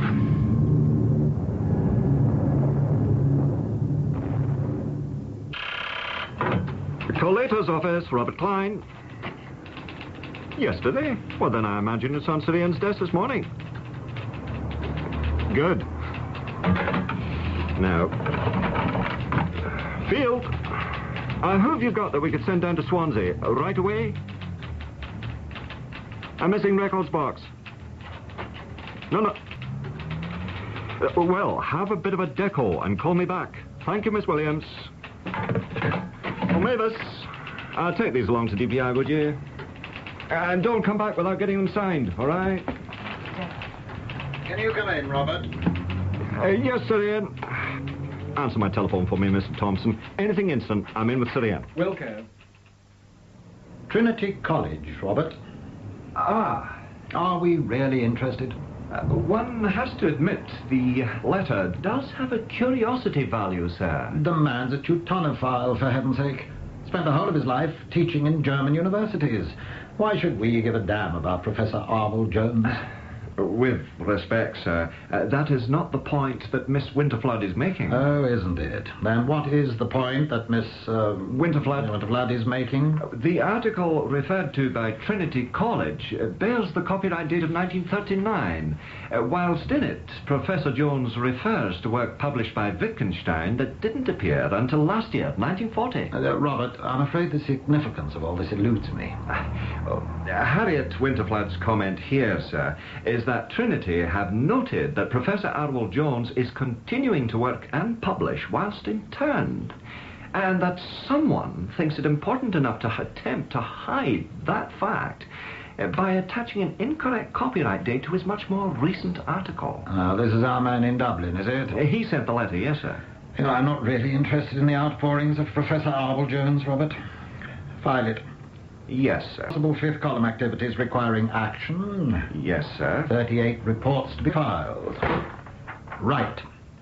Swansea, what have you done about that? Captain Baker, security, is collecting what information he can for us.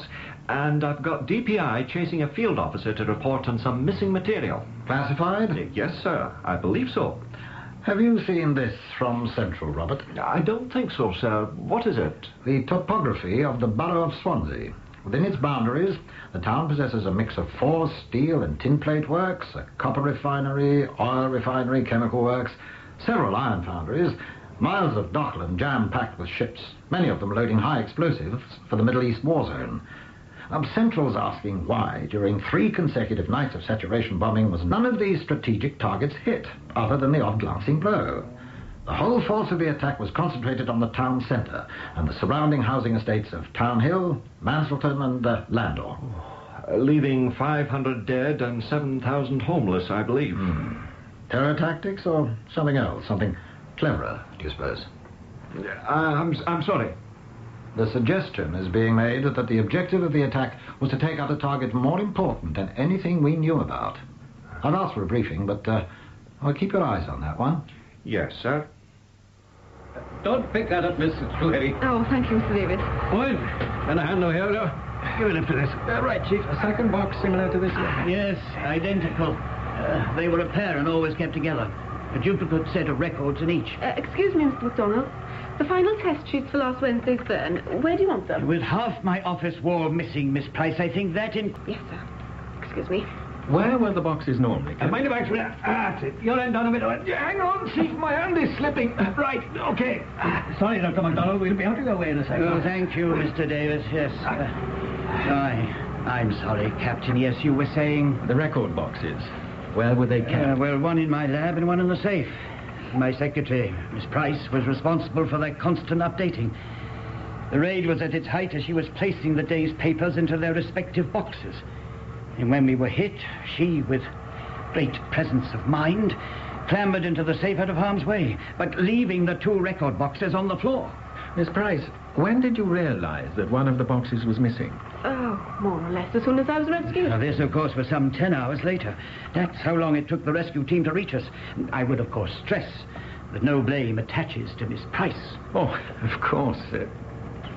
Is it possible to have a word with whoever rescued Miss Price for inside the safe? Well, yes, sir. I imagine so. Hugh, can you spare a moment, please? This young man had a very lucky escape, very fortunate indeed. He left the building to go home to look after his aunt only moments before the bomb struck.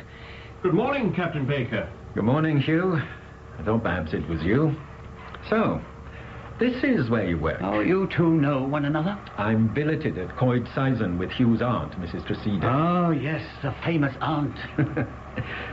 When did you realize that one of the record boxes was missing, Hugh? It was Muriel, Miss Price, who realized that. I only reported it missing. One was where it had been left, but there was no sign of the other. Was there, Miss Price? Of course, a likely explanation would seem to be that the box was thrown aside by one of the enthusiastic rescuers and was subsequently cleared away with the rubble. Oh, we've got 2 of the house staff searching the various tipping sites. No. Well, we'll take that over now. Do I understand that you still have a duplicate set of the records, Dr. MacDonald? Yes, we do. The danger is that the missing copies might fall into wrong hands. Yes, we are aware of that. Well? Well, what? Is Sir Ian interested? Am I to go on with it? Is Sir Ian interested in what, Miss Winterflood? Professor Arwell Jones and the letter from Trinity College, Dublin. No. Sorry, Harriet. He's filed it. I believe so. The man lacked decline. Maybe so, but we receive up to 500 reports a day, any one of which could be vital to the continuation of the war effort. And with a staff of only 25 officers, this department needs someone with imagination to make the essentially arbitrary decisions as to what we actually investigate. And for that job, Sir Ian Maxwell is ideally suited. Well, what do you think? Excuse me. Robert Klein, yes? Miss Williams. Who? Major Cunningham. Right, thank you. No. He's worked for us before. That's fine. Ask him to seek out Captain Baker in Swansea, will you? He's securities man there. Thank you. We are sending a retired major to work under a young captain, Miss Winterflood. Poor old Baker. What am I going to do about Arwell Jones? What you're told to. Nothing. Bloody ridiculous, Hugh! They'll never find it amongst this lot. square mile of rubble and they're looking for a tin box. Oh, they're very thorough, these army chaps. Oh, daft beggars. This isn't the only rubble tip, you know. It could be anywhere. It might have shown up in the lab by now. No, I very much doubt it.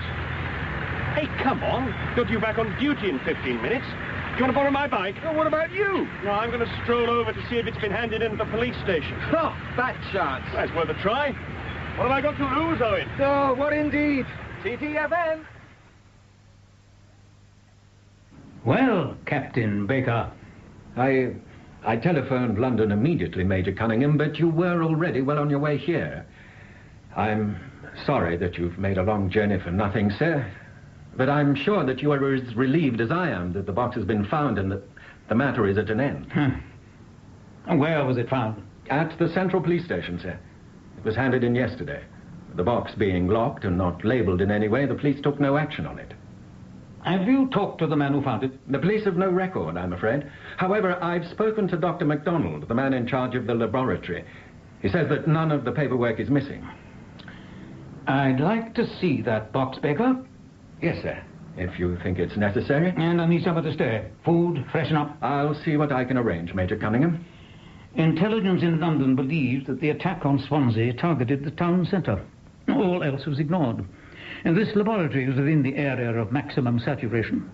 Add to this the fact that the laboratory records went missing during the raid, and now they've turned up again, in about the time it might take to reproduce them photographically. Coincidence, Captain Baker? I think a closer look is indicated, don't you? Yes, sir. Then to work. Coed Saxon. It means Saxon's wood. The house is built on the site of an ancient Saxon camp, or so the story goes. It's much too large, of course, and it's probably 3 of us. Thank you. But what would become of my 20 young army officers if we left? The 3 of you being yourself, your husband, and your son, is that it? No. My husband died, unfortunately, just after the outbreak of the war. Ah, sorry. My son Owen is here with me, and my brother's boy Hugh lives here also. I see.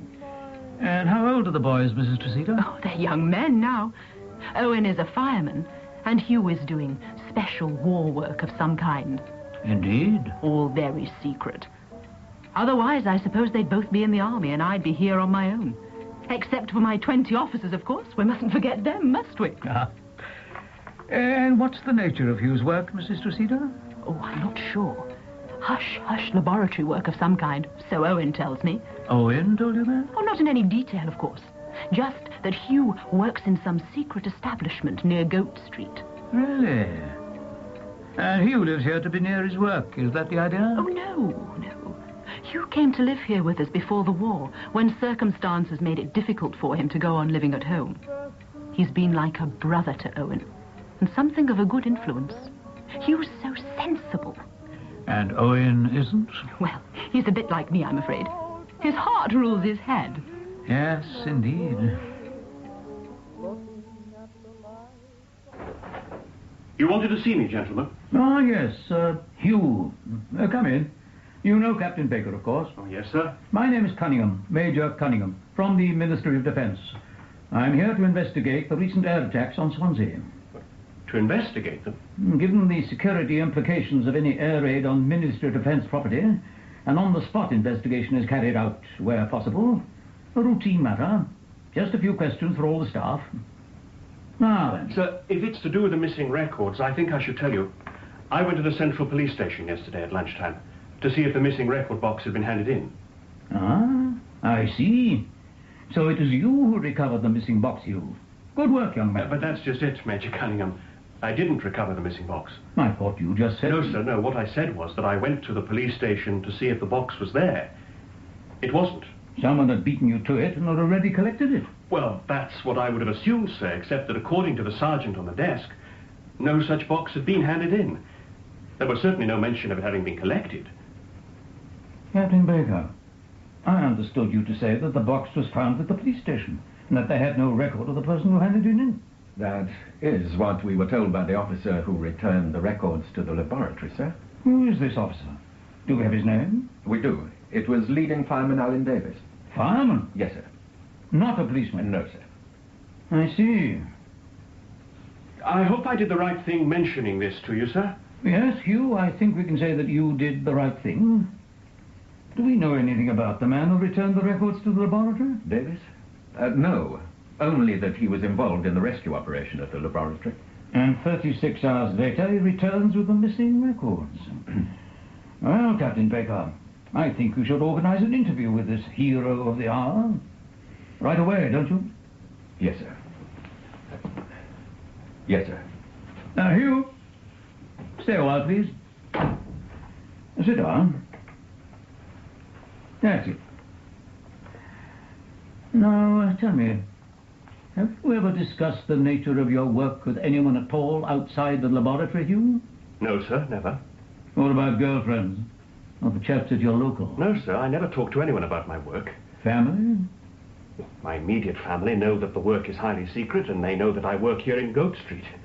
It would be difficult to keep that level of information away from them year on end, wouldn't it? But that's all. That's Mrs. Cressida and Owen, your cousin, of course. Yes, sir. The fireman. Yes, sir. Thank you, Hugh. No need to mention this discussion we've had to anyone. All right? Miss Winterflood, I really am most awfully busy. It will only take a minute, see, and you see, there's information here I think you should be aware of. And since the work has been done, you might as well take a look at what I've come up with. Your line manager is Mr. Klein. But he's only interested in what you tell him to be interested in. That is why Mr. Klein is considered a high flyer, Miss Winterflood. Arwell Jones graduated from Aberystwyth University in 1919 and went immediately to Kiel University. Must I listen to this? Where he undertook postgraduate research into Celtic minorities.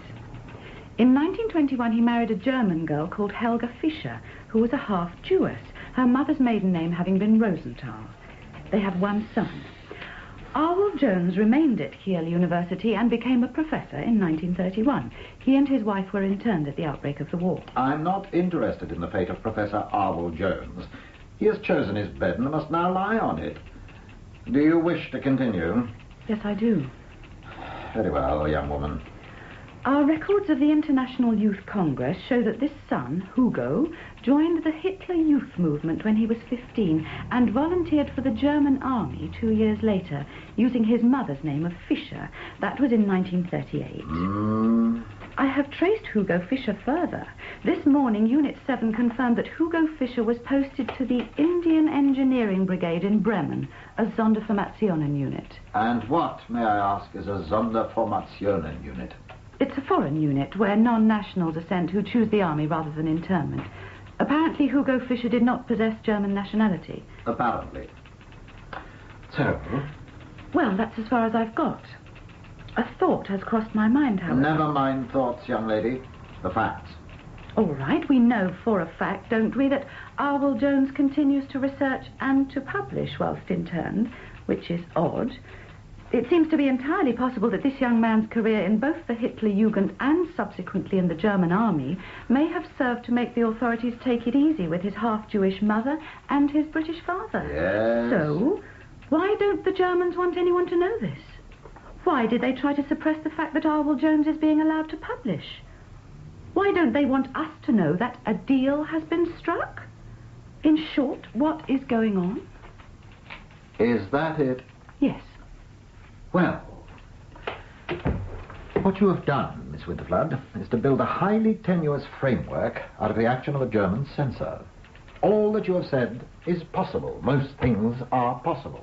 But your interest in this case stems from one deduction alone, that the false copyright date on Arwell Jones's article was a deliberate action intended to cover up a suspicious ambiguity.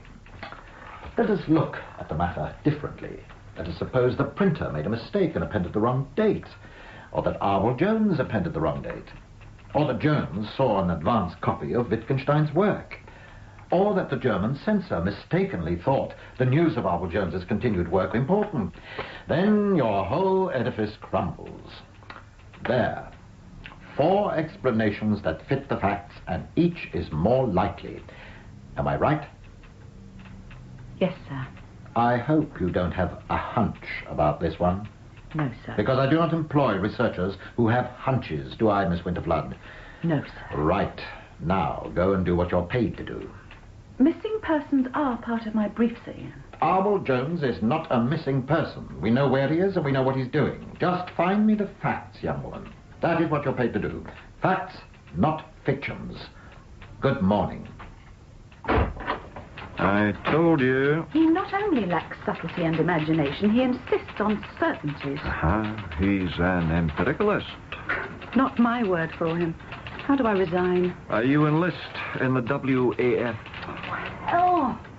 Robert, a word, please.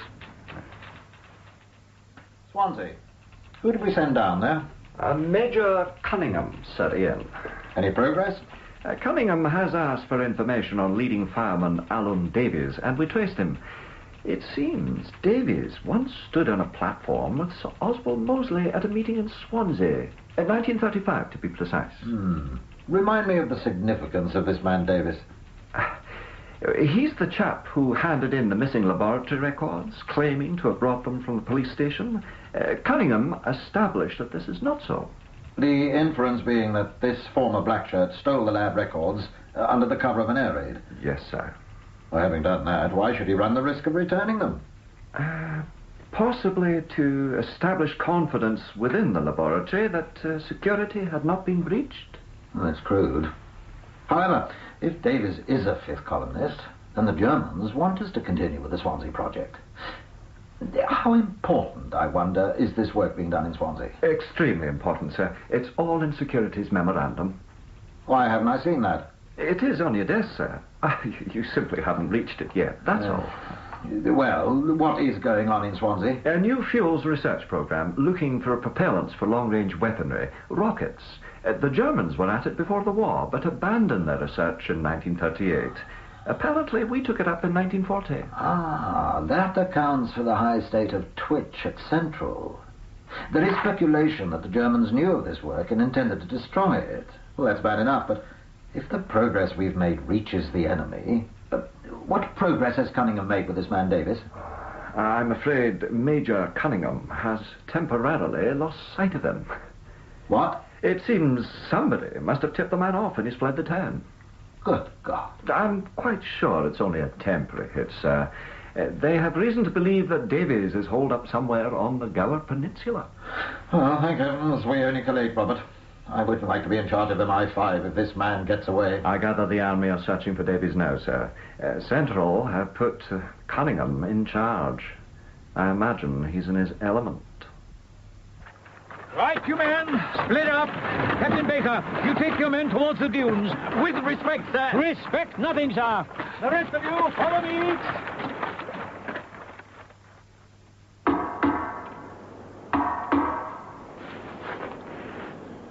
Who's there? Who is it? Who is it? It's me. Hugh. Hugh. Oh, thank God. Wait a moment. I'll open the door. Quickly, close the door on him. The place is alive with soldiers. Where the hell have you been? I thought you'd never get here. I don't understand. What is going on? Someone shot me, Hugh. They came to my digs. A sergeant and 2 men in plain clothes. I made a dash for it. I see. What about the copied records? Did you manage to take them with you? Yes, I got them here in this waterproof bag in case I have to swim out to the boat. Well, what's the plan? Will I be picked up by submarine? No, there's no sub. Well, what then? Are you coming with me, or are you staying behind? No, I'm staying here. It's you they're after. So when do I leave? Is it the boat? Well? Sorry, Helen. There isn't going to be any boat. You're not going anywhere. What do you mean, no boat? I don't understand. This is as far as you go, I'm afraid. What the hell are you talking about? Instructions from Katha. Huh? Orders, I'm afraid. Sorry. Orders? Hugh!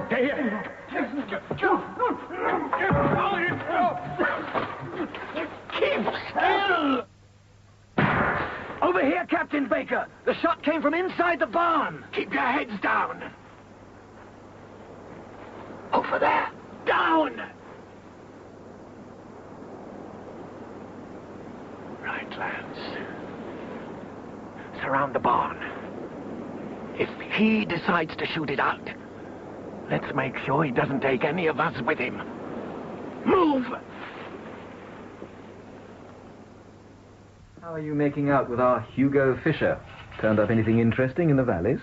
Not a great deal, Tommy, I'm afraid. I'm only getting the odd sideways glance at it in between everything else, thanks to Sir Ian. However, Professor Jones and his wife returned to this country in 1921 for the birth of their son. That I have found out. To secure British nationality for him, presumably. Yes, I dare say. The local registry of births, marriages and deaths shows the boy as having been christened Hugh and not Hugo. Patriotic. According to Semyovsky, there is a pronunciation difficulty within the German language. Hugo is the nearest they can get to saying it. No wonder they're such an ill-tempered nation. Look, if you're not interested, Thompson, just go away. What I don't know yet is where he was posted after his training in Bremen. I can't see Sir Ian giving me the time to find out. Why do you want to know? Because I feel certain there's something peculiar about this. Uh-oh, sounds like a hunch to me. You know he doesn't like hunches. It's not a hunch, Tommy. It's a conviction. A conviction that Maxwell's way of working is too arbitrary and that this one is slipping through his fingers. Now, what are you going to do? Follow orders, I suppose, and file it away. Good afternoon, Cunningham. Major Cunningham. I'm here to see Robert Klein and Sir Ian Maxwell. They are expecting me. I'll tell Mr. Klein you're here. Don't bother. I know my way. Are you sure this is the truth and not just the official version, Major? Sounds too much like a military solution to the problem for my liking. A bullet in the head is your people's answer to everything. It's the simple truth, Sir Ian.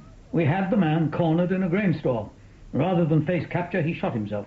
He was lying inside with a pistol by his side. Was he carrying any documents that might implicate him further in the plot? I'm afraid not, sir.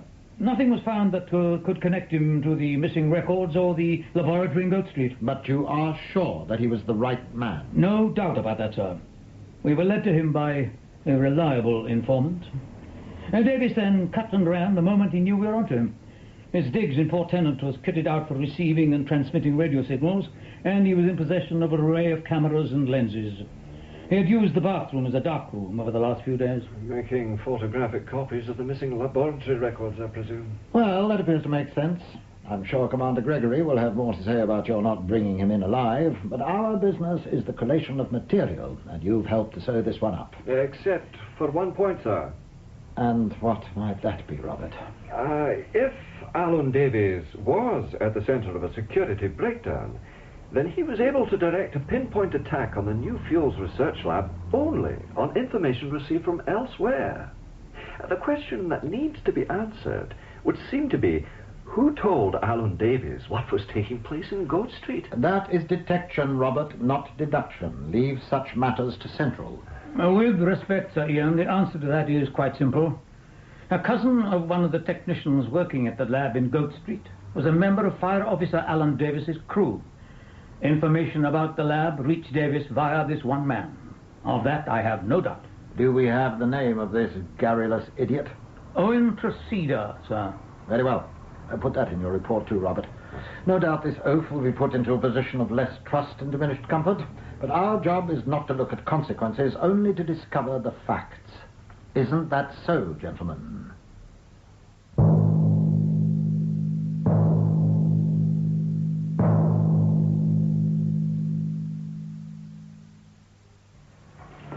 What seems to be the trouble, Mr. Mizzen? Well, they won't listen, sir. They know best. We who's worked this mine for 40 years knows nothing. Steel girders ain't the answer, sir. Stone's the answer, the stone itself. Not a pot nor a shim nor nothing of the kind. We're down here till they come to tell us how to do it. Well, let them be and see what happens. Who are they, Mr. Mizzen? Well, you army fellows. You know nothing about cutting stone, and that's for sure. Don't include me, Mr. Mizzen. I don't belong to the engineers. I'm interested in the security of this place, that's all. Been down here digging this old mine since 1937, they have. And they still haven't learned nothing. 5 years hard at it and some to go. Well, between you and me, it's the some to go that's worrying the government, Mr. Mizzen. They want this project operational, and I gather they want it quickly. Hence the girder. Well, peace be as to the purpose of it all. You could get the whole of London down here. Not quite. Is that what's behind all this mass evacuation? I've no idea. Your security, though. But you don't need to know secrets to stop them getting out, Mr. Mizzen. Well, they'll have to bide a while. We got to cut a 2-mile tunnel from here to connect the mine with the GWR. That'll take all of a year, I'd say. Even if you fellas let us do it the way it should be done. Quite so. I'm sorry, Mr. Midden. I've just seen a man I think I recognize. Would you excuse me? Yes, of course. It is, isn't it? So it's to see there. Hello, old chap. How are you? Hello, Captain Baker. It's nice to see you. How are things? So, this is what they've got you at. Well, well. How long have you been here, Owen? Oh, the best part of the year, sir. They transferred me here from the fire service in March of last year. Lost my exemption, I'm afraid. Oh, dear. How are things at Coit Sidon? Is your mother well? Oh, yes, I'm fine. And what of your cousin, Hugh? Where's he now? Oh, Hugh's in Bristol. They moved the lad from Swansea and he went with them. He's been out of Tilton for a couple of months now. I see him for a pint at the weekends.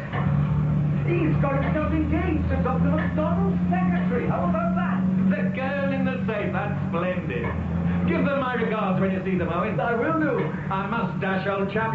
You'll probably see me about from time to time. I'm with security here. Oh, jolly good. When I write home, I'll tell them I might know you.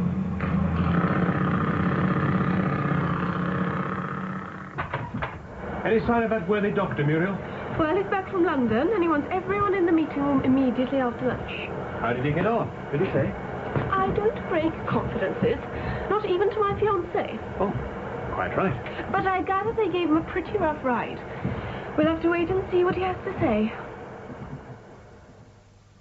I am now aware that the need for security is even greater than ever, if, as some of you may wonder, that is at all possible. Maximum effort from everyone is the only way we will win the race. We have the advantage of momentum from our sustained efforts, whilst the Germans are, well, relatively new to the game. How long have they been working in this field, sir? Do we know? They restarted their rocket research program 6 months ago. You mean they were working on long-range weapons previously? They were developing new fuels for rockets before the war.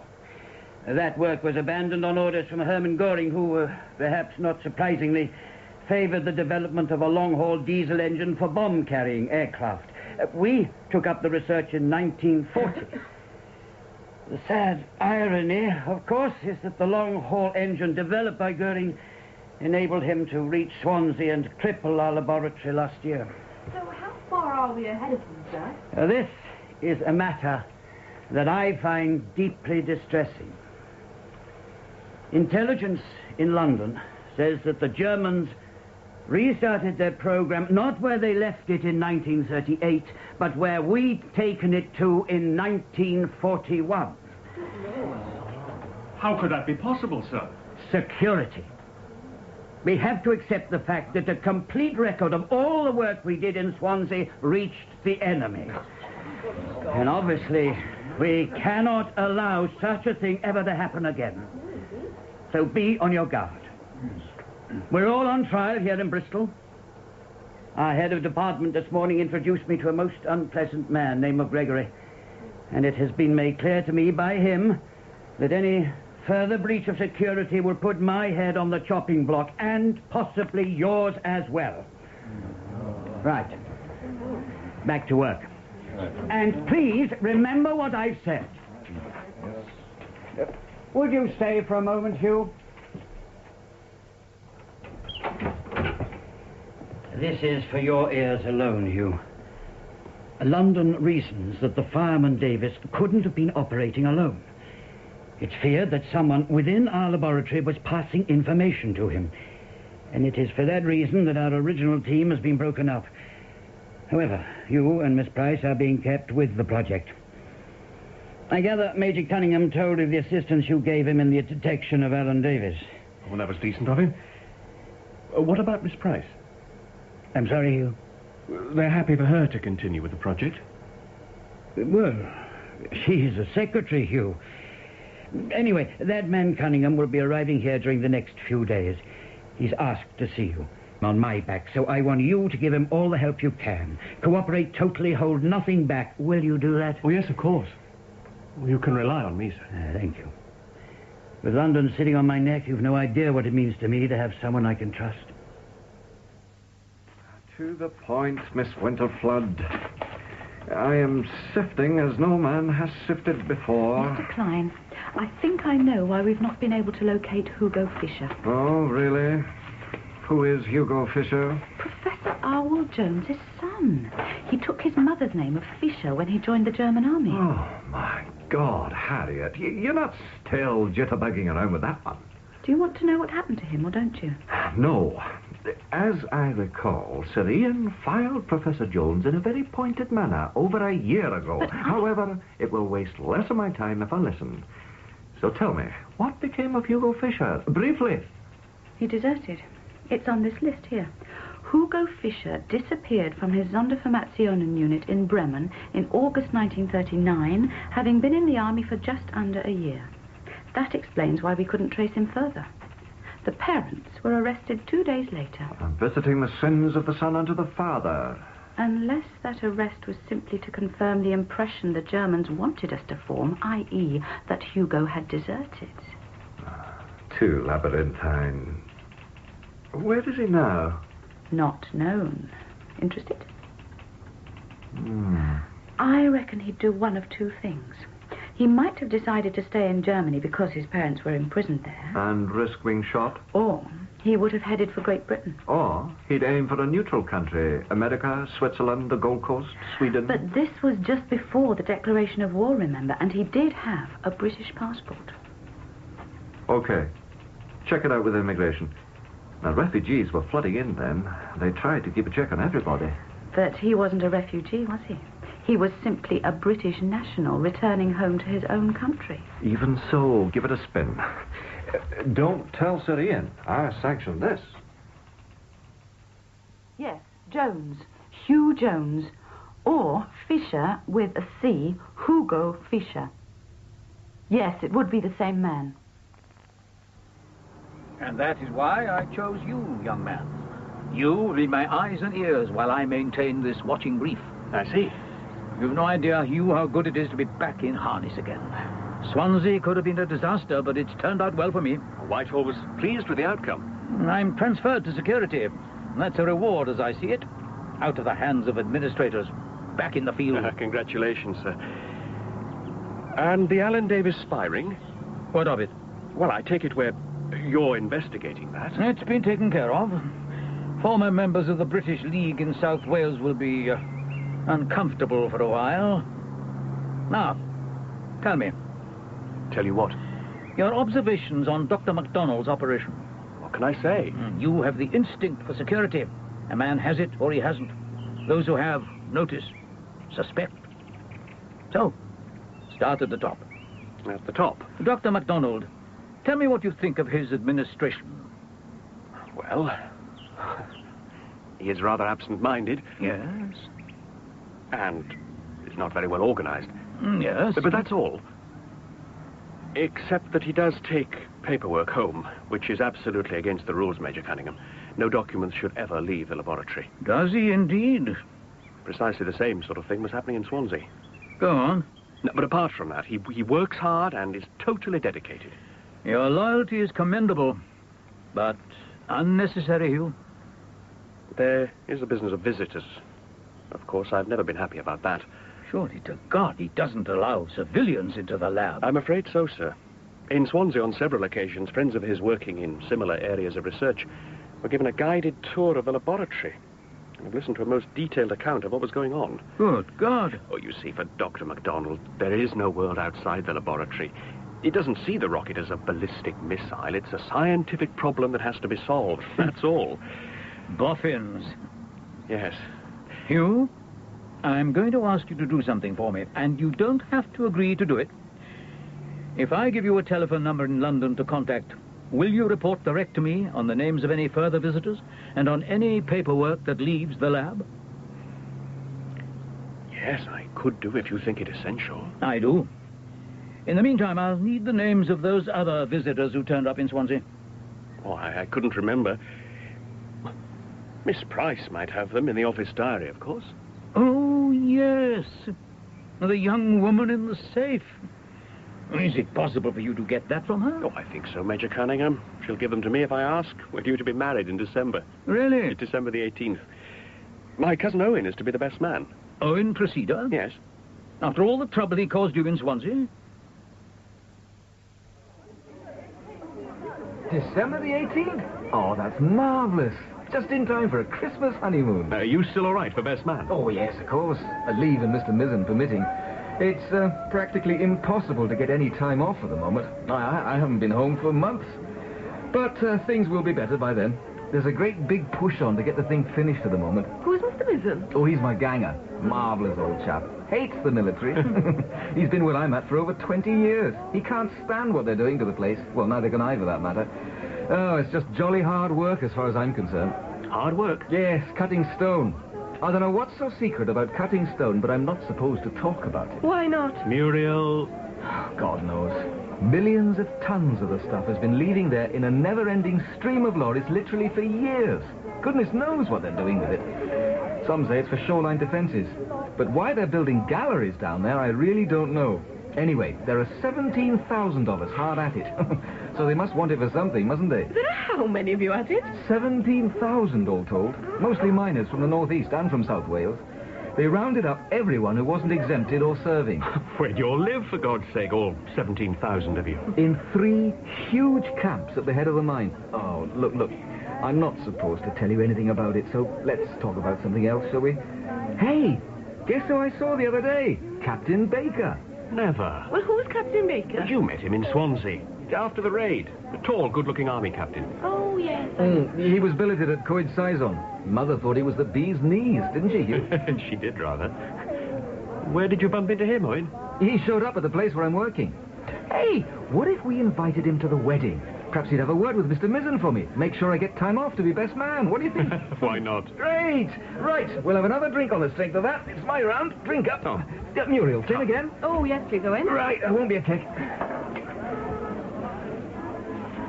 I bet I know where that is. Where what is? That place Owen was talking about.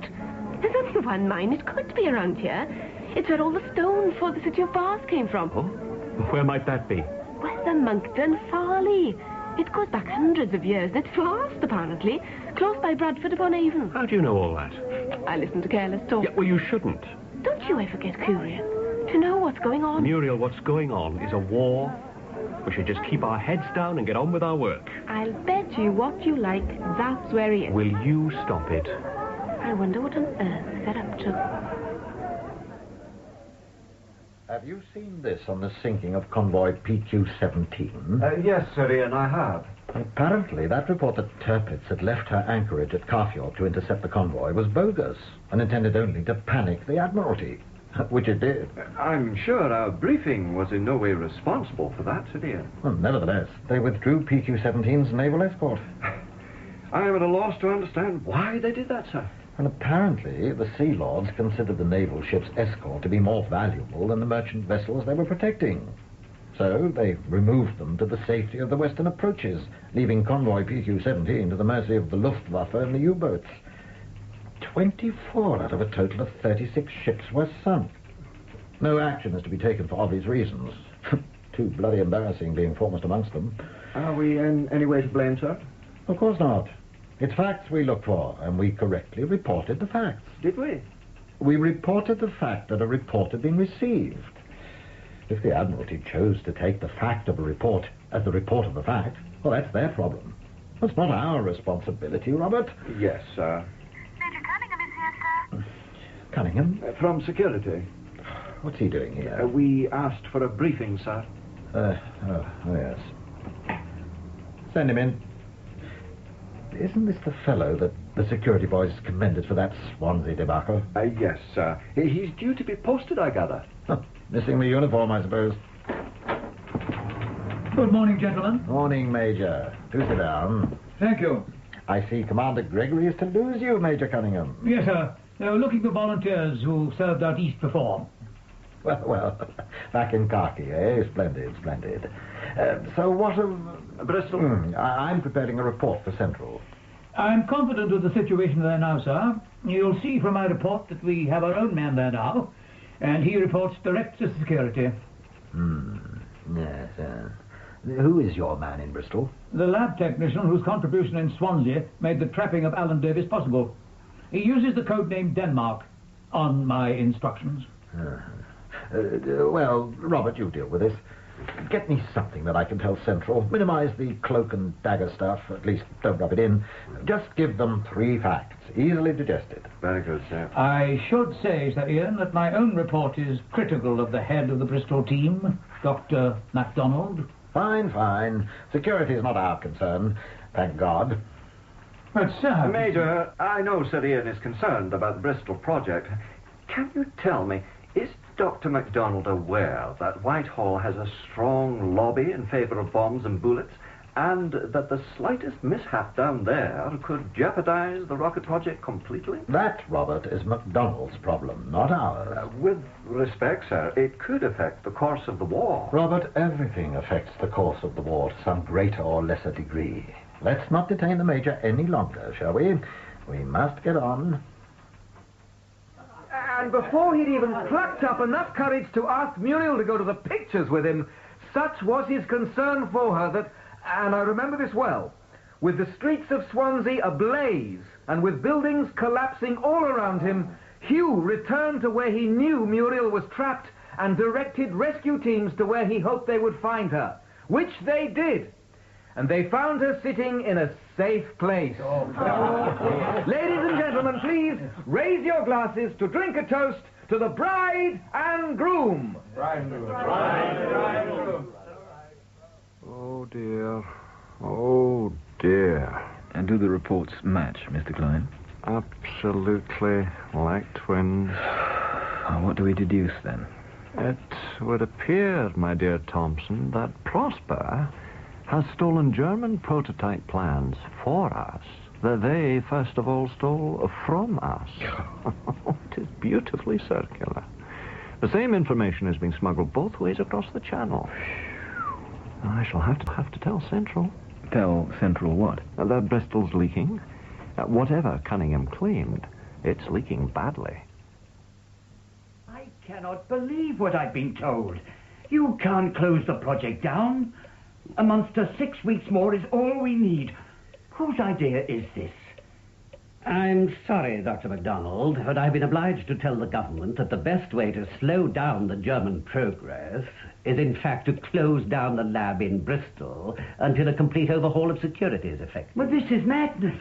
It simply isn't possible that security in Bristol has been breached. What you choose to believe is of no consequence, Dr. MacDonald. You will discontinue operations in Bristol, and you and your entire team will be investigated.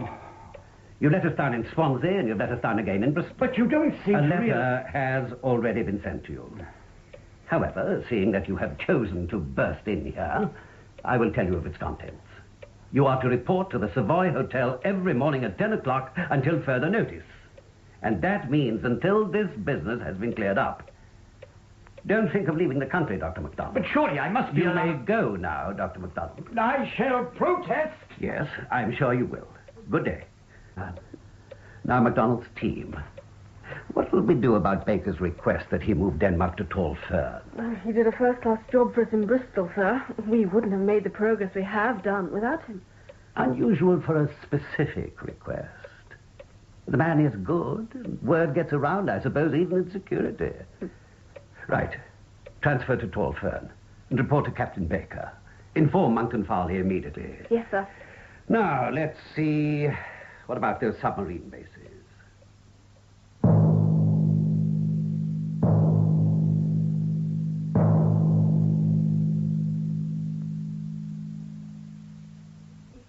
Here to persuade me to take more of the military than I'm already doing, Miss Winterflood, then this time I really must be firm.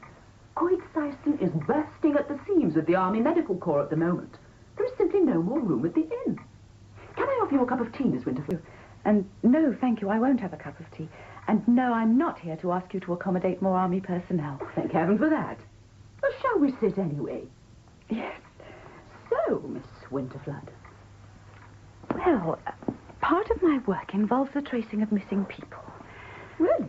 And that can include people who were trapped on the continent at the outbreak of war, of whom we've lost sight. According to my research, before your marriage, you were Eleanor Jones, is that correct? Yes, I was. How very clever of you. Do go on. You lived in the village of Dunvant, which is 5 miles west of here? Yes. I have relatives living there still. If I have the right family, you are the sister of Arwell Jones, who was Professor of Celtic Studies at Kiel University before the war. How on earth do you do it? How long is it since you had news of your brother, Mrs. Tresita? Oh, well, there were 1 or 2 letters early on in which he and his wife Helga were being terribly brave and cheerful. But nothing for a long time now. They were taken forcibly from a Spanish merchant ship that was about to set sail from Kiel for Newcastle. They were trying to escape.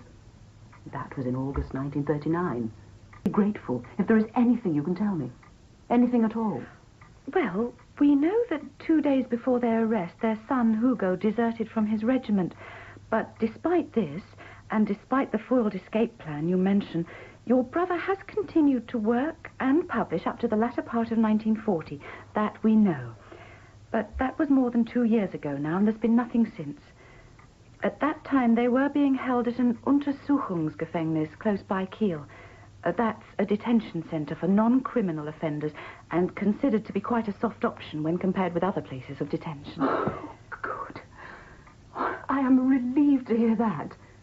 Orwell was such a kindly, gentle man, in no way capable of withstanding brutality.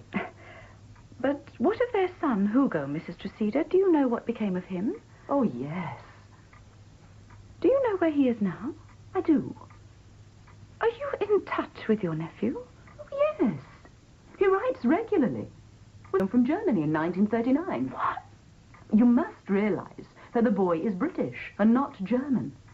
He was born right here in Dunvant, like the rest of us. Hugo, you see.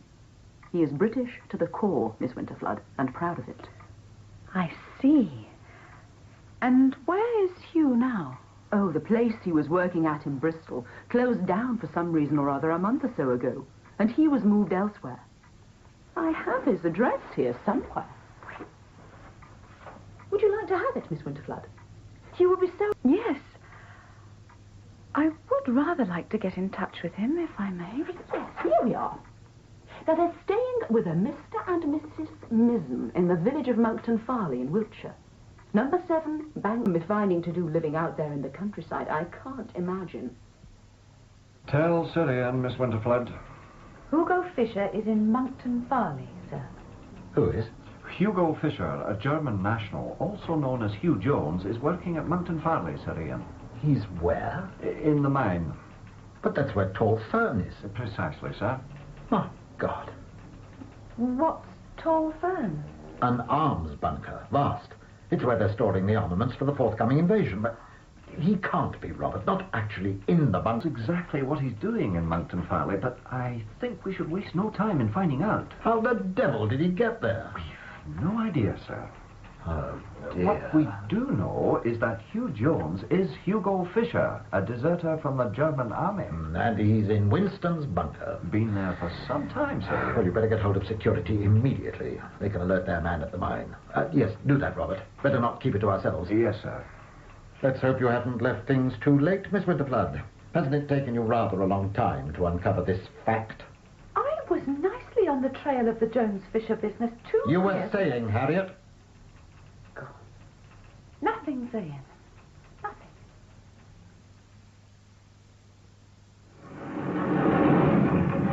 You sent for me, Captain Baker. Ah, Hugo. Kommen Sie rein. Ihre Tante hat dem Herrn Winterflood Information über Ihre Vergangenheit gegeben.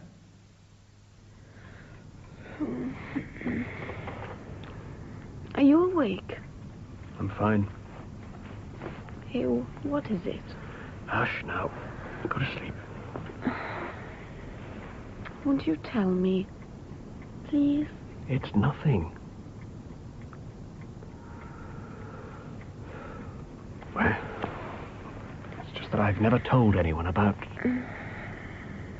my having been brought up in Germany, that's all. And now they've found out about it.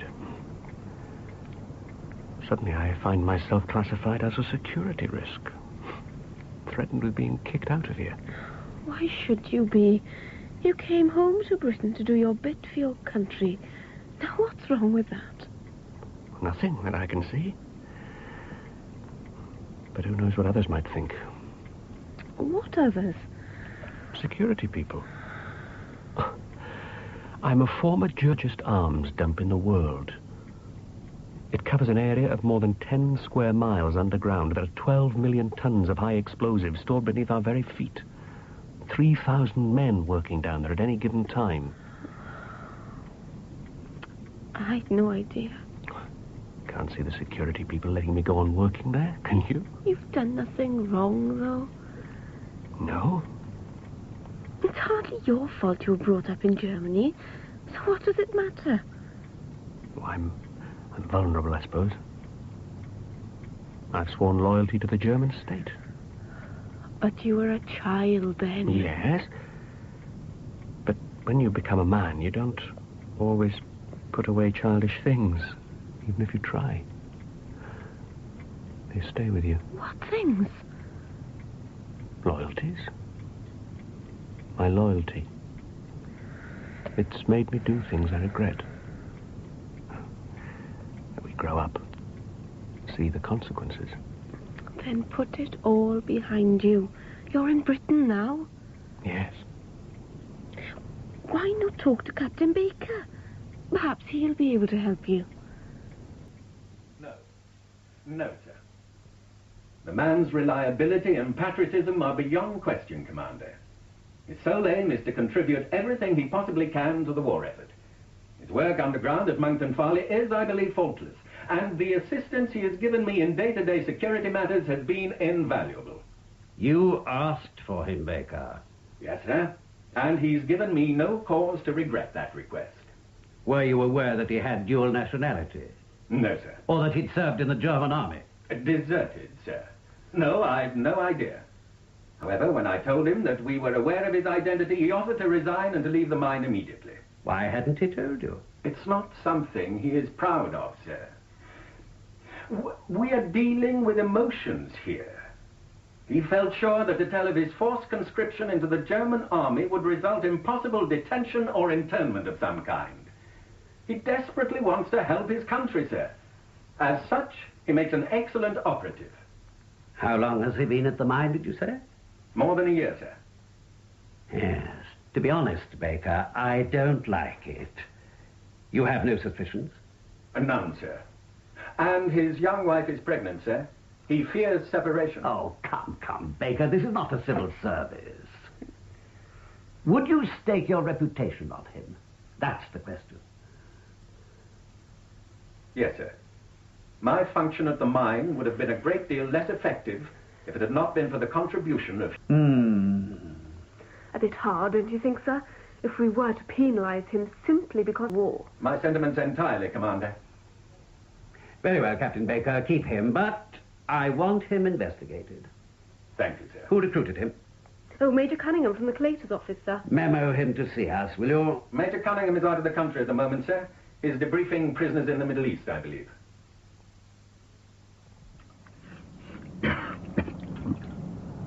Who's next, Sergeant? Bogus Seletsky, Major. The Pole who blew the bridge at Alam El Halfa. We've had him in solitary for the past 3 weeks. Bring him in, Sergeant. Next man, Corporal. Right, lad. Now, come along. Sit there. No, sit there. Name? Name? This man does speak English, doesn't he, Sergeant? He does, sir. Name? Listen to me, Zelieski. You escaped a firing squad at Alam El Alpha because you offered to talk. If you've changed your mind, that's fine by me. It'll take me about 3 minutes to drum up another firing squad, and we'll take it up where we left it, shall we? Before we do that, I'll tell you what we know about you. All right? Just so you don't get any fancy ideas about dying a hero's death and taking your secrets to the grave. Your name is Bogusz Zelieski. You were born in Warsaw in 1915. You worked at a rolling mill in the 1930s and later in a steelworks in the Ruhr in Germany. In 1938, you joined the German army and trained as a saboteur. Right, lad. Have it your way. You were caught behind British lines without uniform and found to be armed with a pistol. That's good enough for me. Take him away, Sergeant. You know what to do with him. Prisoner, stand up. About turn. Oh, come on, you heard me, lad. About turn. My name is Bogusz Stalieski. I was recruited into the German army in June 1938. Now we're getting somewhere. What unit did you join and where were you posted? I was sent to a Sonderformationen, the Indian Engineering Brigade in Bremen. Sonderformationen, a unit for non-nationals, sir. Thank you. I want the name of every man you can remember who was serving there with you. Every man? Start with your own platoon. Oh, Hans Axel, Victor Dort, Elfig Erhard, Hugo Fischer, Werner Gunther.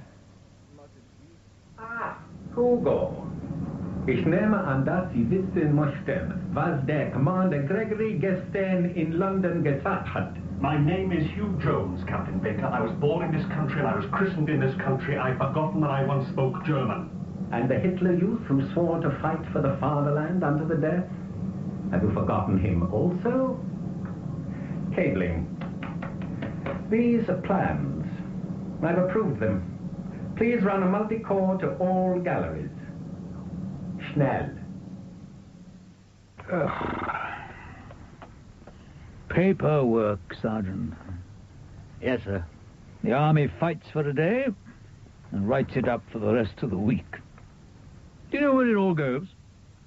No, sir. Into metal trucks under St. James's Park, the Admiralty, Piccadilly. This war is generating tunnels of reports.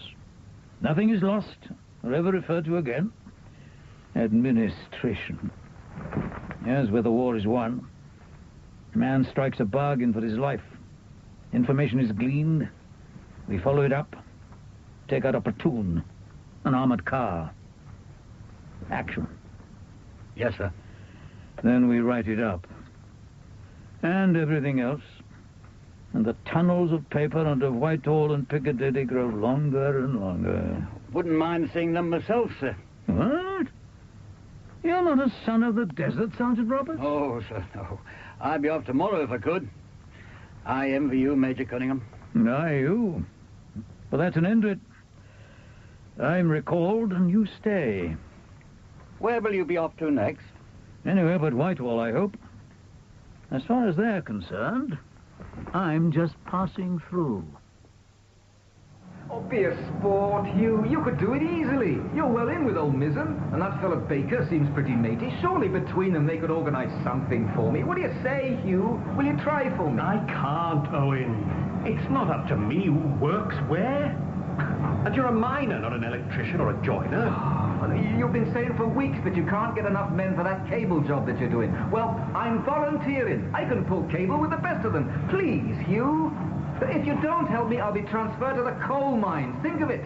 The 15th of December is only just 2 weeks from now. Now, come on, Hugh. Be a sport. Look, if you fail, then okay. At least you'd have done your best for me. So, what have you got to lose? All right, Owen. I'll have a word with Mr. Bristol. Thanks, Hugh. I knew you would. Yeah, but don't go building your hopes on it, because I don't think he will agree. Okay? Just try, Hugh.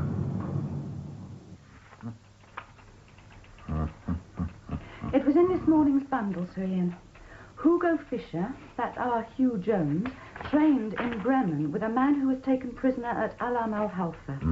Now, this man, Zaleski, he was interrogated by... Major Raymond Cunningham. Ah, yes. All the facts already known to us fit perfectly, sir. Have you seen Miss Robert? Yes, sir. What was the unit? Sonderformationen, sir. Have we come across that before? Sir? The role of such a unit, what was it? Well, we believed it was just a corps of foreign nationals fighting for the Germans, but according to Cunningham, their main function is espionage and sabotage. Sabotage behind enemy lines. Our lines, that is. Meaning that Monkton Farley has a trained enemy saboteur on its staff? Yes, sir. Have we alerted security? You may remember we informed them, sir. They contacted their man there, and he gave Hugh Jones a clean bill of health. You must be mad.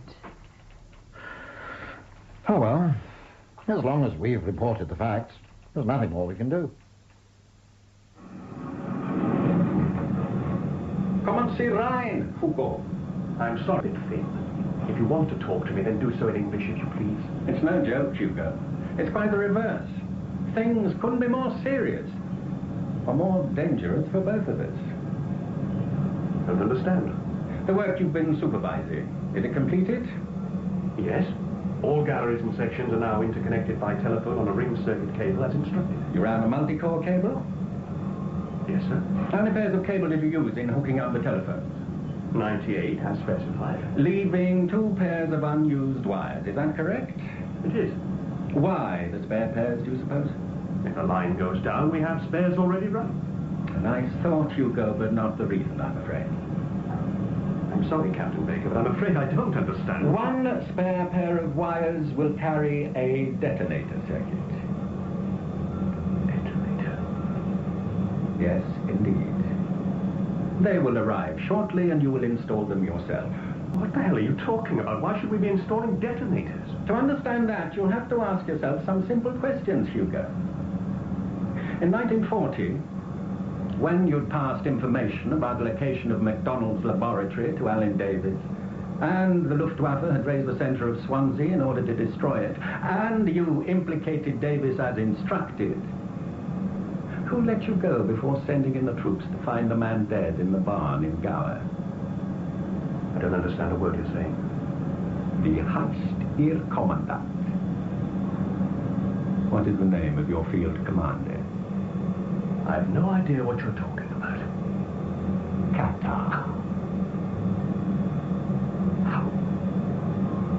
No one else could know that. Yes, Hugo. Me.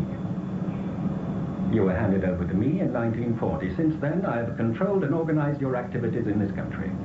Who was it told you to shop Davis to Cunningham and MacDonald to Cunningham? You?